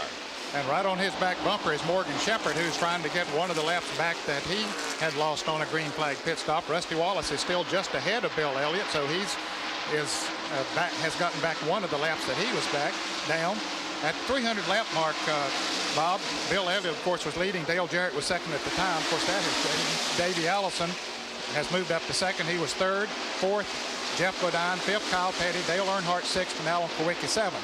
Those 7 cars were in the lead lap. 1 lap down in 8th place was Phil Parsons, Mike Alexander. In 10th place, Sterling Marlin. In 11th, the car number 75 of Neil Bonney. In 12th place, 2 laps down, Rusty Wallace. 13th, Terry Labonte, who was 2 laps down. Morgan Shepherd, who's trying to get one of those laps back, was 14th. Dave Marcus, 15th. 16th, Michael Waltrip. 17th, Ricky Rudd. 18th, Lake Speed. 19th, Benny Parsons. And in 20th place, the car number 2 of Ernie Irvin. So there you have the rundown as far as we can go, with 7 cars on the lead lap, and that was at the end of 300 laps, and we are now on 318. And the only significant change there has been the development with the Dale Jarrett car. The number 3 car, the number 7 car race close together out there, as does the 12 car of Mike Alexander. And Earnhardt is indeed not out of the woods by any means in winning this race. Well, he's had a long day so far, and there's a long way to go still. But Dale Earnhardt and both Alan Kowicki that you see running together there just got back in the lead lap. They're working there. When you on-lap yourself like that, you really, and when the yellow comes out, you have to go an extra lap to catch up to the pace car. So when the race restarted, Alan Kowicki and Dale Earnhardt were both just about dead last in the traffic. They've been passing car after car. Now they're really getting the leader within sight. So they stayed together through the traffic, and now they're moving on up really into contention. There's the number 5 car of Bodine. It's right ahead of Dale Earnhardt, and Bodine would be in 3rd. Earnhardt in 4th, and Kowicki in 5th at this point. And here comes Dale to challenge Jeff Bodine. They pass Ricky Rudd. Bodine going to the high side, and Dale Earnhardt to the inside of Rudd. And now we'll see if Dale can close in on the 3rd place car of Jeff Bodine. They come off the corner. And Earnhardt he's backed off just a little bit. Yeah, the car looks so much better. Dale Earnhardt's car looks so much better than it did early in the race. I'm sure they've been adjusting on every pit stop, and they're getting it closer and closer. And I think a little more of the same, and Dale Earnhardt's going to be right up in there with Bill Elliott. We're seeing Ricky Rudd there, who has won the last 2 Delaware 500s, but will probably not win it today. And you know, it seems that wins of the Delaware 500 has come in pairs. Rudd did it in 86 and 87. Gant won it in 84 and 85. Petty in 74 and 75. Pearson in 71 and 72. And Petty again in 69 and 70. Back to the leader, meanwhile, it's Bill Elliott, and Jerry Punch has a story from pit road. Well, gentlemen, maybe Gary can comment on some of the strategy being used down here. In fact, the reason we have not seen any more tire problems from Bill Elliott is that Bill Elliott has got a teammate. Brad Teague, who's driving the Buddy Arrington Ford, is scuffing the tires for Bill Elliott. Now, Bill Elliott is giving Brad Teague new tires. Brad Teague is running him a few laps, bringing him back up here to Bill Elliott, and Bill Elliott is putting on scuffed tires. And Gary, maybe that's a strategy that some of the other teams could employ, having someone else scuff tires for them. Well, you know, we talked about, we saw somebody putting on sticker tires under a green flag pit stop. I believe it was Morgan Shepherd. And we were talking about how a scuffed tire has a lot less chance of blistering. So that is a great move on Ernie from Bill Elliott's pit, Ernie Elliott or whoever it was in charge of that sent the tires down, had them scuffed, brought them back, put them on Bill's car. That's a good move, and I think a lot of the other teams are looking around for partners. We have seen scruffing of tires happen occasionally on the Winston Cup Tour this year. You remember at Watkins Glen, we had a tire problem throughout that race, and we had some teams. Oh, we have a crash. We have a crash in turn number 2. It's Alan Kulwicki who's in the wall, and it is once again possible that a tire went down on that car. He is continuing to roll down the backstretch. You can see fluid leaking out of that car, and tremendous damage on the left side of the Xerox Ford. That's on the right side, right front of it is what hit the wall, Bob. And yes, there is a lot of damage. Now the car does come to a stop. Well, that's a hard hit. Very familiar looking so far today with Mark Martin starting it off. Now Alan Kulwicki's accident, although it was in turn 1 and 2, looked just the same. Let's take a look at it on our replay as we watch what happens at the top of the screen. As he comes into the picture, you can see he's coming off of it. It looked like he turned crossways. Well, no, he had already hit the wall at that point and then came back down on the racetrack and went back up into the wall again. He is driving the car right there. Yeah, he's almost steering hit the wall it. So you know he hit the wall very hard, but he still has the presence of mind to get it out of the traffic. And here it is once again. Contact has already been made with the wall. The car continuing to slide up the banking, and Alan scraping along the wall from turn number 2 all the way down to the halfway point of the backstretch where the car sits right now. Bill Elliott returns to the race after having made a pit stop. Most of the others in the top 7, the cars on the lead lap, are also in for some pit stops. And there is Dale Jarrett, the work continuing on that car as they change rubber on the right side of the car. Somewhat of a break for him, Bob. He came out in front of Bill Elliott, had moved away from Elliott a little bit, and so now he's only 1 lap down, and Morgan Shepherd and Rusty Wallace was out in front of Bill Elliott when this caution came out, so they got one of their laps back as well. Let's go down to Dick Berggren quickly. Well, and then it does, in fact, appear that the only problem with Dale Jarrett's car came from the right front tire, which was produced by the fenders sticking into it, because after they changed it, we've seen no more smoke. When they took the tire off, it was badly damaged. It's a tough break because he did lose those laps, but at least he proved he can definitely run in the front in this league. If he can run in the front here at Dover, he can run in the front at anywhere. Well, you're right. Despite the fact of where he finishes today, it will be a very good day for Dale Jarrett. We'll watch some action as the cars came out of the pits area from that most recent time. Davey Allison and Jeff Bodine. And this occurred after they had come out of the pits. I was watching this as the cars actually left their pit down pit road, and there was a little bit of contact between the 2 cars on pit road. And then when they got out on the track, they had some more contact. So we're under caution once again at Dover Downs International Speedway for the 8th time this afternoon on lap 329. We have 169 laps to go in the Delaware 500. Bill Elliott is the leader, Dale Earnhardt second, Jeff Bodine third, Davey Allison fourth, and Kyle Petty is in fifth. Delaware 500 live this afternoon on ESPN from Dover Downs International Speedway in Delaware. Next weekend, we begin some sports activity for you on Friday night at 9 o'clock Eastern Time. the 10-round featherweight bout on Top Rank Boxing involving Myron Taylor and Alberto Mercado. That's next Friday, the 23rd at 9 o'clock Eastern Time. And then next Sunday, we'll all be at Martinsville, Virginia for the Goodies 500 Winston Cup race. The defending champion is Darrell Waltrip, and believe it or not, Bill Elliott has never won a race at Martinsville. Dale Earnhardt and Rusty Wallace both have won at that location. It's the first time we've been at Martinsville for several years. We did a race there, I think back in 1981 maybe, but we'll return there for the Goodies 500 next Sunday afternoon live at 12:30 Eastern Time, and we hope that you will be with us. And boy, that is always a lot of good close. You talk about contact. Yeah.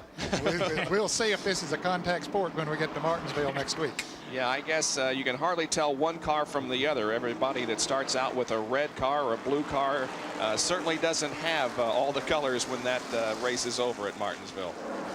There's a look at Rick Wilson as he gets set to stand on the throttle and get back into race competition. Looked like he was just looking over to the driver beside him and sort of grinned and said, "I'm going to get you when we take off." All right, so the field coming off of corner number 4. Now you can see Rick getting ready to shift gears and stand on the accelerator. The green flag is displayed, and we are back to racing. And Bill Elliott has the lead. Now Dale Earnhardt is in second position with Jeff Bodine third, Davey Allison fourth, and the 21 car of Kyle Petty running in fifth position. Number 44 car of Sterling Marlin, you can see there ahead of Dale Jarrett, separating first from second. He is not on the lead lap.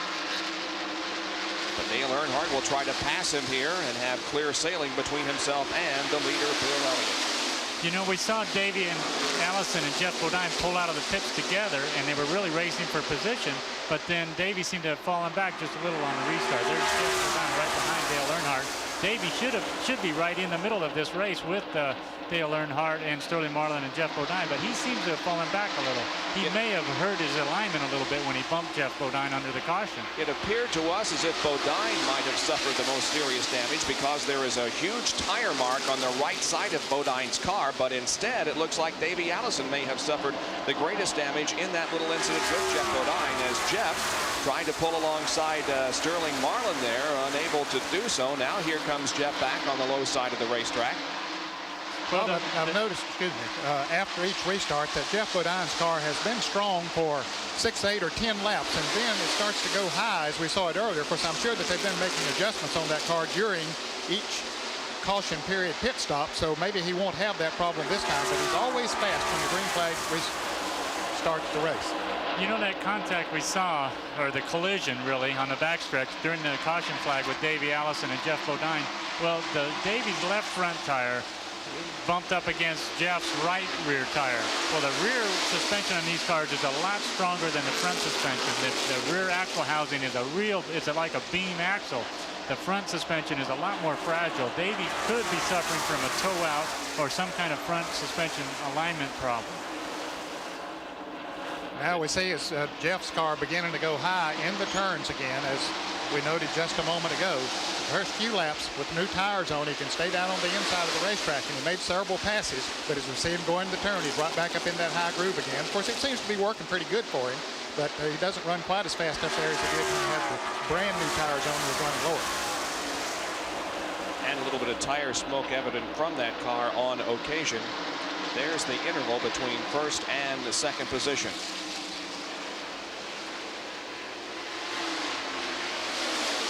Well, Dale Earnhardt, of course, went a lap down early in the race. A little smoke, that's tire smoke coming from his car. He went in that corner pretty hard, and as he started off turn 2, you saw that tire smoke coming from his car. That's something he doesn't want to do because he'll heat those tires up too much if he abuses them too much and gets too much smoke coming from them. Dale Earnhardt, second in Winston Cup points. Is it the same running for the points lead as it is, say, running for 5th or 10th? Well, it is. Really, you just go to each race trying to win races, and you win them races, them points are going to come. So that's the basic thing we've done for the last 2 years, just go try to win every race we went to and finish the best we can. So, you know, them points are going to come along with it. You think 7 races is a short distance to go, and you look at the points and say, well, Bill's got a pretty good lead, but that could change in one race just like it did with Rusty and Richmond. So, you know, you can't never count your chickens before they hatch. Well, it is interesting that the leader in Winston Cup points is leading this race, and second in Winston Cup points is second in the race. Unfortunately, the third place individual in the Winston Cup points, Rusty Wallace, has had not a very good race and will certainly lose more in his quest for the Winston Cup title. Well, Rusty has run good here today, Bob, but he's had some unscheduled pit stops and green flag pit stops, which cost him a lap each time, and he's just been playing. Yeah, he's in 12th position right now, only a lap down, but Rusty does have a long way to go. Trouble in turn two. Car down to the inside of the racetrack. We can't see. There it is. Eddie Bierschwale in car number 23 has spun to the inside of the racetrack in corner number 2, and it'll bring out our 9th caution of the afternoon. Eddie moving around, looked like he was trying to get the car going, but you can see his left arm forward on the switches. That's a starter button. He's trying to get the engine to start up again. I don't think he hit anything. Let's see if we can tell. Well, he's down on the inside. It looks like of Dave Marcus's car, and the back end just breaks loose as he comes around. And there's the Brad Teague, car number 67, going by him. And he almost gets it straightened out. And then it goes down on the inside. He has the wheels locked and just pulls her right down there in the dirt. So a little bit of contact there with a Dave Marcus car. Here comes several in for pit stops, including Dale Earnhardt. Dick Bergman can report on this. Well, they're going to put some scuffed tires on Dale Earnhardt's car. They've got nobody down here that's running tires in for them, as is the case with Bill Elliott, but they got a pit full of scuffed tires anyway. Hard to say where they've come from. They're not going to exactly say. Earnhardt has the front pit. That is the advantage. It's the best possible place to pit, but Jeff Bodine is going to beat him out. Earnhardt's going to follow, and Benny Parsons is in the middle.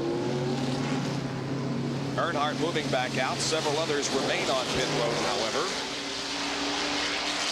Darrell Waltrip is still in, so is the 21 car of Kyle Petty and the 28 car of Davey Allison. But there is Jeff Bodine, who did pick up a spot in this shuffle out of the pit area. Bill Elliott chose not to come in that time. Let's see if he does this time. I doubt if he will. We're seeing 3 different strategies by the first 3 cars. The leader did not pit at all. The second place car, Dale Earnhardt, got 4 tires on the pit stop. The third place car of Jeff Bodine got 2 tires on the pit stop. So that shuffled everything around.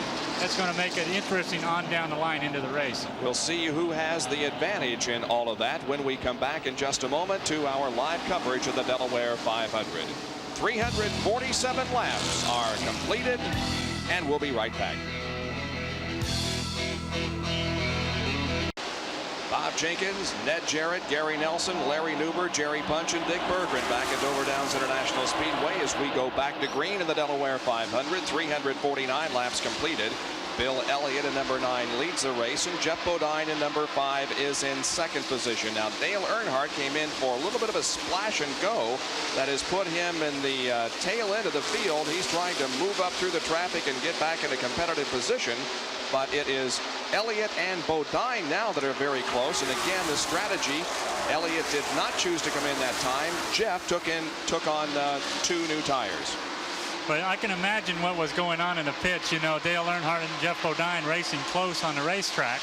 And then Dale Earnhardt's crew seeing Jeff Bodine leaving the pits and saying, wait a minute, nobody beats us out of the pits. They apparently dropped the jack too soon before all the lug nuts were tight. Dale Earnhardt had to come back in the pits while it was still under caution. That put him way back in the pack. He has, however, gotten back up to 3rd position. And Davey Allison there in car number 28 is in 4th. The 5th held by Kyle Petty. 6th is Marlin. 7th is Mike Alexander. 8th is Phil Parsons. 9th is Dale Jarrett. 10th is Neil Bonnet. In 11th position is Morgan Shepherd. And in 12th position is Rusty Wallace. Those drivers are 1 lap down. Well, toward the end of the race, we're going to be announcing the Goodyear Eagle driver of the race. And Goodyear will be giving $1,000. The Winston Cup Wives Association in that driver's name, and we will be announcing that in just a few moments. Just out of the hospital is Alan Kowicki, who had a problem up in turn number 2 in the number 67 car driven by Brad Teague. Has apparently suffered a blown engine and is low on the racetrack down the backstretch. Let's go to Larry Newber, who is with Alan Kowicki as the yellow flag comes out. Alan, another yellow flag. We're yet to find out exactly the reason for this one. You took a hard hit. First of all, are you okay? Yeah, I'm fine. You really had an opportunity to win this race today, didn't you? Well, Bill Elliott was pretty tough, you know, but we were just catching up, trying to make up our lap from when we had blistered a tire earlier. We made up our lap. We were in contention. We were, you know, I was having a pretty good race with Earnhardt there. I think we were as good as anyone except maybe Elliott, you know, and who knows what would have happened. But the Xerox Amico Ford Thunderbird was running great, and we were just one of about 10 people that blew tires today and ended up in the wall. Alan, unlike many of the drivers, you are also a car owner. Your feelings and your reflections on so many tires being blown. It's pretty hard to take, you know. I mean, you know, not only did it cost us a chance for a win or good finish in this race, but we wrecked a race car in the process. And it's not like this is the second week in a row it's been happening. It's been happening all year long. We're really a little bit disappointed that the tire companies can't get this solved by now, that people are still crashing cars like this, you know. Fortunately, the cars are pretty safe and no one got hurt. Well, all the leaders are taking this opportunity to duck into pit road. Indeed they are, Larry. There goes Bill Elliott out of the pits. Davey Allison comes out. So does Jeff Bodine ahead of Davey Allison. And others who are in the top 10 are also moving back out onto the racetrack. We're going to try to contact Davey Allison here on the radio. Davey, this is Bob Jenkins up at ESPN. You got a copy? Yes, Bob, go ahead. Davey, last time in the pit stops, there was some contact between you and Jeff on pit road and also on the racetrack. First of all, why? And secondly, we noticed your car dropping back after that. Did you have some damage to the car? No, Bob. As I was leaving the pits, Jeff pulled out in front of me, and I was going too fast to stop, and we hit on pit road, so I pulled back up beside him to say something to him about it, you know, just to ask him to give me a little room, and as I did, I think he was going to warm up his tires, and we hit down there in the first turn. But you know, it wasn't anything intentional, and the only reason the car has been dropping back has been because the tires just haven't been working out right for us in the last couple of sets. But we think we got a good set on us, Haviland Star Thunderbird now, and we want to go out here and try to get back up closer to the front. Can you beat Bill Elliott? He's certainly been the fastest car all day. Have you been able to ascertain just how strong he is? Well, as of this point, we've been running some lap times at certain times during the race that were equal to his best lap. So we don't know if we can beat him or not right now, but we're going to sure give it a try. All right, Davey, thank you. We'll let you go back to work. Good luck the rest of the race. Well, thank you, Bob, and I'd like to say hello to my dad and my mom back home and all the family and tell them we'll be there to see them tomorrow. All right, and we say hello to your family also in Alabama as they are watching this race, I'm sure, on ESPN, and seeing Davey still very much in the thick of things right now, shown in 5th position. Less than 150 laps to go in this afternoon of Winston Cup racing from Dover, Delaware. Still under caution at Dover, and a very relaxed Dale Jarrett is trying to stretch the muscles and relax just a little bit before we go back to green. And Rick Wilson is also relaxing here as we are still under our 10th caution period of the day. Davey Allison has come in again, and we talked to him just a few minutes ago, and he said there was no problems with the car, but indeed the crew is working on the left side of that car to possibly bend out the sheet metal. You know, they said that they didn't have a problem, or Davey did, but I bet you after that 4-tire stop they just made, they probably saw a real shiny area on one of the tires. That means the tire was rubbing, but not enough to smoke. So it looked to me like they were hammering on the left front fender, trying to just get a little more assurance. Yeah, be safe. Rather be safe than sorry, especially after what we've seen so far today. Well, there are only 5 cars in the lead lap, and he certainly will stay in the lead lap. Dale Earnhardt is leading the race for the first time today, I believe. Very important situation for him because it gives him 5 Winston Cup bonus points. Sure is nice to see Harold Kinder back in the starter stand as he gives them the 1 more lap to go signal. Harold, of course, missed some races during the year because of some surgery on his finger, but he's back in the starter stand, and it's good to see him once again there. And Bob, speaking of surgery, let's say hello to Shorty Edwards in Catawba, North Carolina, who's the tire expert on the Junior Johnson Budweiser team. Shorty has had a tough time the last month or so. He had back surgery about a month ago, and then the week before last he had to have back surgery again, and has been down. So Shorty, get well quick. Let's go to Jerry Punston in the pits. We're with Tony Price. Tony, why the extra stop a minute ago? Why'd you bring Davey back in? He had a little contact with the 5 car on pit road earlier, and it pushed the fender in on the tire, and we could see with the tire we took off that it was cutting, the fender was cutting the tire, so we decided to bring him back in, beat the fender out, and he should be in good shape. Gary Nelson, you should have been a doctor. You diagnosed it perfectly. Going back to green. And that was not a Southern accent from Tony Price. Way down south. That's a New Zealand accent, man. Okay. Here comes a field off the fourth corner. Harold Kinder waves the green. We're back to racing. Dale Earnhardt leads the Delaware 500 now.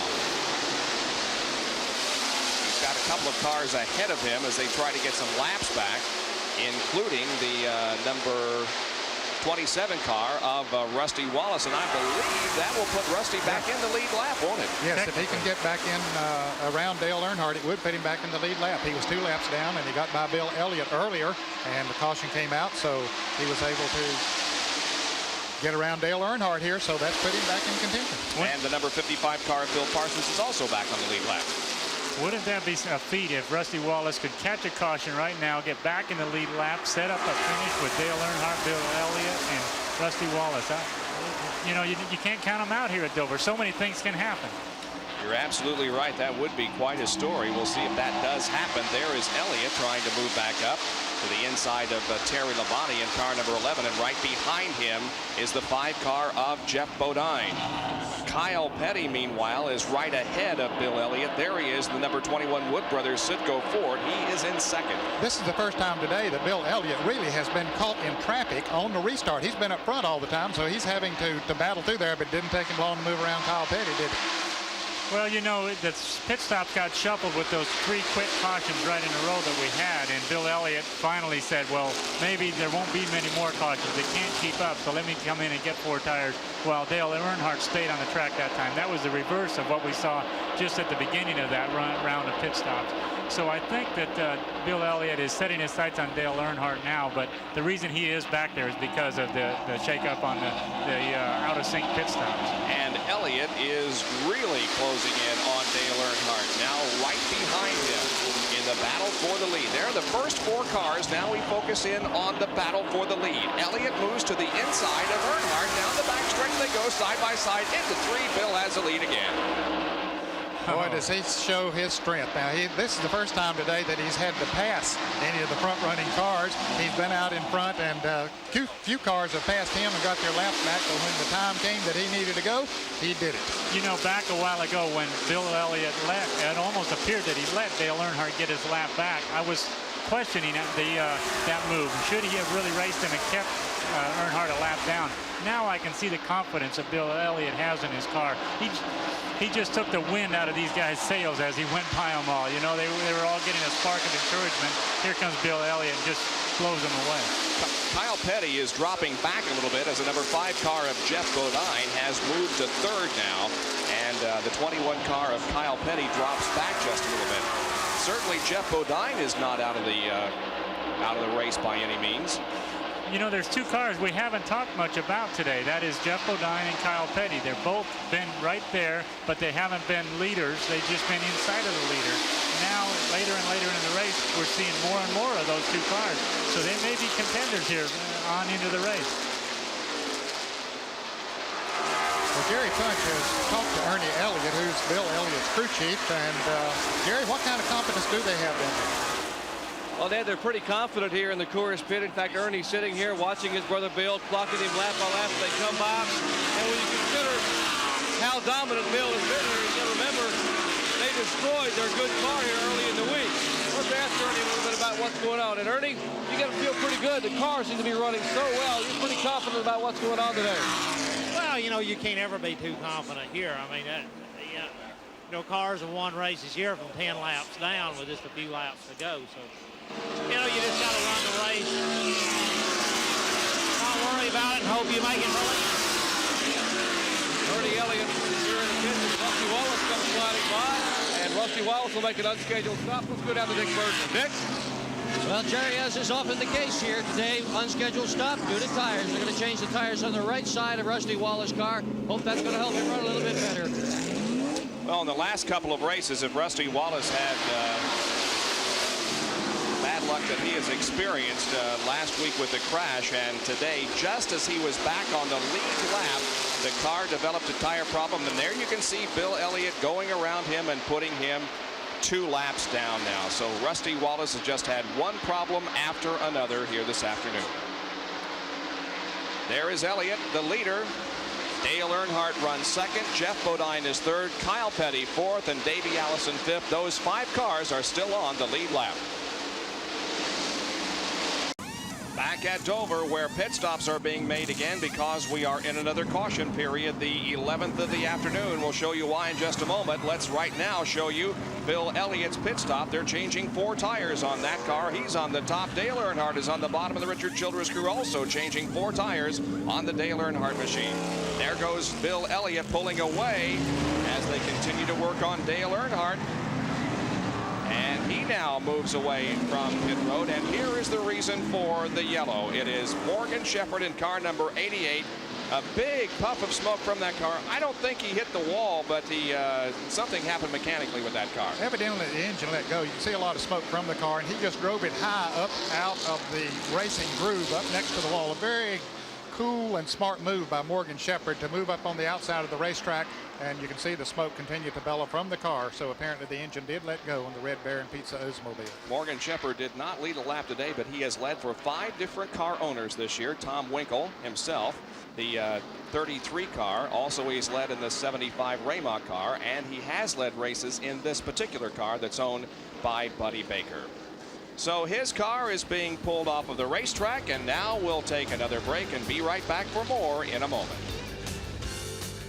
125 laps to go. The field down the backstretch under caution, but we will be going green this next time around as the field begins to get into its restart formation. And Bob, again, a caution has been to the benefit of one driver, Phil Parsons. In this case, he was in front of Bill Elliott when the caution came out, so that has put him back in the lead lap. We now have 6 drivers in the lead lap. Bill Elliott the leader. Second place is Dale Earnhardt. Jeff Bodine is third. 28th car of Davey Allison is fourth. Kyle Petty, and now Phil Parsons. And they come down for the green flag. That's Sterling Marlin ahead of Bill Elliott on the racetrack in the high groove. However, Sterling is also not on the same lap as Bill Elliott. Elliott leads. That's Jeff Bodine in the yellow car in second position. And Dale Earnhardt is in second now in car number 3. Boy, as he tries to get the lead away from Bill Elliott. Heavy traffic here in the third and fourth turns, 3 abreast racing, and by golly, Dale Earnhardt comes out in the lead. I'll tell you, if you don't believe that fella has all kind of guts, I mean, you just put him in a race car and drop a green flag and he'll go. What a move. Look at the second place battle. Jeff Bodine and Bill Elliott. And Bodine has second now as Elliott is caught behind Mike Alexander. Here comes Bodine to the inside. And Elliott looking. And here's a car spinning down on the inside. Let's see if that's Davey Allison. It looks like another car into the wall up on the outside. That's Phil Parsons, who has cracked the wall coming out of turn number 4. And I believe Dale Jarrett's in that as well. I think it was Davey Allison that got sideways on the low part of the racetrack. Yeah, Dale Jarrett is also involved in the crash. He's moving down the straightaway as Phil Parsons moves through the pit area. Here it is from Dale's in-car camera. Watch ahead. Okay, there's Terry Labonte slowing down, and Dale might have touched him just a little bit. And here's Phil Parsons hitting Dale Jarrett, and Phil spinning around in front of Dale Jarrett, and Jarrett runs into him, and down on the inside, Davey Allison was crossways, I guess just trying to get by all of them. A lot of cars involved in that, a lot more than it looked like just from the first view. And here it is from the outside of our in-car camera. Watch behind Bill Elliott. There it is. As Davey Allison, you see, he lost it down on the inside of the racetrack, and I guess other cars slowed down behind them, and that's what started Phil Parsons spinning around and then Dale Jarrett hitting him. And there you can see Dale, who is unstrapping himself and getting out of that car. A tough break. You can see the smoke and the oil on the windshield of that car as Dale climbs out of his car. Well, it's been a very good afternoon. Despite the way it ends, it's been a good day for Dale Jarrett. Dick, let's talk with him. Well, climbing out of the smoke and steam, Dale Jarrett, until just a few moments ago, it looked like you might have been the winner. Yeah, I'll tell you, this Hardee's Oldsmobile really ran good today. Give a lot of credit to my crew. Elmo Langley and the guys had me a good race car. We got a little fender banger there in the pits with Alan Kulwicki, got us a lap down, but we still had a good car. we started getting an overheating problem now. I was just having to take it easy, and somebody got into Davey Allison up there, and I went high, and then somebody hit me and knocked me into the wall. So what we thought might be a good day turned out not so good. Let's give it out to the driver, too. He's done a great job today. Bob? Yes, he has indeed, but it appears to be all over now for Dale Jarrett. Now, let's watch it again from the in-car camera and listen to the noise. We'll just be silent here as you watch and listen.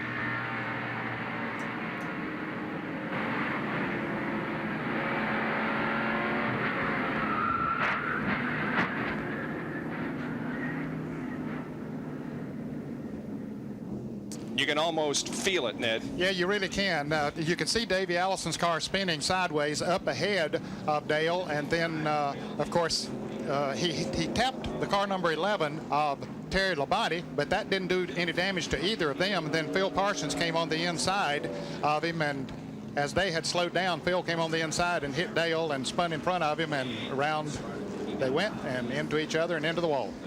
So no injury there to Dale Jarrett, but he sure was bounced around in that car a lot as he got into the wall, as did Phil Parsons. But both of, at least Parsons, is still in this race. We'll be right back. Still under caution at Dover Downs, our 12th caution period of the afternoon. Let's take a look at the top 10 as we have them right now. The leader is Dale Earnhardt. Jeff Bodine is second, Bill Elliott third, then Davey Allison and Kyle Petty. In sixth position is Sterling Marlin, and seventh is Phil Parsons. Now Marlin is back on the lead lap. Mike Alexander is eighth, Neil Bonnet is ninth, and Rusty Wallace is in 10th position. Well, okay, we've got, let's see, 117 laps to go. Ned, who is going to win the Delaware 500? Boy, how in the world could we you always guess anybody have else you but pick Bill? first. Yeah, I noticed that. And how can you go against anybody but Bill Elliott, as dominant as that car has been here today? So he's my pick. All right, Gary. Well, Ned, since you took Bill Elliott, I'm going to have to go with Dale Earnhardt. I think Dale Earnhardt has shown a lot of potential. He's getting his car better and better. Let's go to Jerry Punch and see what he has to pick.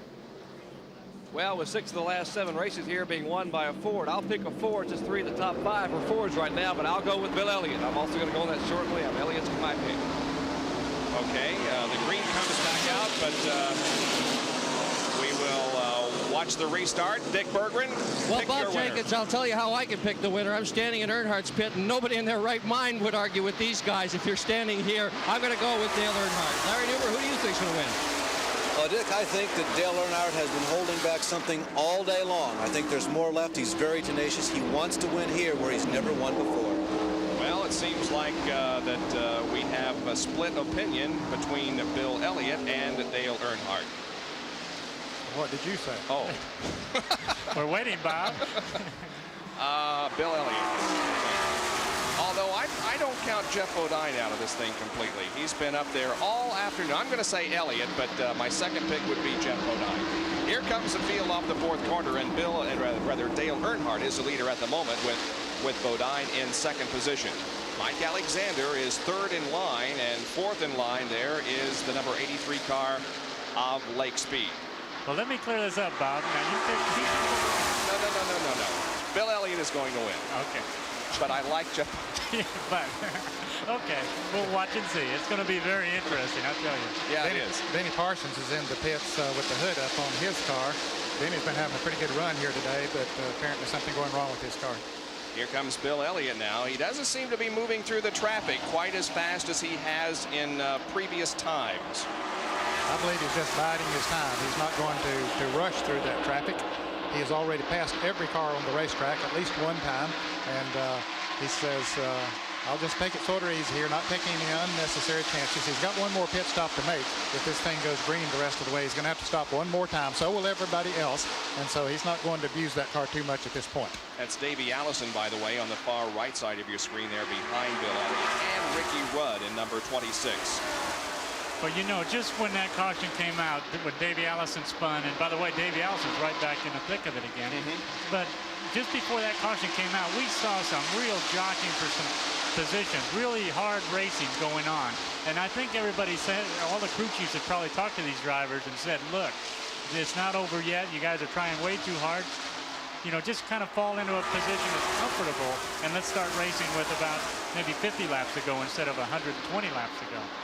Now there is Rusty Wallace in number 27. He has gotten 1 lap back. He is still 1 lap down. He is shown, however, in 8th position. It's been an uphill struggle all afternoon for Rusty Wallace, that's for sure. Well, he had gotten 2 laps down once before, had just got back in the lead lap, then had to make another unscheduled pit stop, went 2 laps down, then the caution came out, but he got back in front of the leader once again, picked up one of those laps. So, boy, he has really been battling, and that's the characteristics of Rusty Wallace. He's a hustler. What an uphill struggle for not only for Rusty, he's, I'm sure, going to be very tired at the end of the day. The crew, too, they're hustling. We saw Barry Dodson burning his hand, trying to put the spark plug wire back on. All the problems they've had, it really takes a toll on everybody. You know, fatigue is one of the biggest things we think about in the pit area late in the race. The drivers aren't near as sharp as they were at the beginning of the race. Everybody's tired. We're trying to find scuffed tires to put on the car. Everybody's running around trying to make sure your car stays in contention, getting lost laps back. It's a struggle all day, and everybody is going to be completely worn out at the finish here.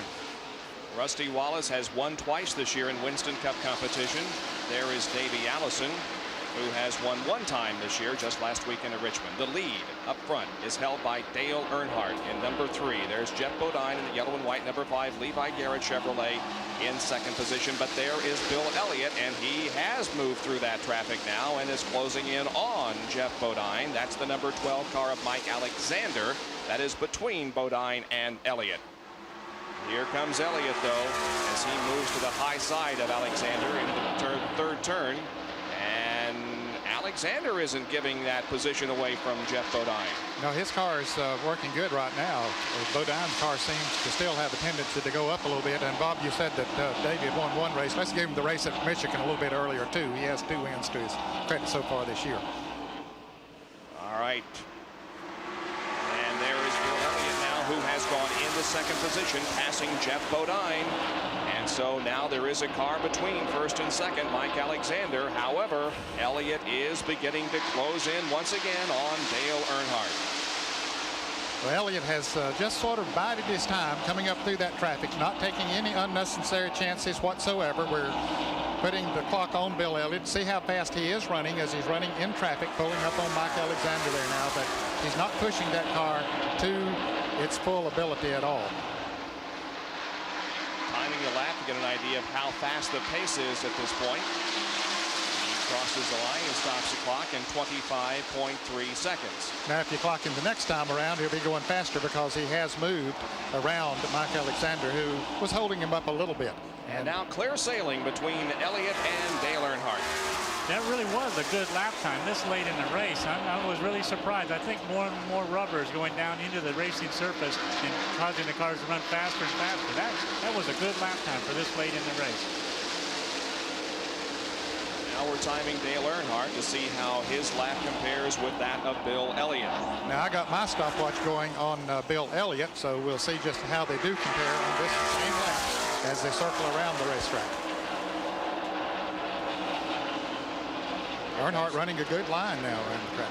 Off the 4th corner, Earnhardt will stop the clock in 25.9 seconds. What you getting at? 25.87, so not too much difference in the speed of the 2 cars. Yep, just about the same. Well, Dick Bergeron is down in the pit area with a guy who's had another very good race. He had an extremely strong race in Darlington, had a good one here today, Benny Parsons. Yeah, it's been a while since he's won, but Benny Parsons is still one of the most popular drivers in the field. Benny, what happened? What put you out? Something happened to the clutch, did. They had a restart. I shifted to 3rd gear, and there wasn't anything there. I dropped in high, and it would accelerate a little bit, but the clutch would slip. I just had to stop. What do you think about the leaders, Benny? Who looks best to you? I never saw him all day. Who is the leader? I mean, I was back there in a race with 5 or 6 cars all day. That's all I ever saw. I would make a pit stop and I'd come out right with them again. There's Benny Parsons in the garage area. He's going to watch the race along with the rest of us and find out for sure who's going to win this thing. All right, and at the moment, Dale Earnhardt is the leader with Bill Elliott in 2nd position, and there are exactly 100 laps to go. 400 are complete, in the 500-lap, 500-mile Delaware 500. We'll be back to resume our live coverage right after these messages. The crowd is on its feet watching this tremendous battle for third position between Jeff Bodine in car number 5 and Davey Allison in number 28. Davey has made a real bid for this third spot here. He's been underneath Jeff Bodine for the last few laps. Jeff is holding him off, but I tell you, Davey is right there and looking for that third spot. And so is Sterling Marlin, who has gotten back in the thick of it. He got back in the lead lap, and so he's right there in the thick of that battle. But meanwhile, Bill Elliott has caught Dale Earnhardt. Yeah, Bill Elliott closing in on Dale Earnhardt. You know, the last time we saw Elliott go around Dale Earnhardt, he just kind of blew by him. This time it looks like he's taking a lot more time with him. Maybe this set of tires isn't quite as good on Elliott's car, and maybe this set of tires is a lot better on Dale Earnhardt's car. Here we go again, three-car battle for third spot. Bodine, Davey Allison, and Sterling Marlin in car number 44. Davey Allison might have him this time. Yes, indeed. Davey has third position now. Bodine back to fourth. Here comes Sterling Marlin. We have a crash. Eddie Beerswall on the backstretch, car number 23. He may have had some contact with the wall or another car because the right side of that car is damaged. Now they'll race back to the yellow. Bodine pulls ahead of Davey Allison now. Let's see who wins the battle for the top spot. Earnhardt retains it. But we don't have a yellow. No. Evidently, Beerswall was able to get down out of the traffic, and so we had no yellow that time, so they just continued to race. All right, Beerswale is at the bottom of the racetrack, making his way toward pit road. He's out of the danger of anybody else on the track, so no yellow. And Allison has dropped 2 positions in that little exchange there. Well, you almost saw Davey let off the gas when his crew said the yellow's going to be out. There's a wreck. Davey let off the gas. Jeff Bodine and Sterling Marlin shot right back by him. Now Marlin and Bodine are going at it. We're trying to keep track of all the battles on the racetrack. Marlin now to the inside of Bodine in turn number 2, and Sterling Marlin moves to third place. Here comes Davey, though. As you indicated, Gary, I think he just backed off because he thought there was going to be a yellow, but now he says, okay, it's still green, and here we go. Now the lead is being contested as Elliott is trying to take over the top spot from Dale Earnhardt. Where do you look on this racetrack? There's action everywhere. Well, there certainly is, and Bill Elliott now has decided to make that move. Earnhardt's car slipping a little high in the turns, and Elliott taking advantage of it. Oh, but he doesn't get the lead just yet as Earnhardt battles right back on the outside. Here they come off of the fourth corner there, door handle to door handle. Earnhardt does lead this lap, which is lap 409, and Elliott now decides to fall back into second position. Look at this, though. It's the 5 and 28 battle that's going on for fourth spot now as Sterling Marlin has nailed down third. Davey Allison on the bottom of the racetrack and Jeff Bodine high in this contest for fourth.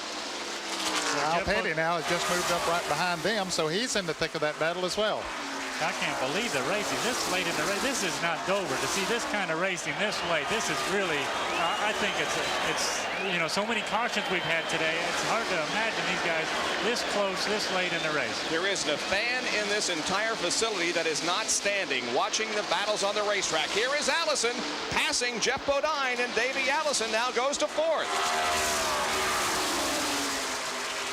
Allison has fought quite a bit of adversity here today himself. We've seen him in 2 near spins, but he didn't go around either time. Coming off of the fourth turn, he had a right rear tire go flat one time and got bumped one time, and managed to hold on to the car without spinning completely around. And they've continued to work on that Havoline Star Ford Thunderbird and got him back in the thick of the battle. Now Kyle Petty trying to move on the inside of Lake Speed. Lake is at least 1 lap down, maybe a couple, but Kyle running in the 6th position. Jeff Bodine running in 5th at the moment. Kyle wants to get up there and get back on the leaderboard. What do you guys think? Davey Allison's had 2 half spins today. Should we credit him with 1 full spin, or just? Yeah, I guess you could. Yeah, 2 90s equal 1 or whatever. Now we see Kyle Petty right behind Jeff Bodine. Benny, are you with us down in Pit Central? Yes, Bob Jenkins. I'm here watching. I've got about 100 yards I can see. Oh, I tell you, we've seen some great racing out there. Now we've had apparently another incident as the yellow may come out again. It's down the backstretch. And the yellow flag is out. We don't know who's involved at the moment. There it is. It's the number 10 car of Ken Bouchard, who has crashed and is against the inside wall on the backstretch.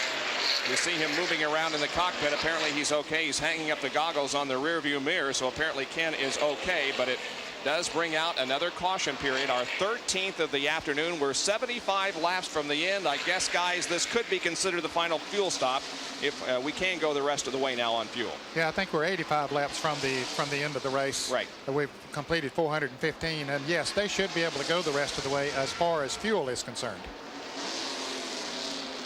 There's the Bouchard car. He was running in what? 17th position when he had this misfortune. Of course, he's the top rookie contender on the NASCAR Winston Cup circuit this year. He was having a good run. It moved into the top 20 and had hung in there all day until he had this problem. You know, if I were the crew chief on any one of these contenders, I would consider this, I would treat this as if it were the last caution of the day. I would put my best set of tires on the car right now and fill it up with gas. Let's go to Jerry Punch in the pits. Bill Elliott brings the Coors Ford down pit road. Bill Elliott on the top, Dale Earnhardt on the bottom. The right side tires on the Dale Earnhardt car. Likewise, same on the Bill Elliott car. Now the Elliott crew going to the left side. Earnhardt's crew already on the left side of the car. It'll be a race out of the pits. This may be the final pit stop of the day. Left side tires already on. The Goodrich Chevrolet. Earnhardt is down and away. Elliott's car now up to Jackson. Earnhardt will win the race in the pits, and Mike Alexander will be the third car down pit road. Here comes Davey Allison out of the pits. Jeff Bodine also leaving the pit area, as what could be the last series of pit stops has occurred. The record speed in this race is 124.706, and before we had this most recent caution, the average speed of this race 108.601. It's a slow race, and it's even slower now because of this 14th, make that 13th caution period of the afternoon. Still under caution because of the Ken Bouchard crash on the backstretch. Let's try to talk to Rusty Wallace here. Rusty, this is Bob Jenkins. You got a copy? Go ahead. Rusty, you have had adversity after adversity, but on the other hand, you have battled and scraped your way back. How do you assess what's going on right now? Do you have a chance? I got a chance. We got a lot of laps left. You know, it's only lap 418. One lap in, I'm sitting in a good position right now. Whenever he starts a race, I'll be in the inside lane up front on fresh tires. And that's the way I got both other laps back. Earnhardt's pretty strong right now, so I'll see what happens. If I get this lap back this next time, we might be looking pretty good. Let's hope. Have most of your problems involved the tires situation? Yeah, really. I've had a couple flat tires. Had a blister tire the first of the race. Probably didn't have the car set just right, you know, and it was pushing a lot. But other than that, yeah, it's been tire related, but I don't know if it's been Goodyear's fault or not. Okay, Rusty, back to work, and we'll talk to you later, hopefully, and best of luck the rest of the way. All right, thank you very much. Let's try to talk to Mike Alexander. Mike, this is Bob Jenkins at ESPN. You got a copy on me? All right, we'll try it again. Mike Alexander, this is Bob Jenkins. You copy me? Well, apparently we can't get through to him, but some good comments from Rusty Wallace there. Maybe we can contact Davey Allison. Davey, this is Bob Jenkins again. You copy? Yes, Bob, go ahead. All right, you're, I assume, set for the finish of the race, providing we go the rest of the way on green. Can you win it? Well, we feel like we've got a real good shot at it. Every time we get on a good set of tires, caution comes out right away, and we don't get to make any progress. So, you know, right now we're on another good set of tires that we saved from the first of the race, and we feel like we're in good shape for the end. But there's a couple of guys up there that's pretty tough. You know, Dale Earnhardt and Bill Elliott, both are real tough competitors, and also Rusty Wallace and Jeff Bodine. Davey, this has been a Ford racetrack in previous years. Would you think that Elliott or Earnhardt are the strongest at the moment? Well, I think it's pretty even between all five of the top five cars right now, and it'd be kind of hard to pick a favorite for the end. All right, we'll let you go and wish you the best of luck the rest of the way. Thank you. Yellow is still out with 70, make that 80 laps to go as 420 have been completed here at Dover.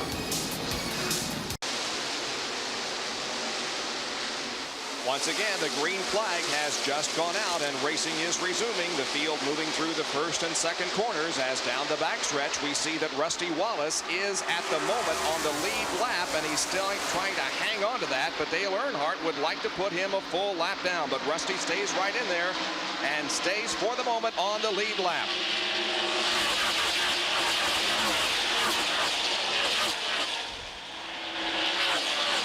Sterling Marlin has been black flagged. Let's go to Dick Berggren.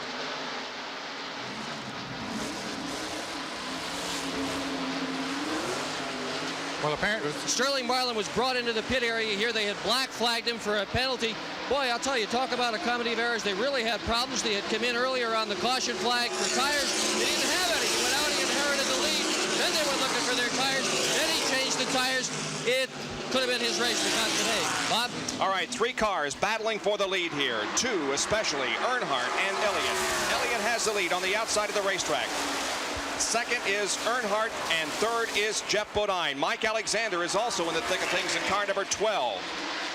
Okay, he looked awfully strong just before that last caution came out when Earnhardt and Bill Elliott were battling for the lead. Mike Alexander was right there trying to get his lap back. Now, he is 1 lap down, but he has really been strong here in the last 100 miles or so. Benny Parsons has dropped out of the race. He's joined us, though, in pit central. Benny, this is not a typical Dover race as we've talked about. First of all, we had the early tire problems that no one anticipated, and to see the action between these guys this late in the race is really unusual for this place. This is unbelievable. I tell you, I've never seen a Dover like this.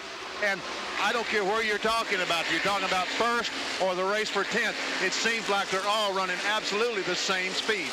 Yeah, we had a great battle going on for the lead about 15 or 20 laps ago. There was also a great battle going on for third position. But right now, Bill Elliott is showing the way, and I'll tell you, it'd be awful hard to choose against him. We asked everybody on the broadcast team a little while ago who they thought were going to win. Now that you've had a chance to watch a little bit of the race, who do you think has got the strongest car out there?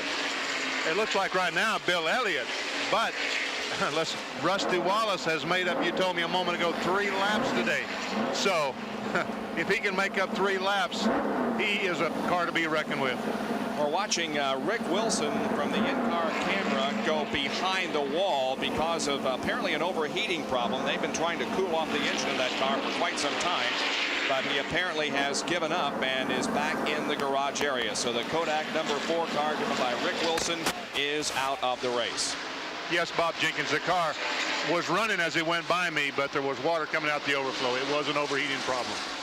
Here comes the number 3 car of Earnhardt battling with Mike Alexander. Not for position, though. Dale is just simply trying to put Alexander behind him so that he'll have clear sailing between himself and the leader, Bill Elliott. But now Earnhardt slipped just a little bit, and Alexander pulls away just a little. Let's go to Larry Newber quickly for some comments on the Bob, tires. this is almost a question for Benny. Benny, I've heard from 3 car owners in the last 15 minutes who said, we are only comfortable going 35 or 40 laps on a set of tires. Now, everybody has enough fuel to go the distance, but do you suppose if we stay green, that everybody will go to the end on the set of tires they have right now? They will try it. Now, whether or not they can make it or not, that's another thing, but they will try it. The question I've got for you guys, has Bill Elliott had any tire trouble today? No, as a matter of fact, nothing major. Yeah. Early in the race, he had some blisters on the outside of, in fact, the first set of tires that he took off of the car. But since then, we have not seen any kind of tire problems on this car. Did you, Benny, have tire problems during the race? Yes, I did. I had, I blistered, one time I stopped and both the right sides were blistered, the right front and the right rear. So, you know, when you have a situation like that, there's not too much you can adjust. You just put another set on and hope that you can feel it when it happens. And fortunately, the 2 times I did have a problem with tires today, I felt it made a pit stop. Now we see Jeff Bodine in car number 5 and Davey Allison in car number 28. They're separated by a little bit of racetrack, but they are running in 3rd and 4th position. And those tire problems, Benny, were a surprise to us. Were they a surprise to you? We didn't see evidence of a tire problem during practice or qualifying. You're right. There was never any forewarning that we was going to have tire problems. The temperature was cool. The wear was good. I really don't know exactly what happened, but I don't know if you guys if ESPN gives an award for the greatest driving job or whatever, but I was behind Davey Allison about 50 laps ago, And let me tell you, folks, I don't know if you got to see it on the screen or not, but he had the little fella about 90 degrees sideways and saved it. Unbelievable. Yeah, we do give an award for driver of the race, so we'll consider that as your candidate for such an honor. Thank you. Well, Benny, this is Gary Nelson in the booth. You know, this week you and I had a chance to test a vibration tester down in Atlanta while we were doing some testing. And I think this would be a really good place to have one of those, don't you? Oh, it'd be terrific, especially, you know, you feel a problem and you don't know exactly what it is. And, you know, when you know there's tire problems going on, you're an idiot to stay out there. But yet when you stop and there's nothing wrong, the crew says you're an idiot. So you've really got a problem. And when you don't know if the vibration is severe enough to come in. That indicator that you had would have told me, hey, I do have some chunks out of this right front.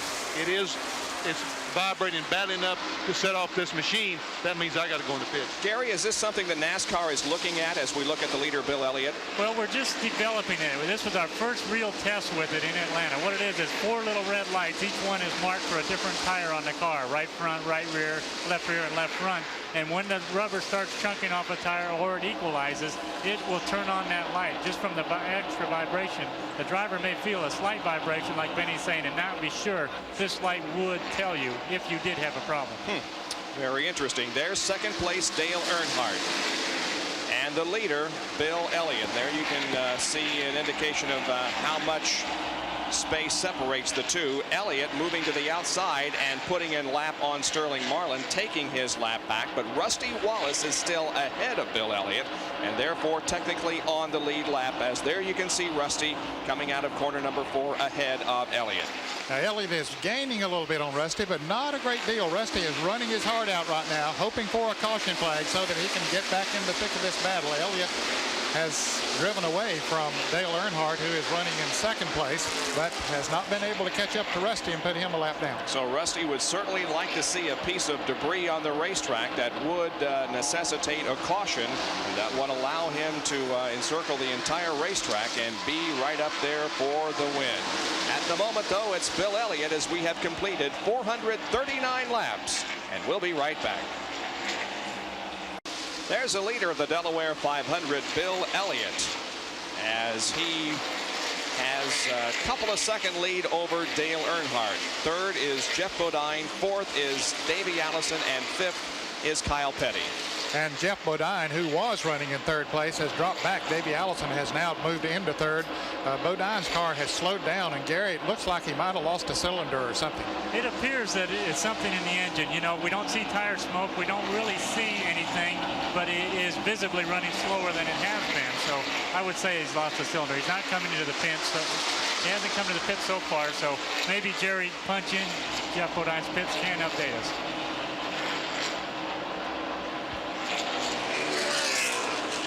Well, we're standing beside Waddell Wilson, and Waddell, the car seems to be smoking a little bit and slowing down. What's the problem? We just went on 7 cylinders. You know, we had tried to keep the car in the lead lap all day and tried to keep them blister tires, and it's always in good shape, but now we've gone on 7 cylinders. So, you know, it's just a bad way to end the day.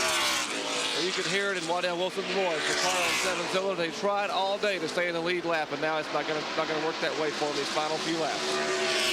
Jeff beginning to drop back now as Elliott continues to run very, very strong in that Coors Motorcraft Ford. And he is now 55 laps away from the checkered flag.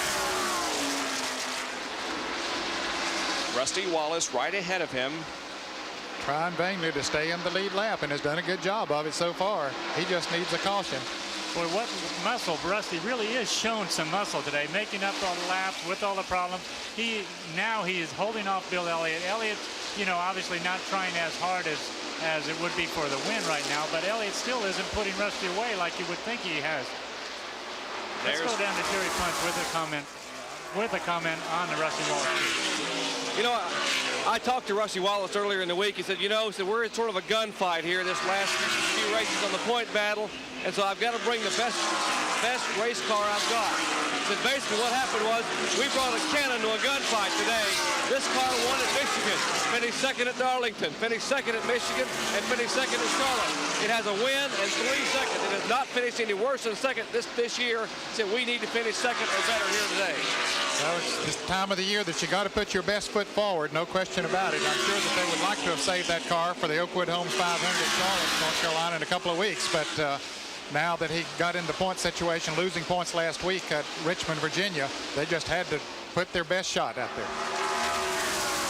Well, I'll tell you what, there are so many drivers out on the racetrack that could win our Driver of the Race award. Let me mention just a few. Rusty Wallace, from battling back from many adversities. Davey Allison, who had a couple of near spins, had the car completely sideways once and saved it. You also got to think of Dale Earnhardt, who didn't have a particularly good qualifying, but he's in second position. You got to also think of maybe Kyle Petty or Jeff Bodine. But in our opinion, the Goodyear Eagle Driver of the Race is Bill Elliott. So Goodyear will be sending a check for $1,000 in his name. It will be from a very good driver to a very good cause. And the reason that we've got to choose Bill Elliott, he has just been in total command of this race, really from the drop of the green flag. Oh, you're right, Ned. Bill Elliott, you know, there are a lot of candidates for that award. It would be a tough decision, but Bill Elliott has dominated 100% almost of this race. Bill Elliott has been a factor or been in the lead. So, yeah, I agree. And there is Earnhardt, who once again is side by side with Mike Alexander. And Mike Alexander just won't give up. I mean, he is hanging right in there. There goes Earnhardt to the inside and passing. But there's another possible candidate for driver of the race, Mike Alexander, who's had a very strong performance. Yeah, he's running in 7th position right now. He's back down as a result of a green flag pit stop about 200 miles or so ago and just hasn't been able to make that lap up, but he has raced with the leaders since then, doing a great job in filling the big shoes of Bobby Allison. And I don't mean that Bobby Allison has big feet. I mean that he is such a great race driver, and those are big shoes to fill. Yeah, you know, I think the Stavola brothers made a very, very good choice in choosing Mike Alexander to fill Bobby's shoes while he is away, hopefully temporarily, from the Winston Cup scene. Now we'll review the top 10 for you here with just about 50 laps to go in this one, and we'll be back in just a moment. Closing laps of the Delaware 500 with Bill Elliott in the lead. The number 27 car of Rusty Wallace is in 6th position on the lead lap, but just by barely. So Elliott is in the lead. We're going to pan back here and give you an idea of who is still on the racetrack and hopefully tell you what position they are in. Behind Bill Elliott on the track, as he goes into corner number 1, let's find out who is the next car behind him. Dale Earnhardt, who's running in 2nd place. 2nd position, Dale Earnhardt, and behind him is Mike Alexander. And he currently is running in the 7th position. Although he is a lap down. There's Earnhardt. There's still 6 cars on the lead lap. Sterling Marlin now is coming into the pits with smoke coming from the Piedmont Airlines Oldsmobile. And behind the car number 12 is the 28 car of Davey Allison, who is currently running in the 3rd position. So those 3 guys are running right together on the racetrack in contention for the 2nd and 3rd positions. Now behind Davey Allison is the number 83 car of Lake Speed. And Lake is running in the top 10. In fact, I think he's being shown in 9th position at the moment. Phil Parsons has had contact with the wall up in corner number 4 during the course of the afternoon, but is still very much in the thick of things. The number 11 car of Terry Labonte has not really been in contention for most of the afternoon, but Terry is still out there on the racetrack. Behind him, we have one of those running in the top 5. That is Kyle Petty, who is currently in 4th position. And next in line will be, and it looks like Michael Waltrip has a problem up on turn 4. Ricky Rudd would be the next car in line out on the track. We don't see a caution coming as Michael Waltrip dramatically slowed as he came off of turn 4. And here's Darrell Waltrip. He's had a lot of problems today, but he's still out there in the running, including a badly cracked windshield and a couple of laps with the hood up on the car that he couldn't see anything. And Terry Labonte's in the wall down in turn 1. So Terry Labonte brings out another caution period. Here comes Rusty Wallace down the straightaway. No yellow yet. Well, Rusty was hoping for it. Now the caution is out, but Rusty's going to have to run hard all the way around because the caution came out behind him. Yep. Now, we don't know if there's any debris over there on the racetrack where he had his problems or not. Terry Labonte's down on the inside of the racetrack out of the way. So Rusty Wallace running hard back to the start-finish line. He has really got the pedal to the metal. Here he comes off the fourth corner. I think he's going to beat Bill with the flag. Yes, indeed. Rusty Wallace now is on the lead lap. And Bill Elliott blew a tire just as he went across the start-finish line. He hit something and blew a tire on the Coors Ford.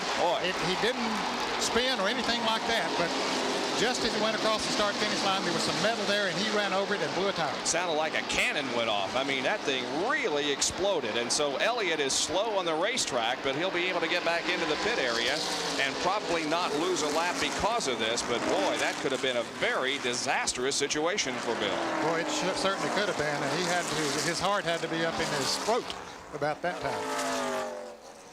Let's see what happens here. Elliott obviously is going to come in for a pit stop to change that tire. There it is, the right rear. Here it is once again, Ned. Okay, as they race down the start-finish line, Rusty Wallace crosses, and Bill Elliott just gets across the start-finish line and runs across something, and wham, that tire blows out on him. He gets it down to the inside of the racetrack, and let's go to Jerry Punch in his pits.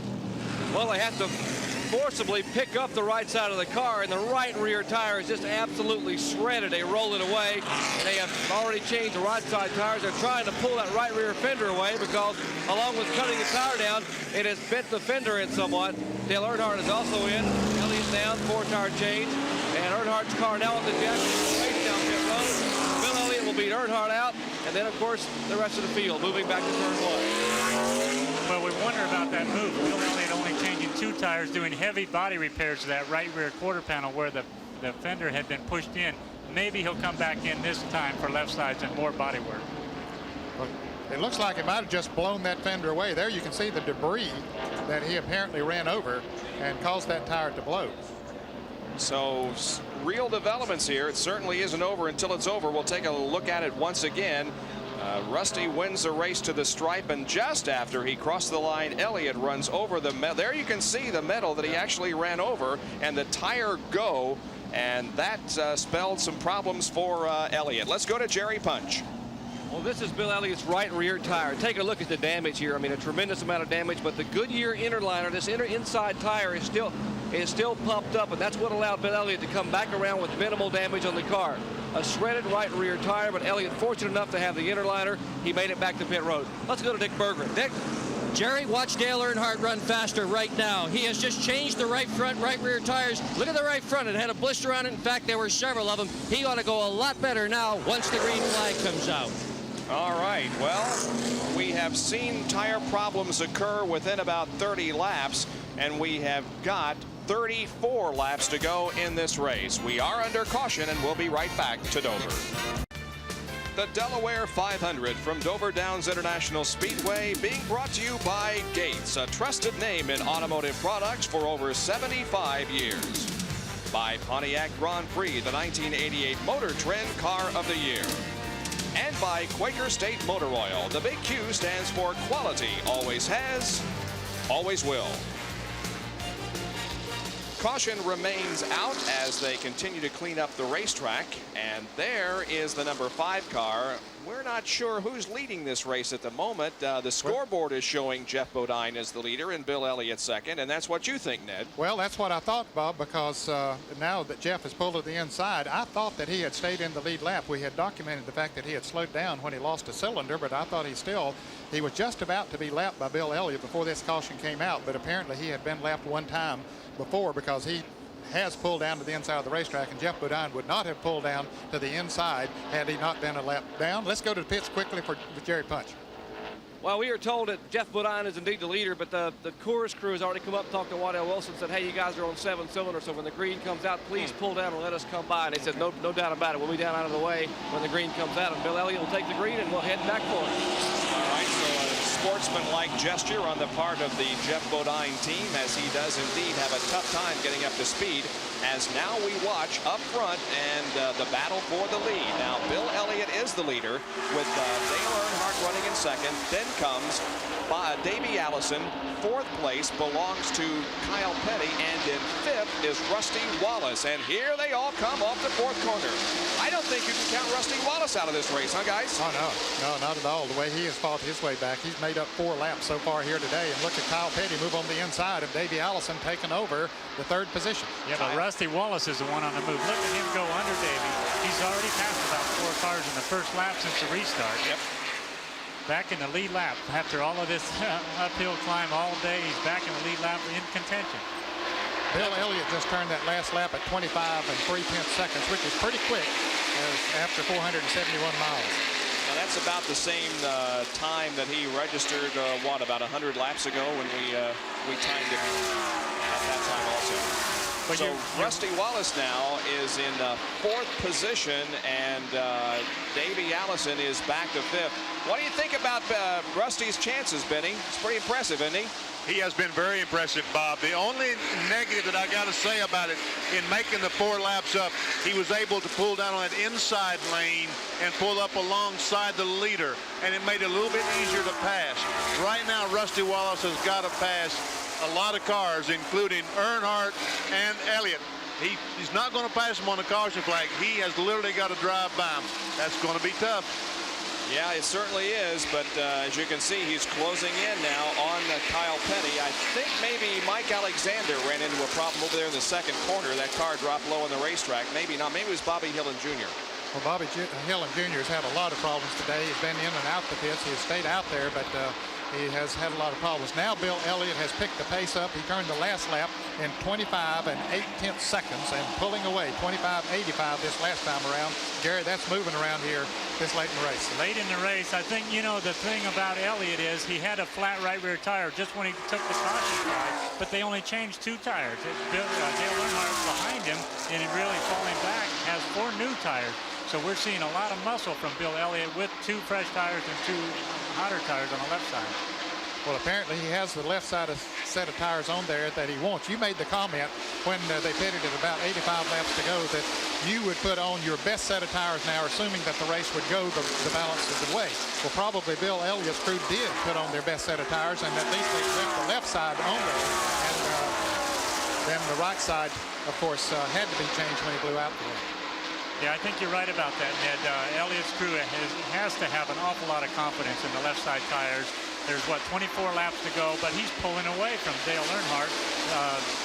Kyle Petty is almost gaining a little bit on Dale Earnhardt, and he's bringing Rusty Wallace along with him. Well, Gary, let's correct ourselves. We have a report from Jerry Punch that Bill Elliott did put on 4 tires when he made that tire change. They worked a little while there on the right rear, pulling that fender away, but they did go over and change the left side tires too. So all of what we were saying went out the window. 4 new tires. They come down the straightaway. There's first, there's second, Dale Earnhardt. There's the interval between the 2. Then back to Kyle Petty, Rusty Wallace, and Davey Allison. Those 5 very much in the race. Again, we'll show you the separation between first and second. Elliott pulling away just a little bit from Dale Earnhardt as both Kyle Petty and Rusty Wallace begin to close in on Dale. You know, the funny thing, or not really funny, but the thing that really amazes me about that flat tire that Bill Elliott had was nobody saw the debris on the track. It just got there, and once he ran over it, it was obviously a big piece of metal. Maybe that had something to do with Terry Labonte's problem going into turn 1. Maybe that came loose from his car and just started running down the racetrack, and Elliott didn't have a chance to see it or to make a correction. Let's go to Jerry Punch one more time. We mentioned that Bill Elliott came in and did make a 4-tire change. The concern in the Elliott pit is this. Early in the race, Bill Elliott was running sticker tires, brand new tires. That's when he had his only tire problem of the day, when a right rear tire blistered. And they've been running scuff tires for most of the afternoon. When they made this final pit stop, they had to go back and put on 4 brand new sticker tires. They are concerned because, remember, 35 left in the race early on, they blistered a sticker tire. Now they realize also that Earnhardt put on scuff tires. Earnhardt should be okay, but they are quite a bit concerned here in the Coors pit. Well, of course, he had 35 laps to go when the green flag came back out. Actually, a little less than that. There was 36 laps to go when the caution came out. So maybe he can stretch it that far. Now here are both Kyle Petty and Rusty Wallace catching Dale Earnhardt. This is second, third, and fourth right here.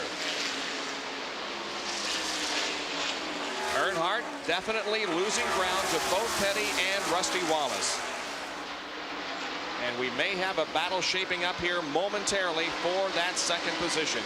Benny, these guys have got to be wore out after almost 500 laps. Was it really straining on you out there? It was, Bob, because the tires are sticking so well. The cars are adhering to the racetrack so well that your neck and your back is taking a tremendous amount of punishment. We were talking about Jerry Punch made the report that Bill Elliott changed 4 tires, and he's concerned. I think, Ned, you can see from up on top better than I, but he's driving like he's concerned. He's squirted out to a lead, and he's not trying to pull away right now. As a matter of fact, I think he's letting Earnhardt gain on him right now. Yeah, I think you're right, Benny. He pulled out there, got himself a good lead, and now he has slowed down about 4/10 of a second over what he was running when he was pulling away, and just sort of sitting there riding. And I'm sure that he's watching his rearview mirror, and also his crew is keeping up with what's going on, telling him what's going on back there as far as the speed that those cars are running. We'll get the interval this time by as Earnhardt comes along. He's a second and a half behind Bill Elliott. And he is actually gaining because he was a little over 2 seconds ahead just a few moments ago. But I believe it is because that Elliott has slowed down, not that Earnhardt has picked up. Well, if you were thinking about going to the refrigerator for a cold drink, please delay that movement because you may miss a pass for the lead here. Elliott definitely losing ground here, and Dale Earnhardt is closing in. Let's see if that's about the same, maybe just a tick of the watch more of an interval, but nevertheless, Dale Earnhardt, Kyle Petty, and Rusty Wallace are definitely making a race out of it with Bill Elliott, who has pretty much dominated this race from the drop of the green flag. We'll be right back. There are 12 laps to go in the Delaware 500. Bill Elliott is the leader. Dale Earnhardt is running second. Kyle Petty is third. Rusty Wallace fourth. And Davey Allison is in fifth position. Coming up right after our live telecast of this race, the Maryland Million, the richest day on the racing calendar, with $1 million in purses and awards. That will be right after our coverage of this Winston Cup race. 10 laps to go next time, and this has pretty much settled down now into a single file formation here, as nobody is willing at the moment, or perhaps unable to make a pass. There's Rusty Wallace moving to the high side of Kyle Petty in turn number 4. Rusty will indeed go into third place. So maybe Rusty says, I'm going to let it all hang out here and try to move up as quickly as possible. Now the first 3 on the racetrack are the first 3 in Winston Cup points. Boy, that is amazing, especially Rusty Wallace. Look at what he's gone through today. Now he's moved himself right into third place. You're right, Bob. The 3-point leaders are run 1, 2, and 3 on the racetrack. Evidently, Kyle Petty has felt a little bit of a vibration of something. He's slowed a little bit from what he was running. He was challenging Earnhardt there not too many laps ago for second place, and now he's really dropping back. So apparently he feels a tire sort of going away on him. Davey Allison moves to fourth, and Kyle goes back to fifth. There's the leader, and there is the second group, led by Dale Earnhardt, but the laps are clicking off. Kyle Petty is making a pit stop, we understand. A tough break for Kyle, who ran so strong all day for the Wood brothers. But just here in the last 5 laps, things go wrong with that sit-go forward, and he comes in for a pit stop that is really going to spell disaster for him. Well, they're going to the right side to change tires on the Sitco Ford, and so he must have had a tire that he felt was going down or either blistering or something. In fact, there was a good bit of heat on the right front of the tire as they took it off. 7 laps to go. There is Earnhardt and Rusty Wallace and Davey Allison, and there is Bill Elliott on the backstretch. Well, Elliott, just after when he took the lead, or after he was moving away from Dale Earnhardt, he was turning about 24 8/10 seconds. He slowed down to about 26 2/10 seconds now after he got out there in front. Slowed down by about 4/10 of a second, conserving those tires. If Bill Elliott wins, it'll be his 6th victory of the year. It will be his 29th career victory in Winston Cup competition. Boy, this is really a Bill Elliott track. I gotta think that. You know, it's a Ford track. It's a Bill Elliott style racetrack. He's been thinking all day. Pretty much stayed out of trouble that one lap. All the other problems happening all around him, but he's kept his car out of trouble. He really looks like he's just kind of cruising right now with 5 laps to go. I'll tell you, we got to give another call to Jeff Bodine, who is still in the lead lap. He's in 5th place now after Kyle Petty came into the pits. Only 5 cars in the lead lap, but he's running on 7 cylinders here for about the last 75 or 80 miles. He has kept that car in the lead lap, and he's going to get a good finish out of it today. 4 more laps to go. One for their 496 have been completed. Bill Elliott threatens to lengthen his lead in Winston Cup competition. Second place Earnhardt is second, and Rusty Wallace, 3rd place in Winston Cup, is running 3rd right now. Elliott once again off the 4th corner to complete lap 497. 3 to go. If it winds up this way, the way they're running, Bob, Bill Elliott would earn 10 more points than Dale Earnhardt. Second place is 170 points. First place is 175, but Bill has led the most laps, so that would give him 5-point bonus as well. So he got the same bonus for leading that Elliott did. Going into this race, Elliott had a 117-point lead, so he may be moving it up to 127. Here they are, side by side for 3rd position, as Davey Allison is now making a challenge on Rusty Wallace. And Rusty certainly doesn't want to lose that 3rd position because it means valuable Winston Cup points. Davey just a little bit squirrely on the bottom side of the racetrack and has to give up that position once again to Rusty. But Davey is certainly showing some strength here in the closing stages. This time around, it'll be the white flag for Bill Elliott. Harold Kinder displays it. There it is, the white flag. 1 more lap to go for Bill Elliott, and he'll have his 6th win of the 1988 season. He moves through corner number 2 and goes down the backstretch now for the final time. He won here in the spring at Dover and is threatening to make it a clean sweep for 1988. Bill Elliott through corner number 3, now corner number 4. He's on to the main straightaway, and Bill Elliott from Dawsonville, Georgia, wins the Delaware 500. Second goes to Earnhardt. 3rd was Rusty Wallace, and 4th, Davey Allison. And Jeff Bodine will come home in 5th place in the lead lap. Boy, what a race. Bill Elliott kept his cool all day long. Dale Earnhardt, really a lot of determination from his part because of all the adversity he faced trying to regain those lost laps. Amazing race today. And now Fords have won the last 5 races in a row here at Dover Downs International Speedway. Well, it's been a long afternoon of racing, and certainly Bill Elliott is going to be a very tired race driver when he comes to victory lane, but we'll be there to talk with him in just a moment. Elliott wins the Delaware 500. We'll be back to talk with him in just a moment. We are back at Dover, and there you can see Bill Elliott in victory lane as he unstraps the helmet and will now be getting out the earplugs. He can hear Jerry Punch, who's right there with him. Jerry? What a day, Bill says to me as he takes the helmet off. Outstanding day, Bill. Congratulations on a great run. Could you get much luckier than when the caution come out and the right rear blows out? I couldn't. Man, that's something else right there. Your heart had to skip a beat. I mean, did you feel a vibration in the car at all?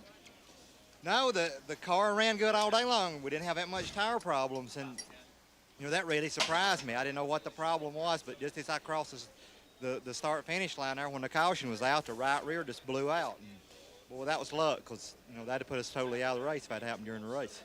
When you took the green on the final restart, you pulled away to about 15, 18 car lengths. Then you began to sit there for a while, and Earnhardt was catching you. Were you just biding your time, or was he actually running you down?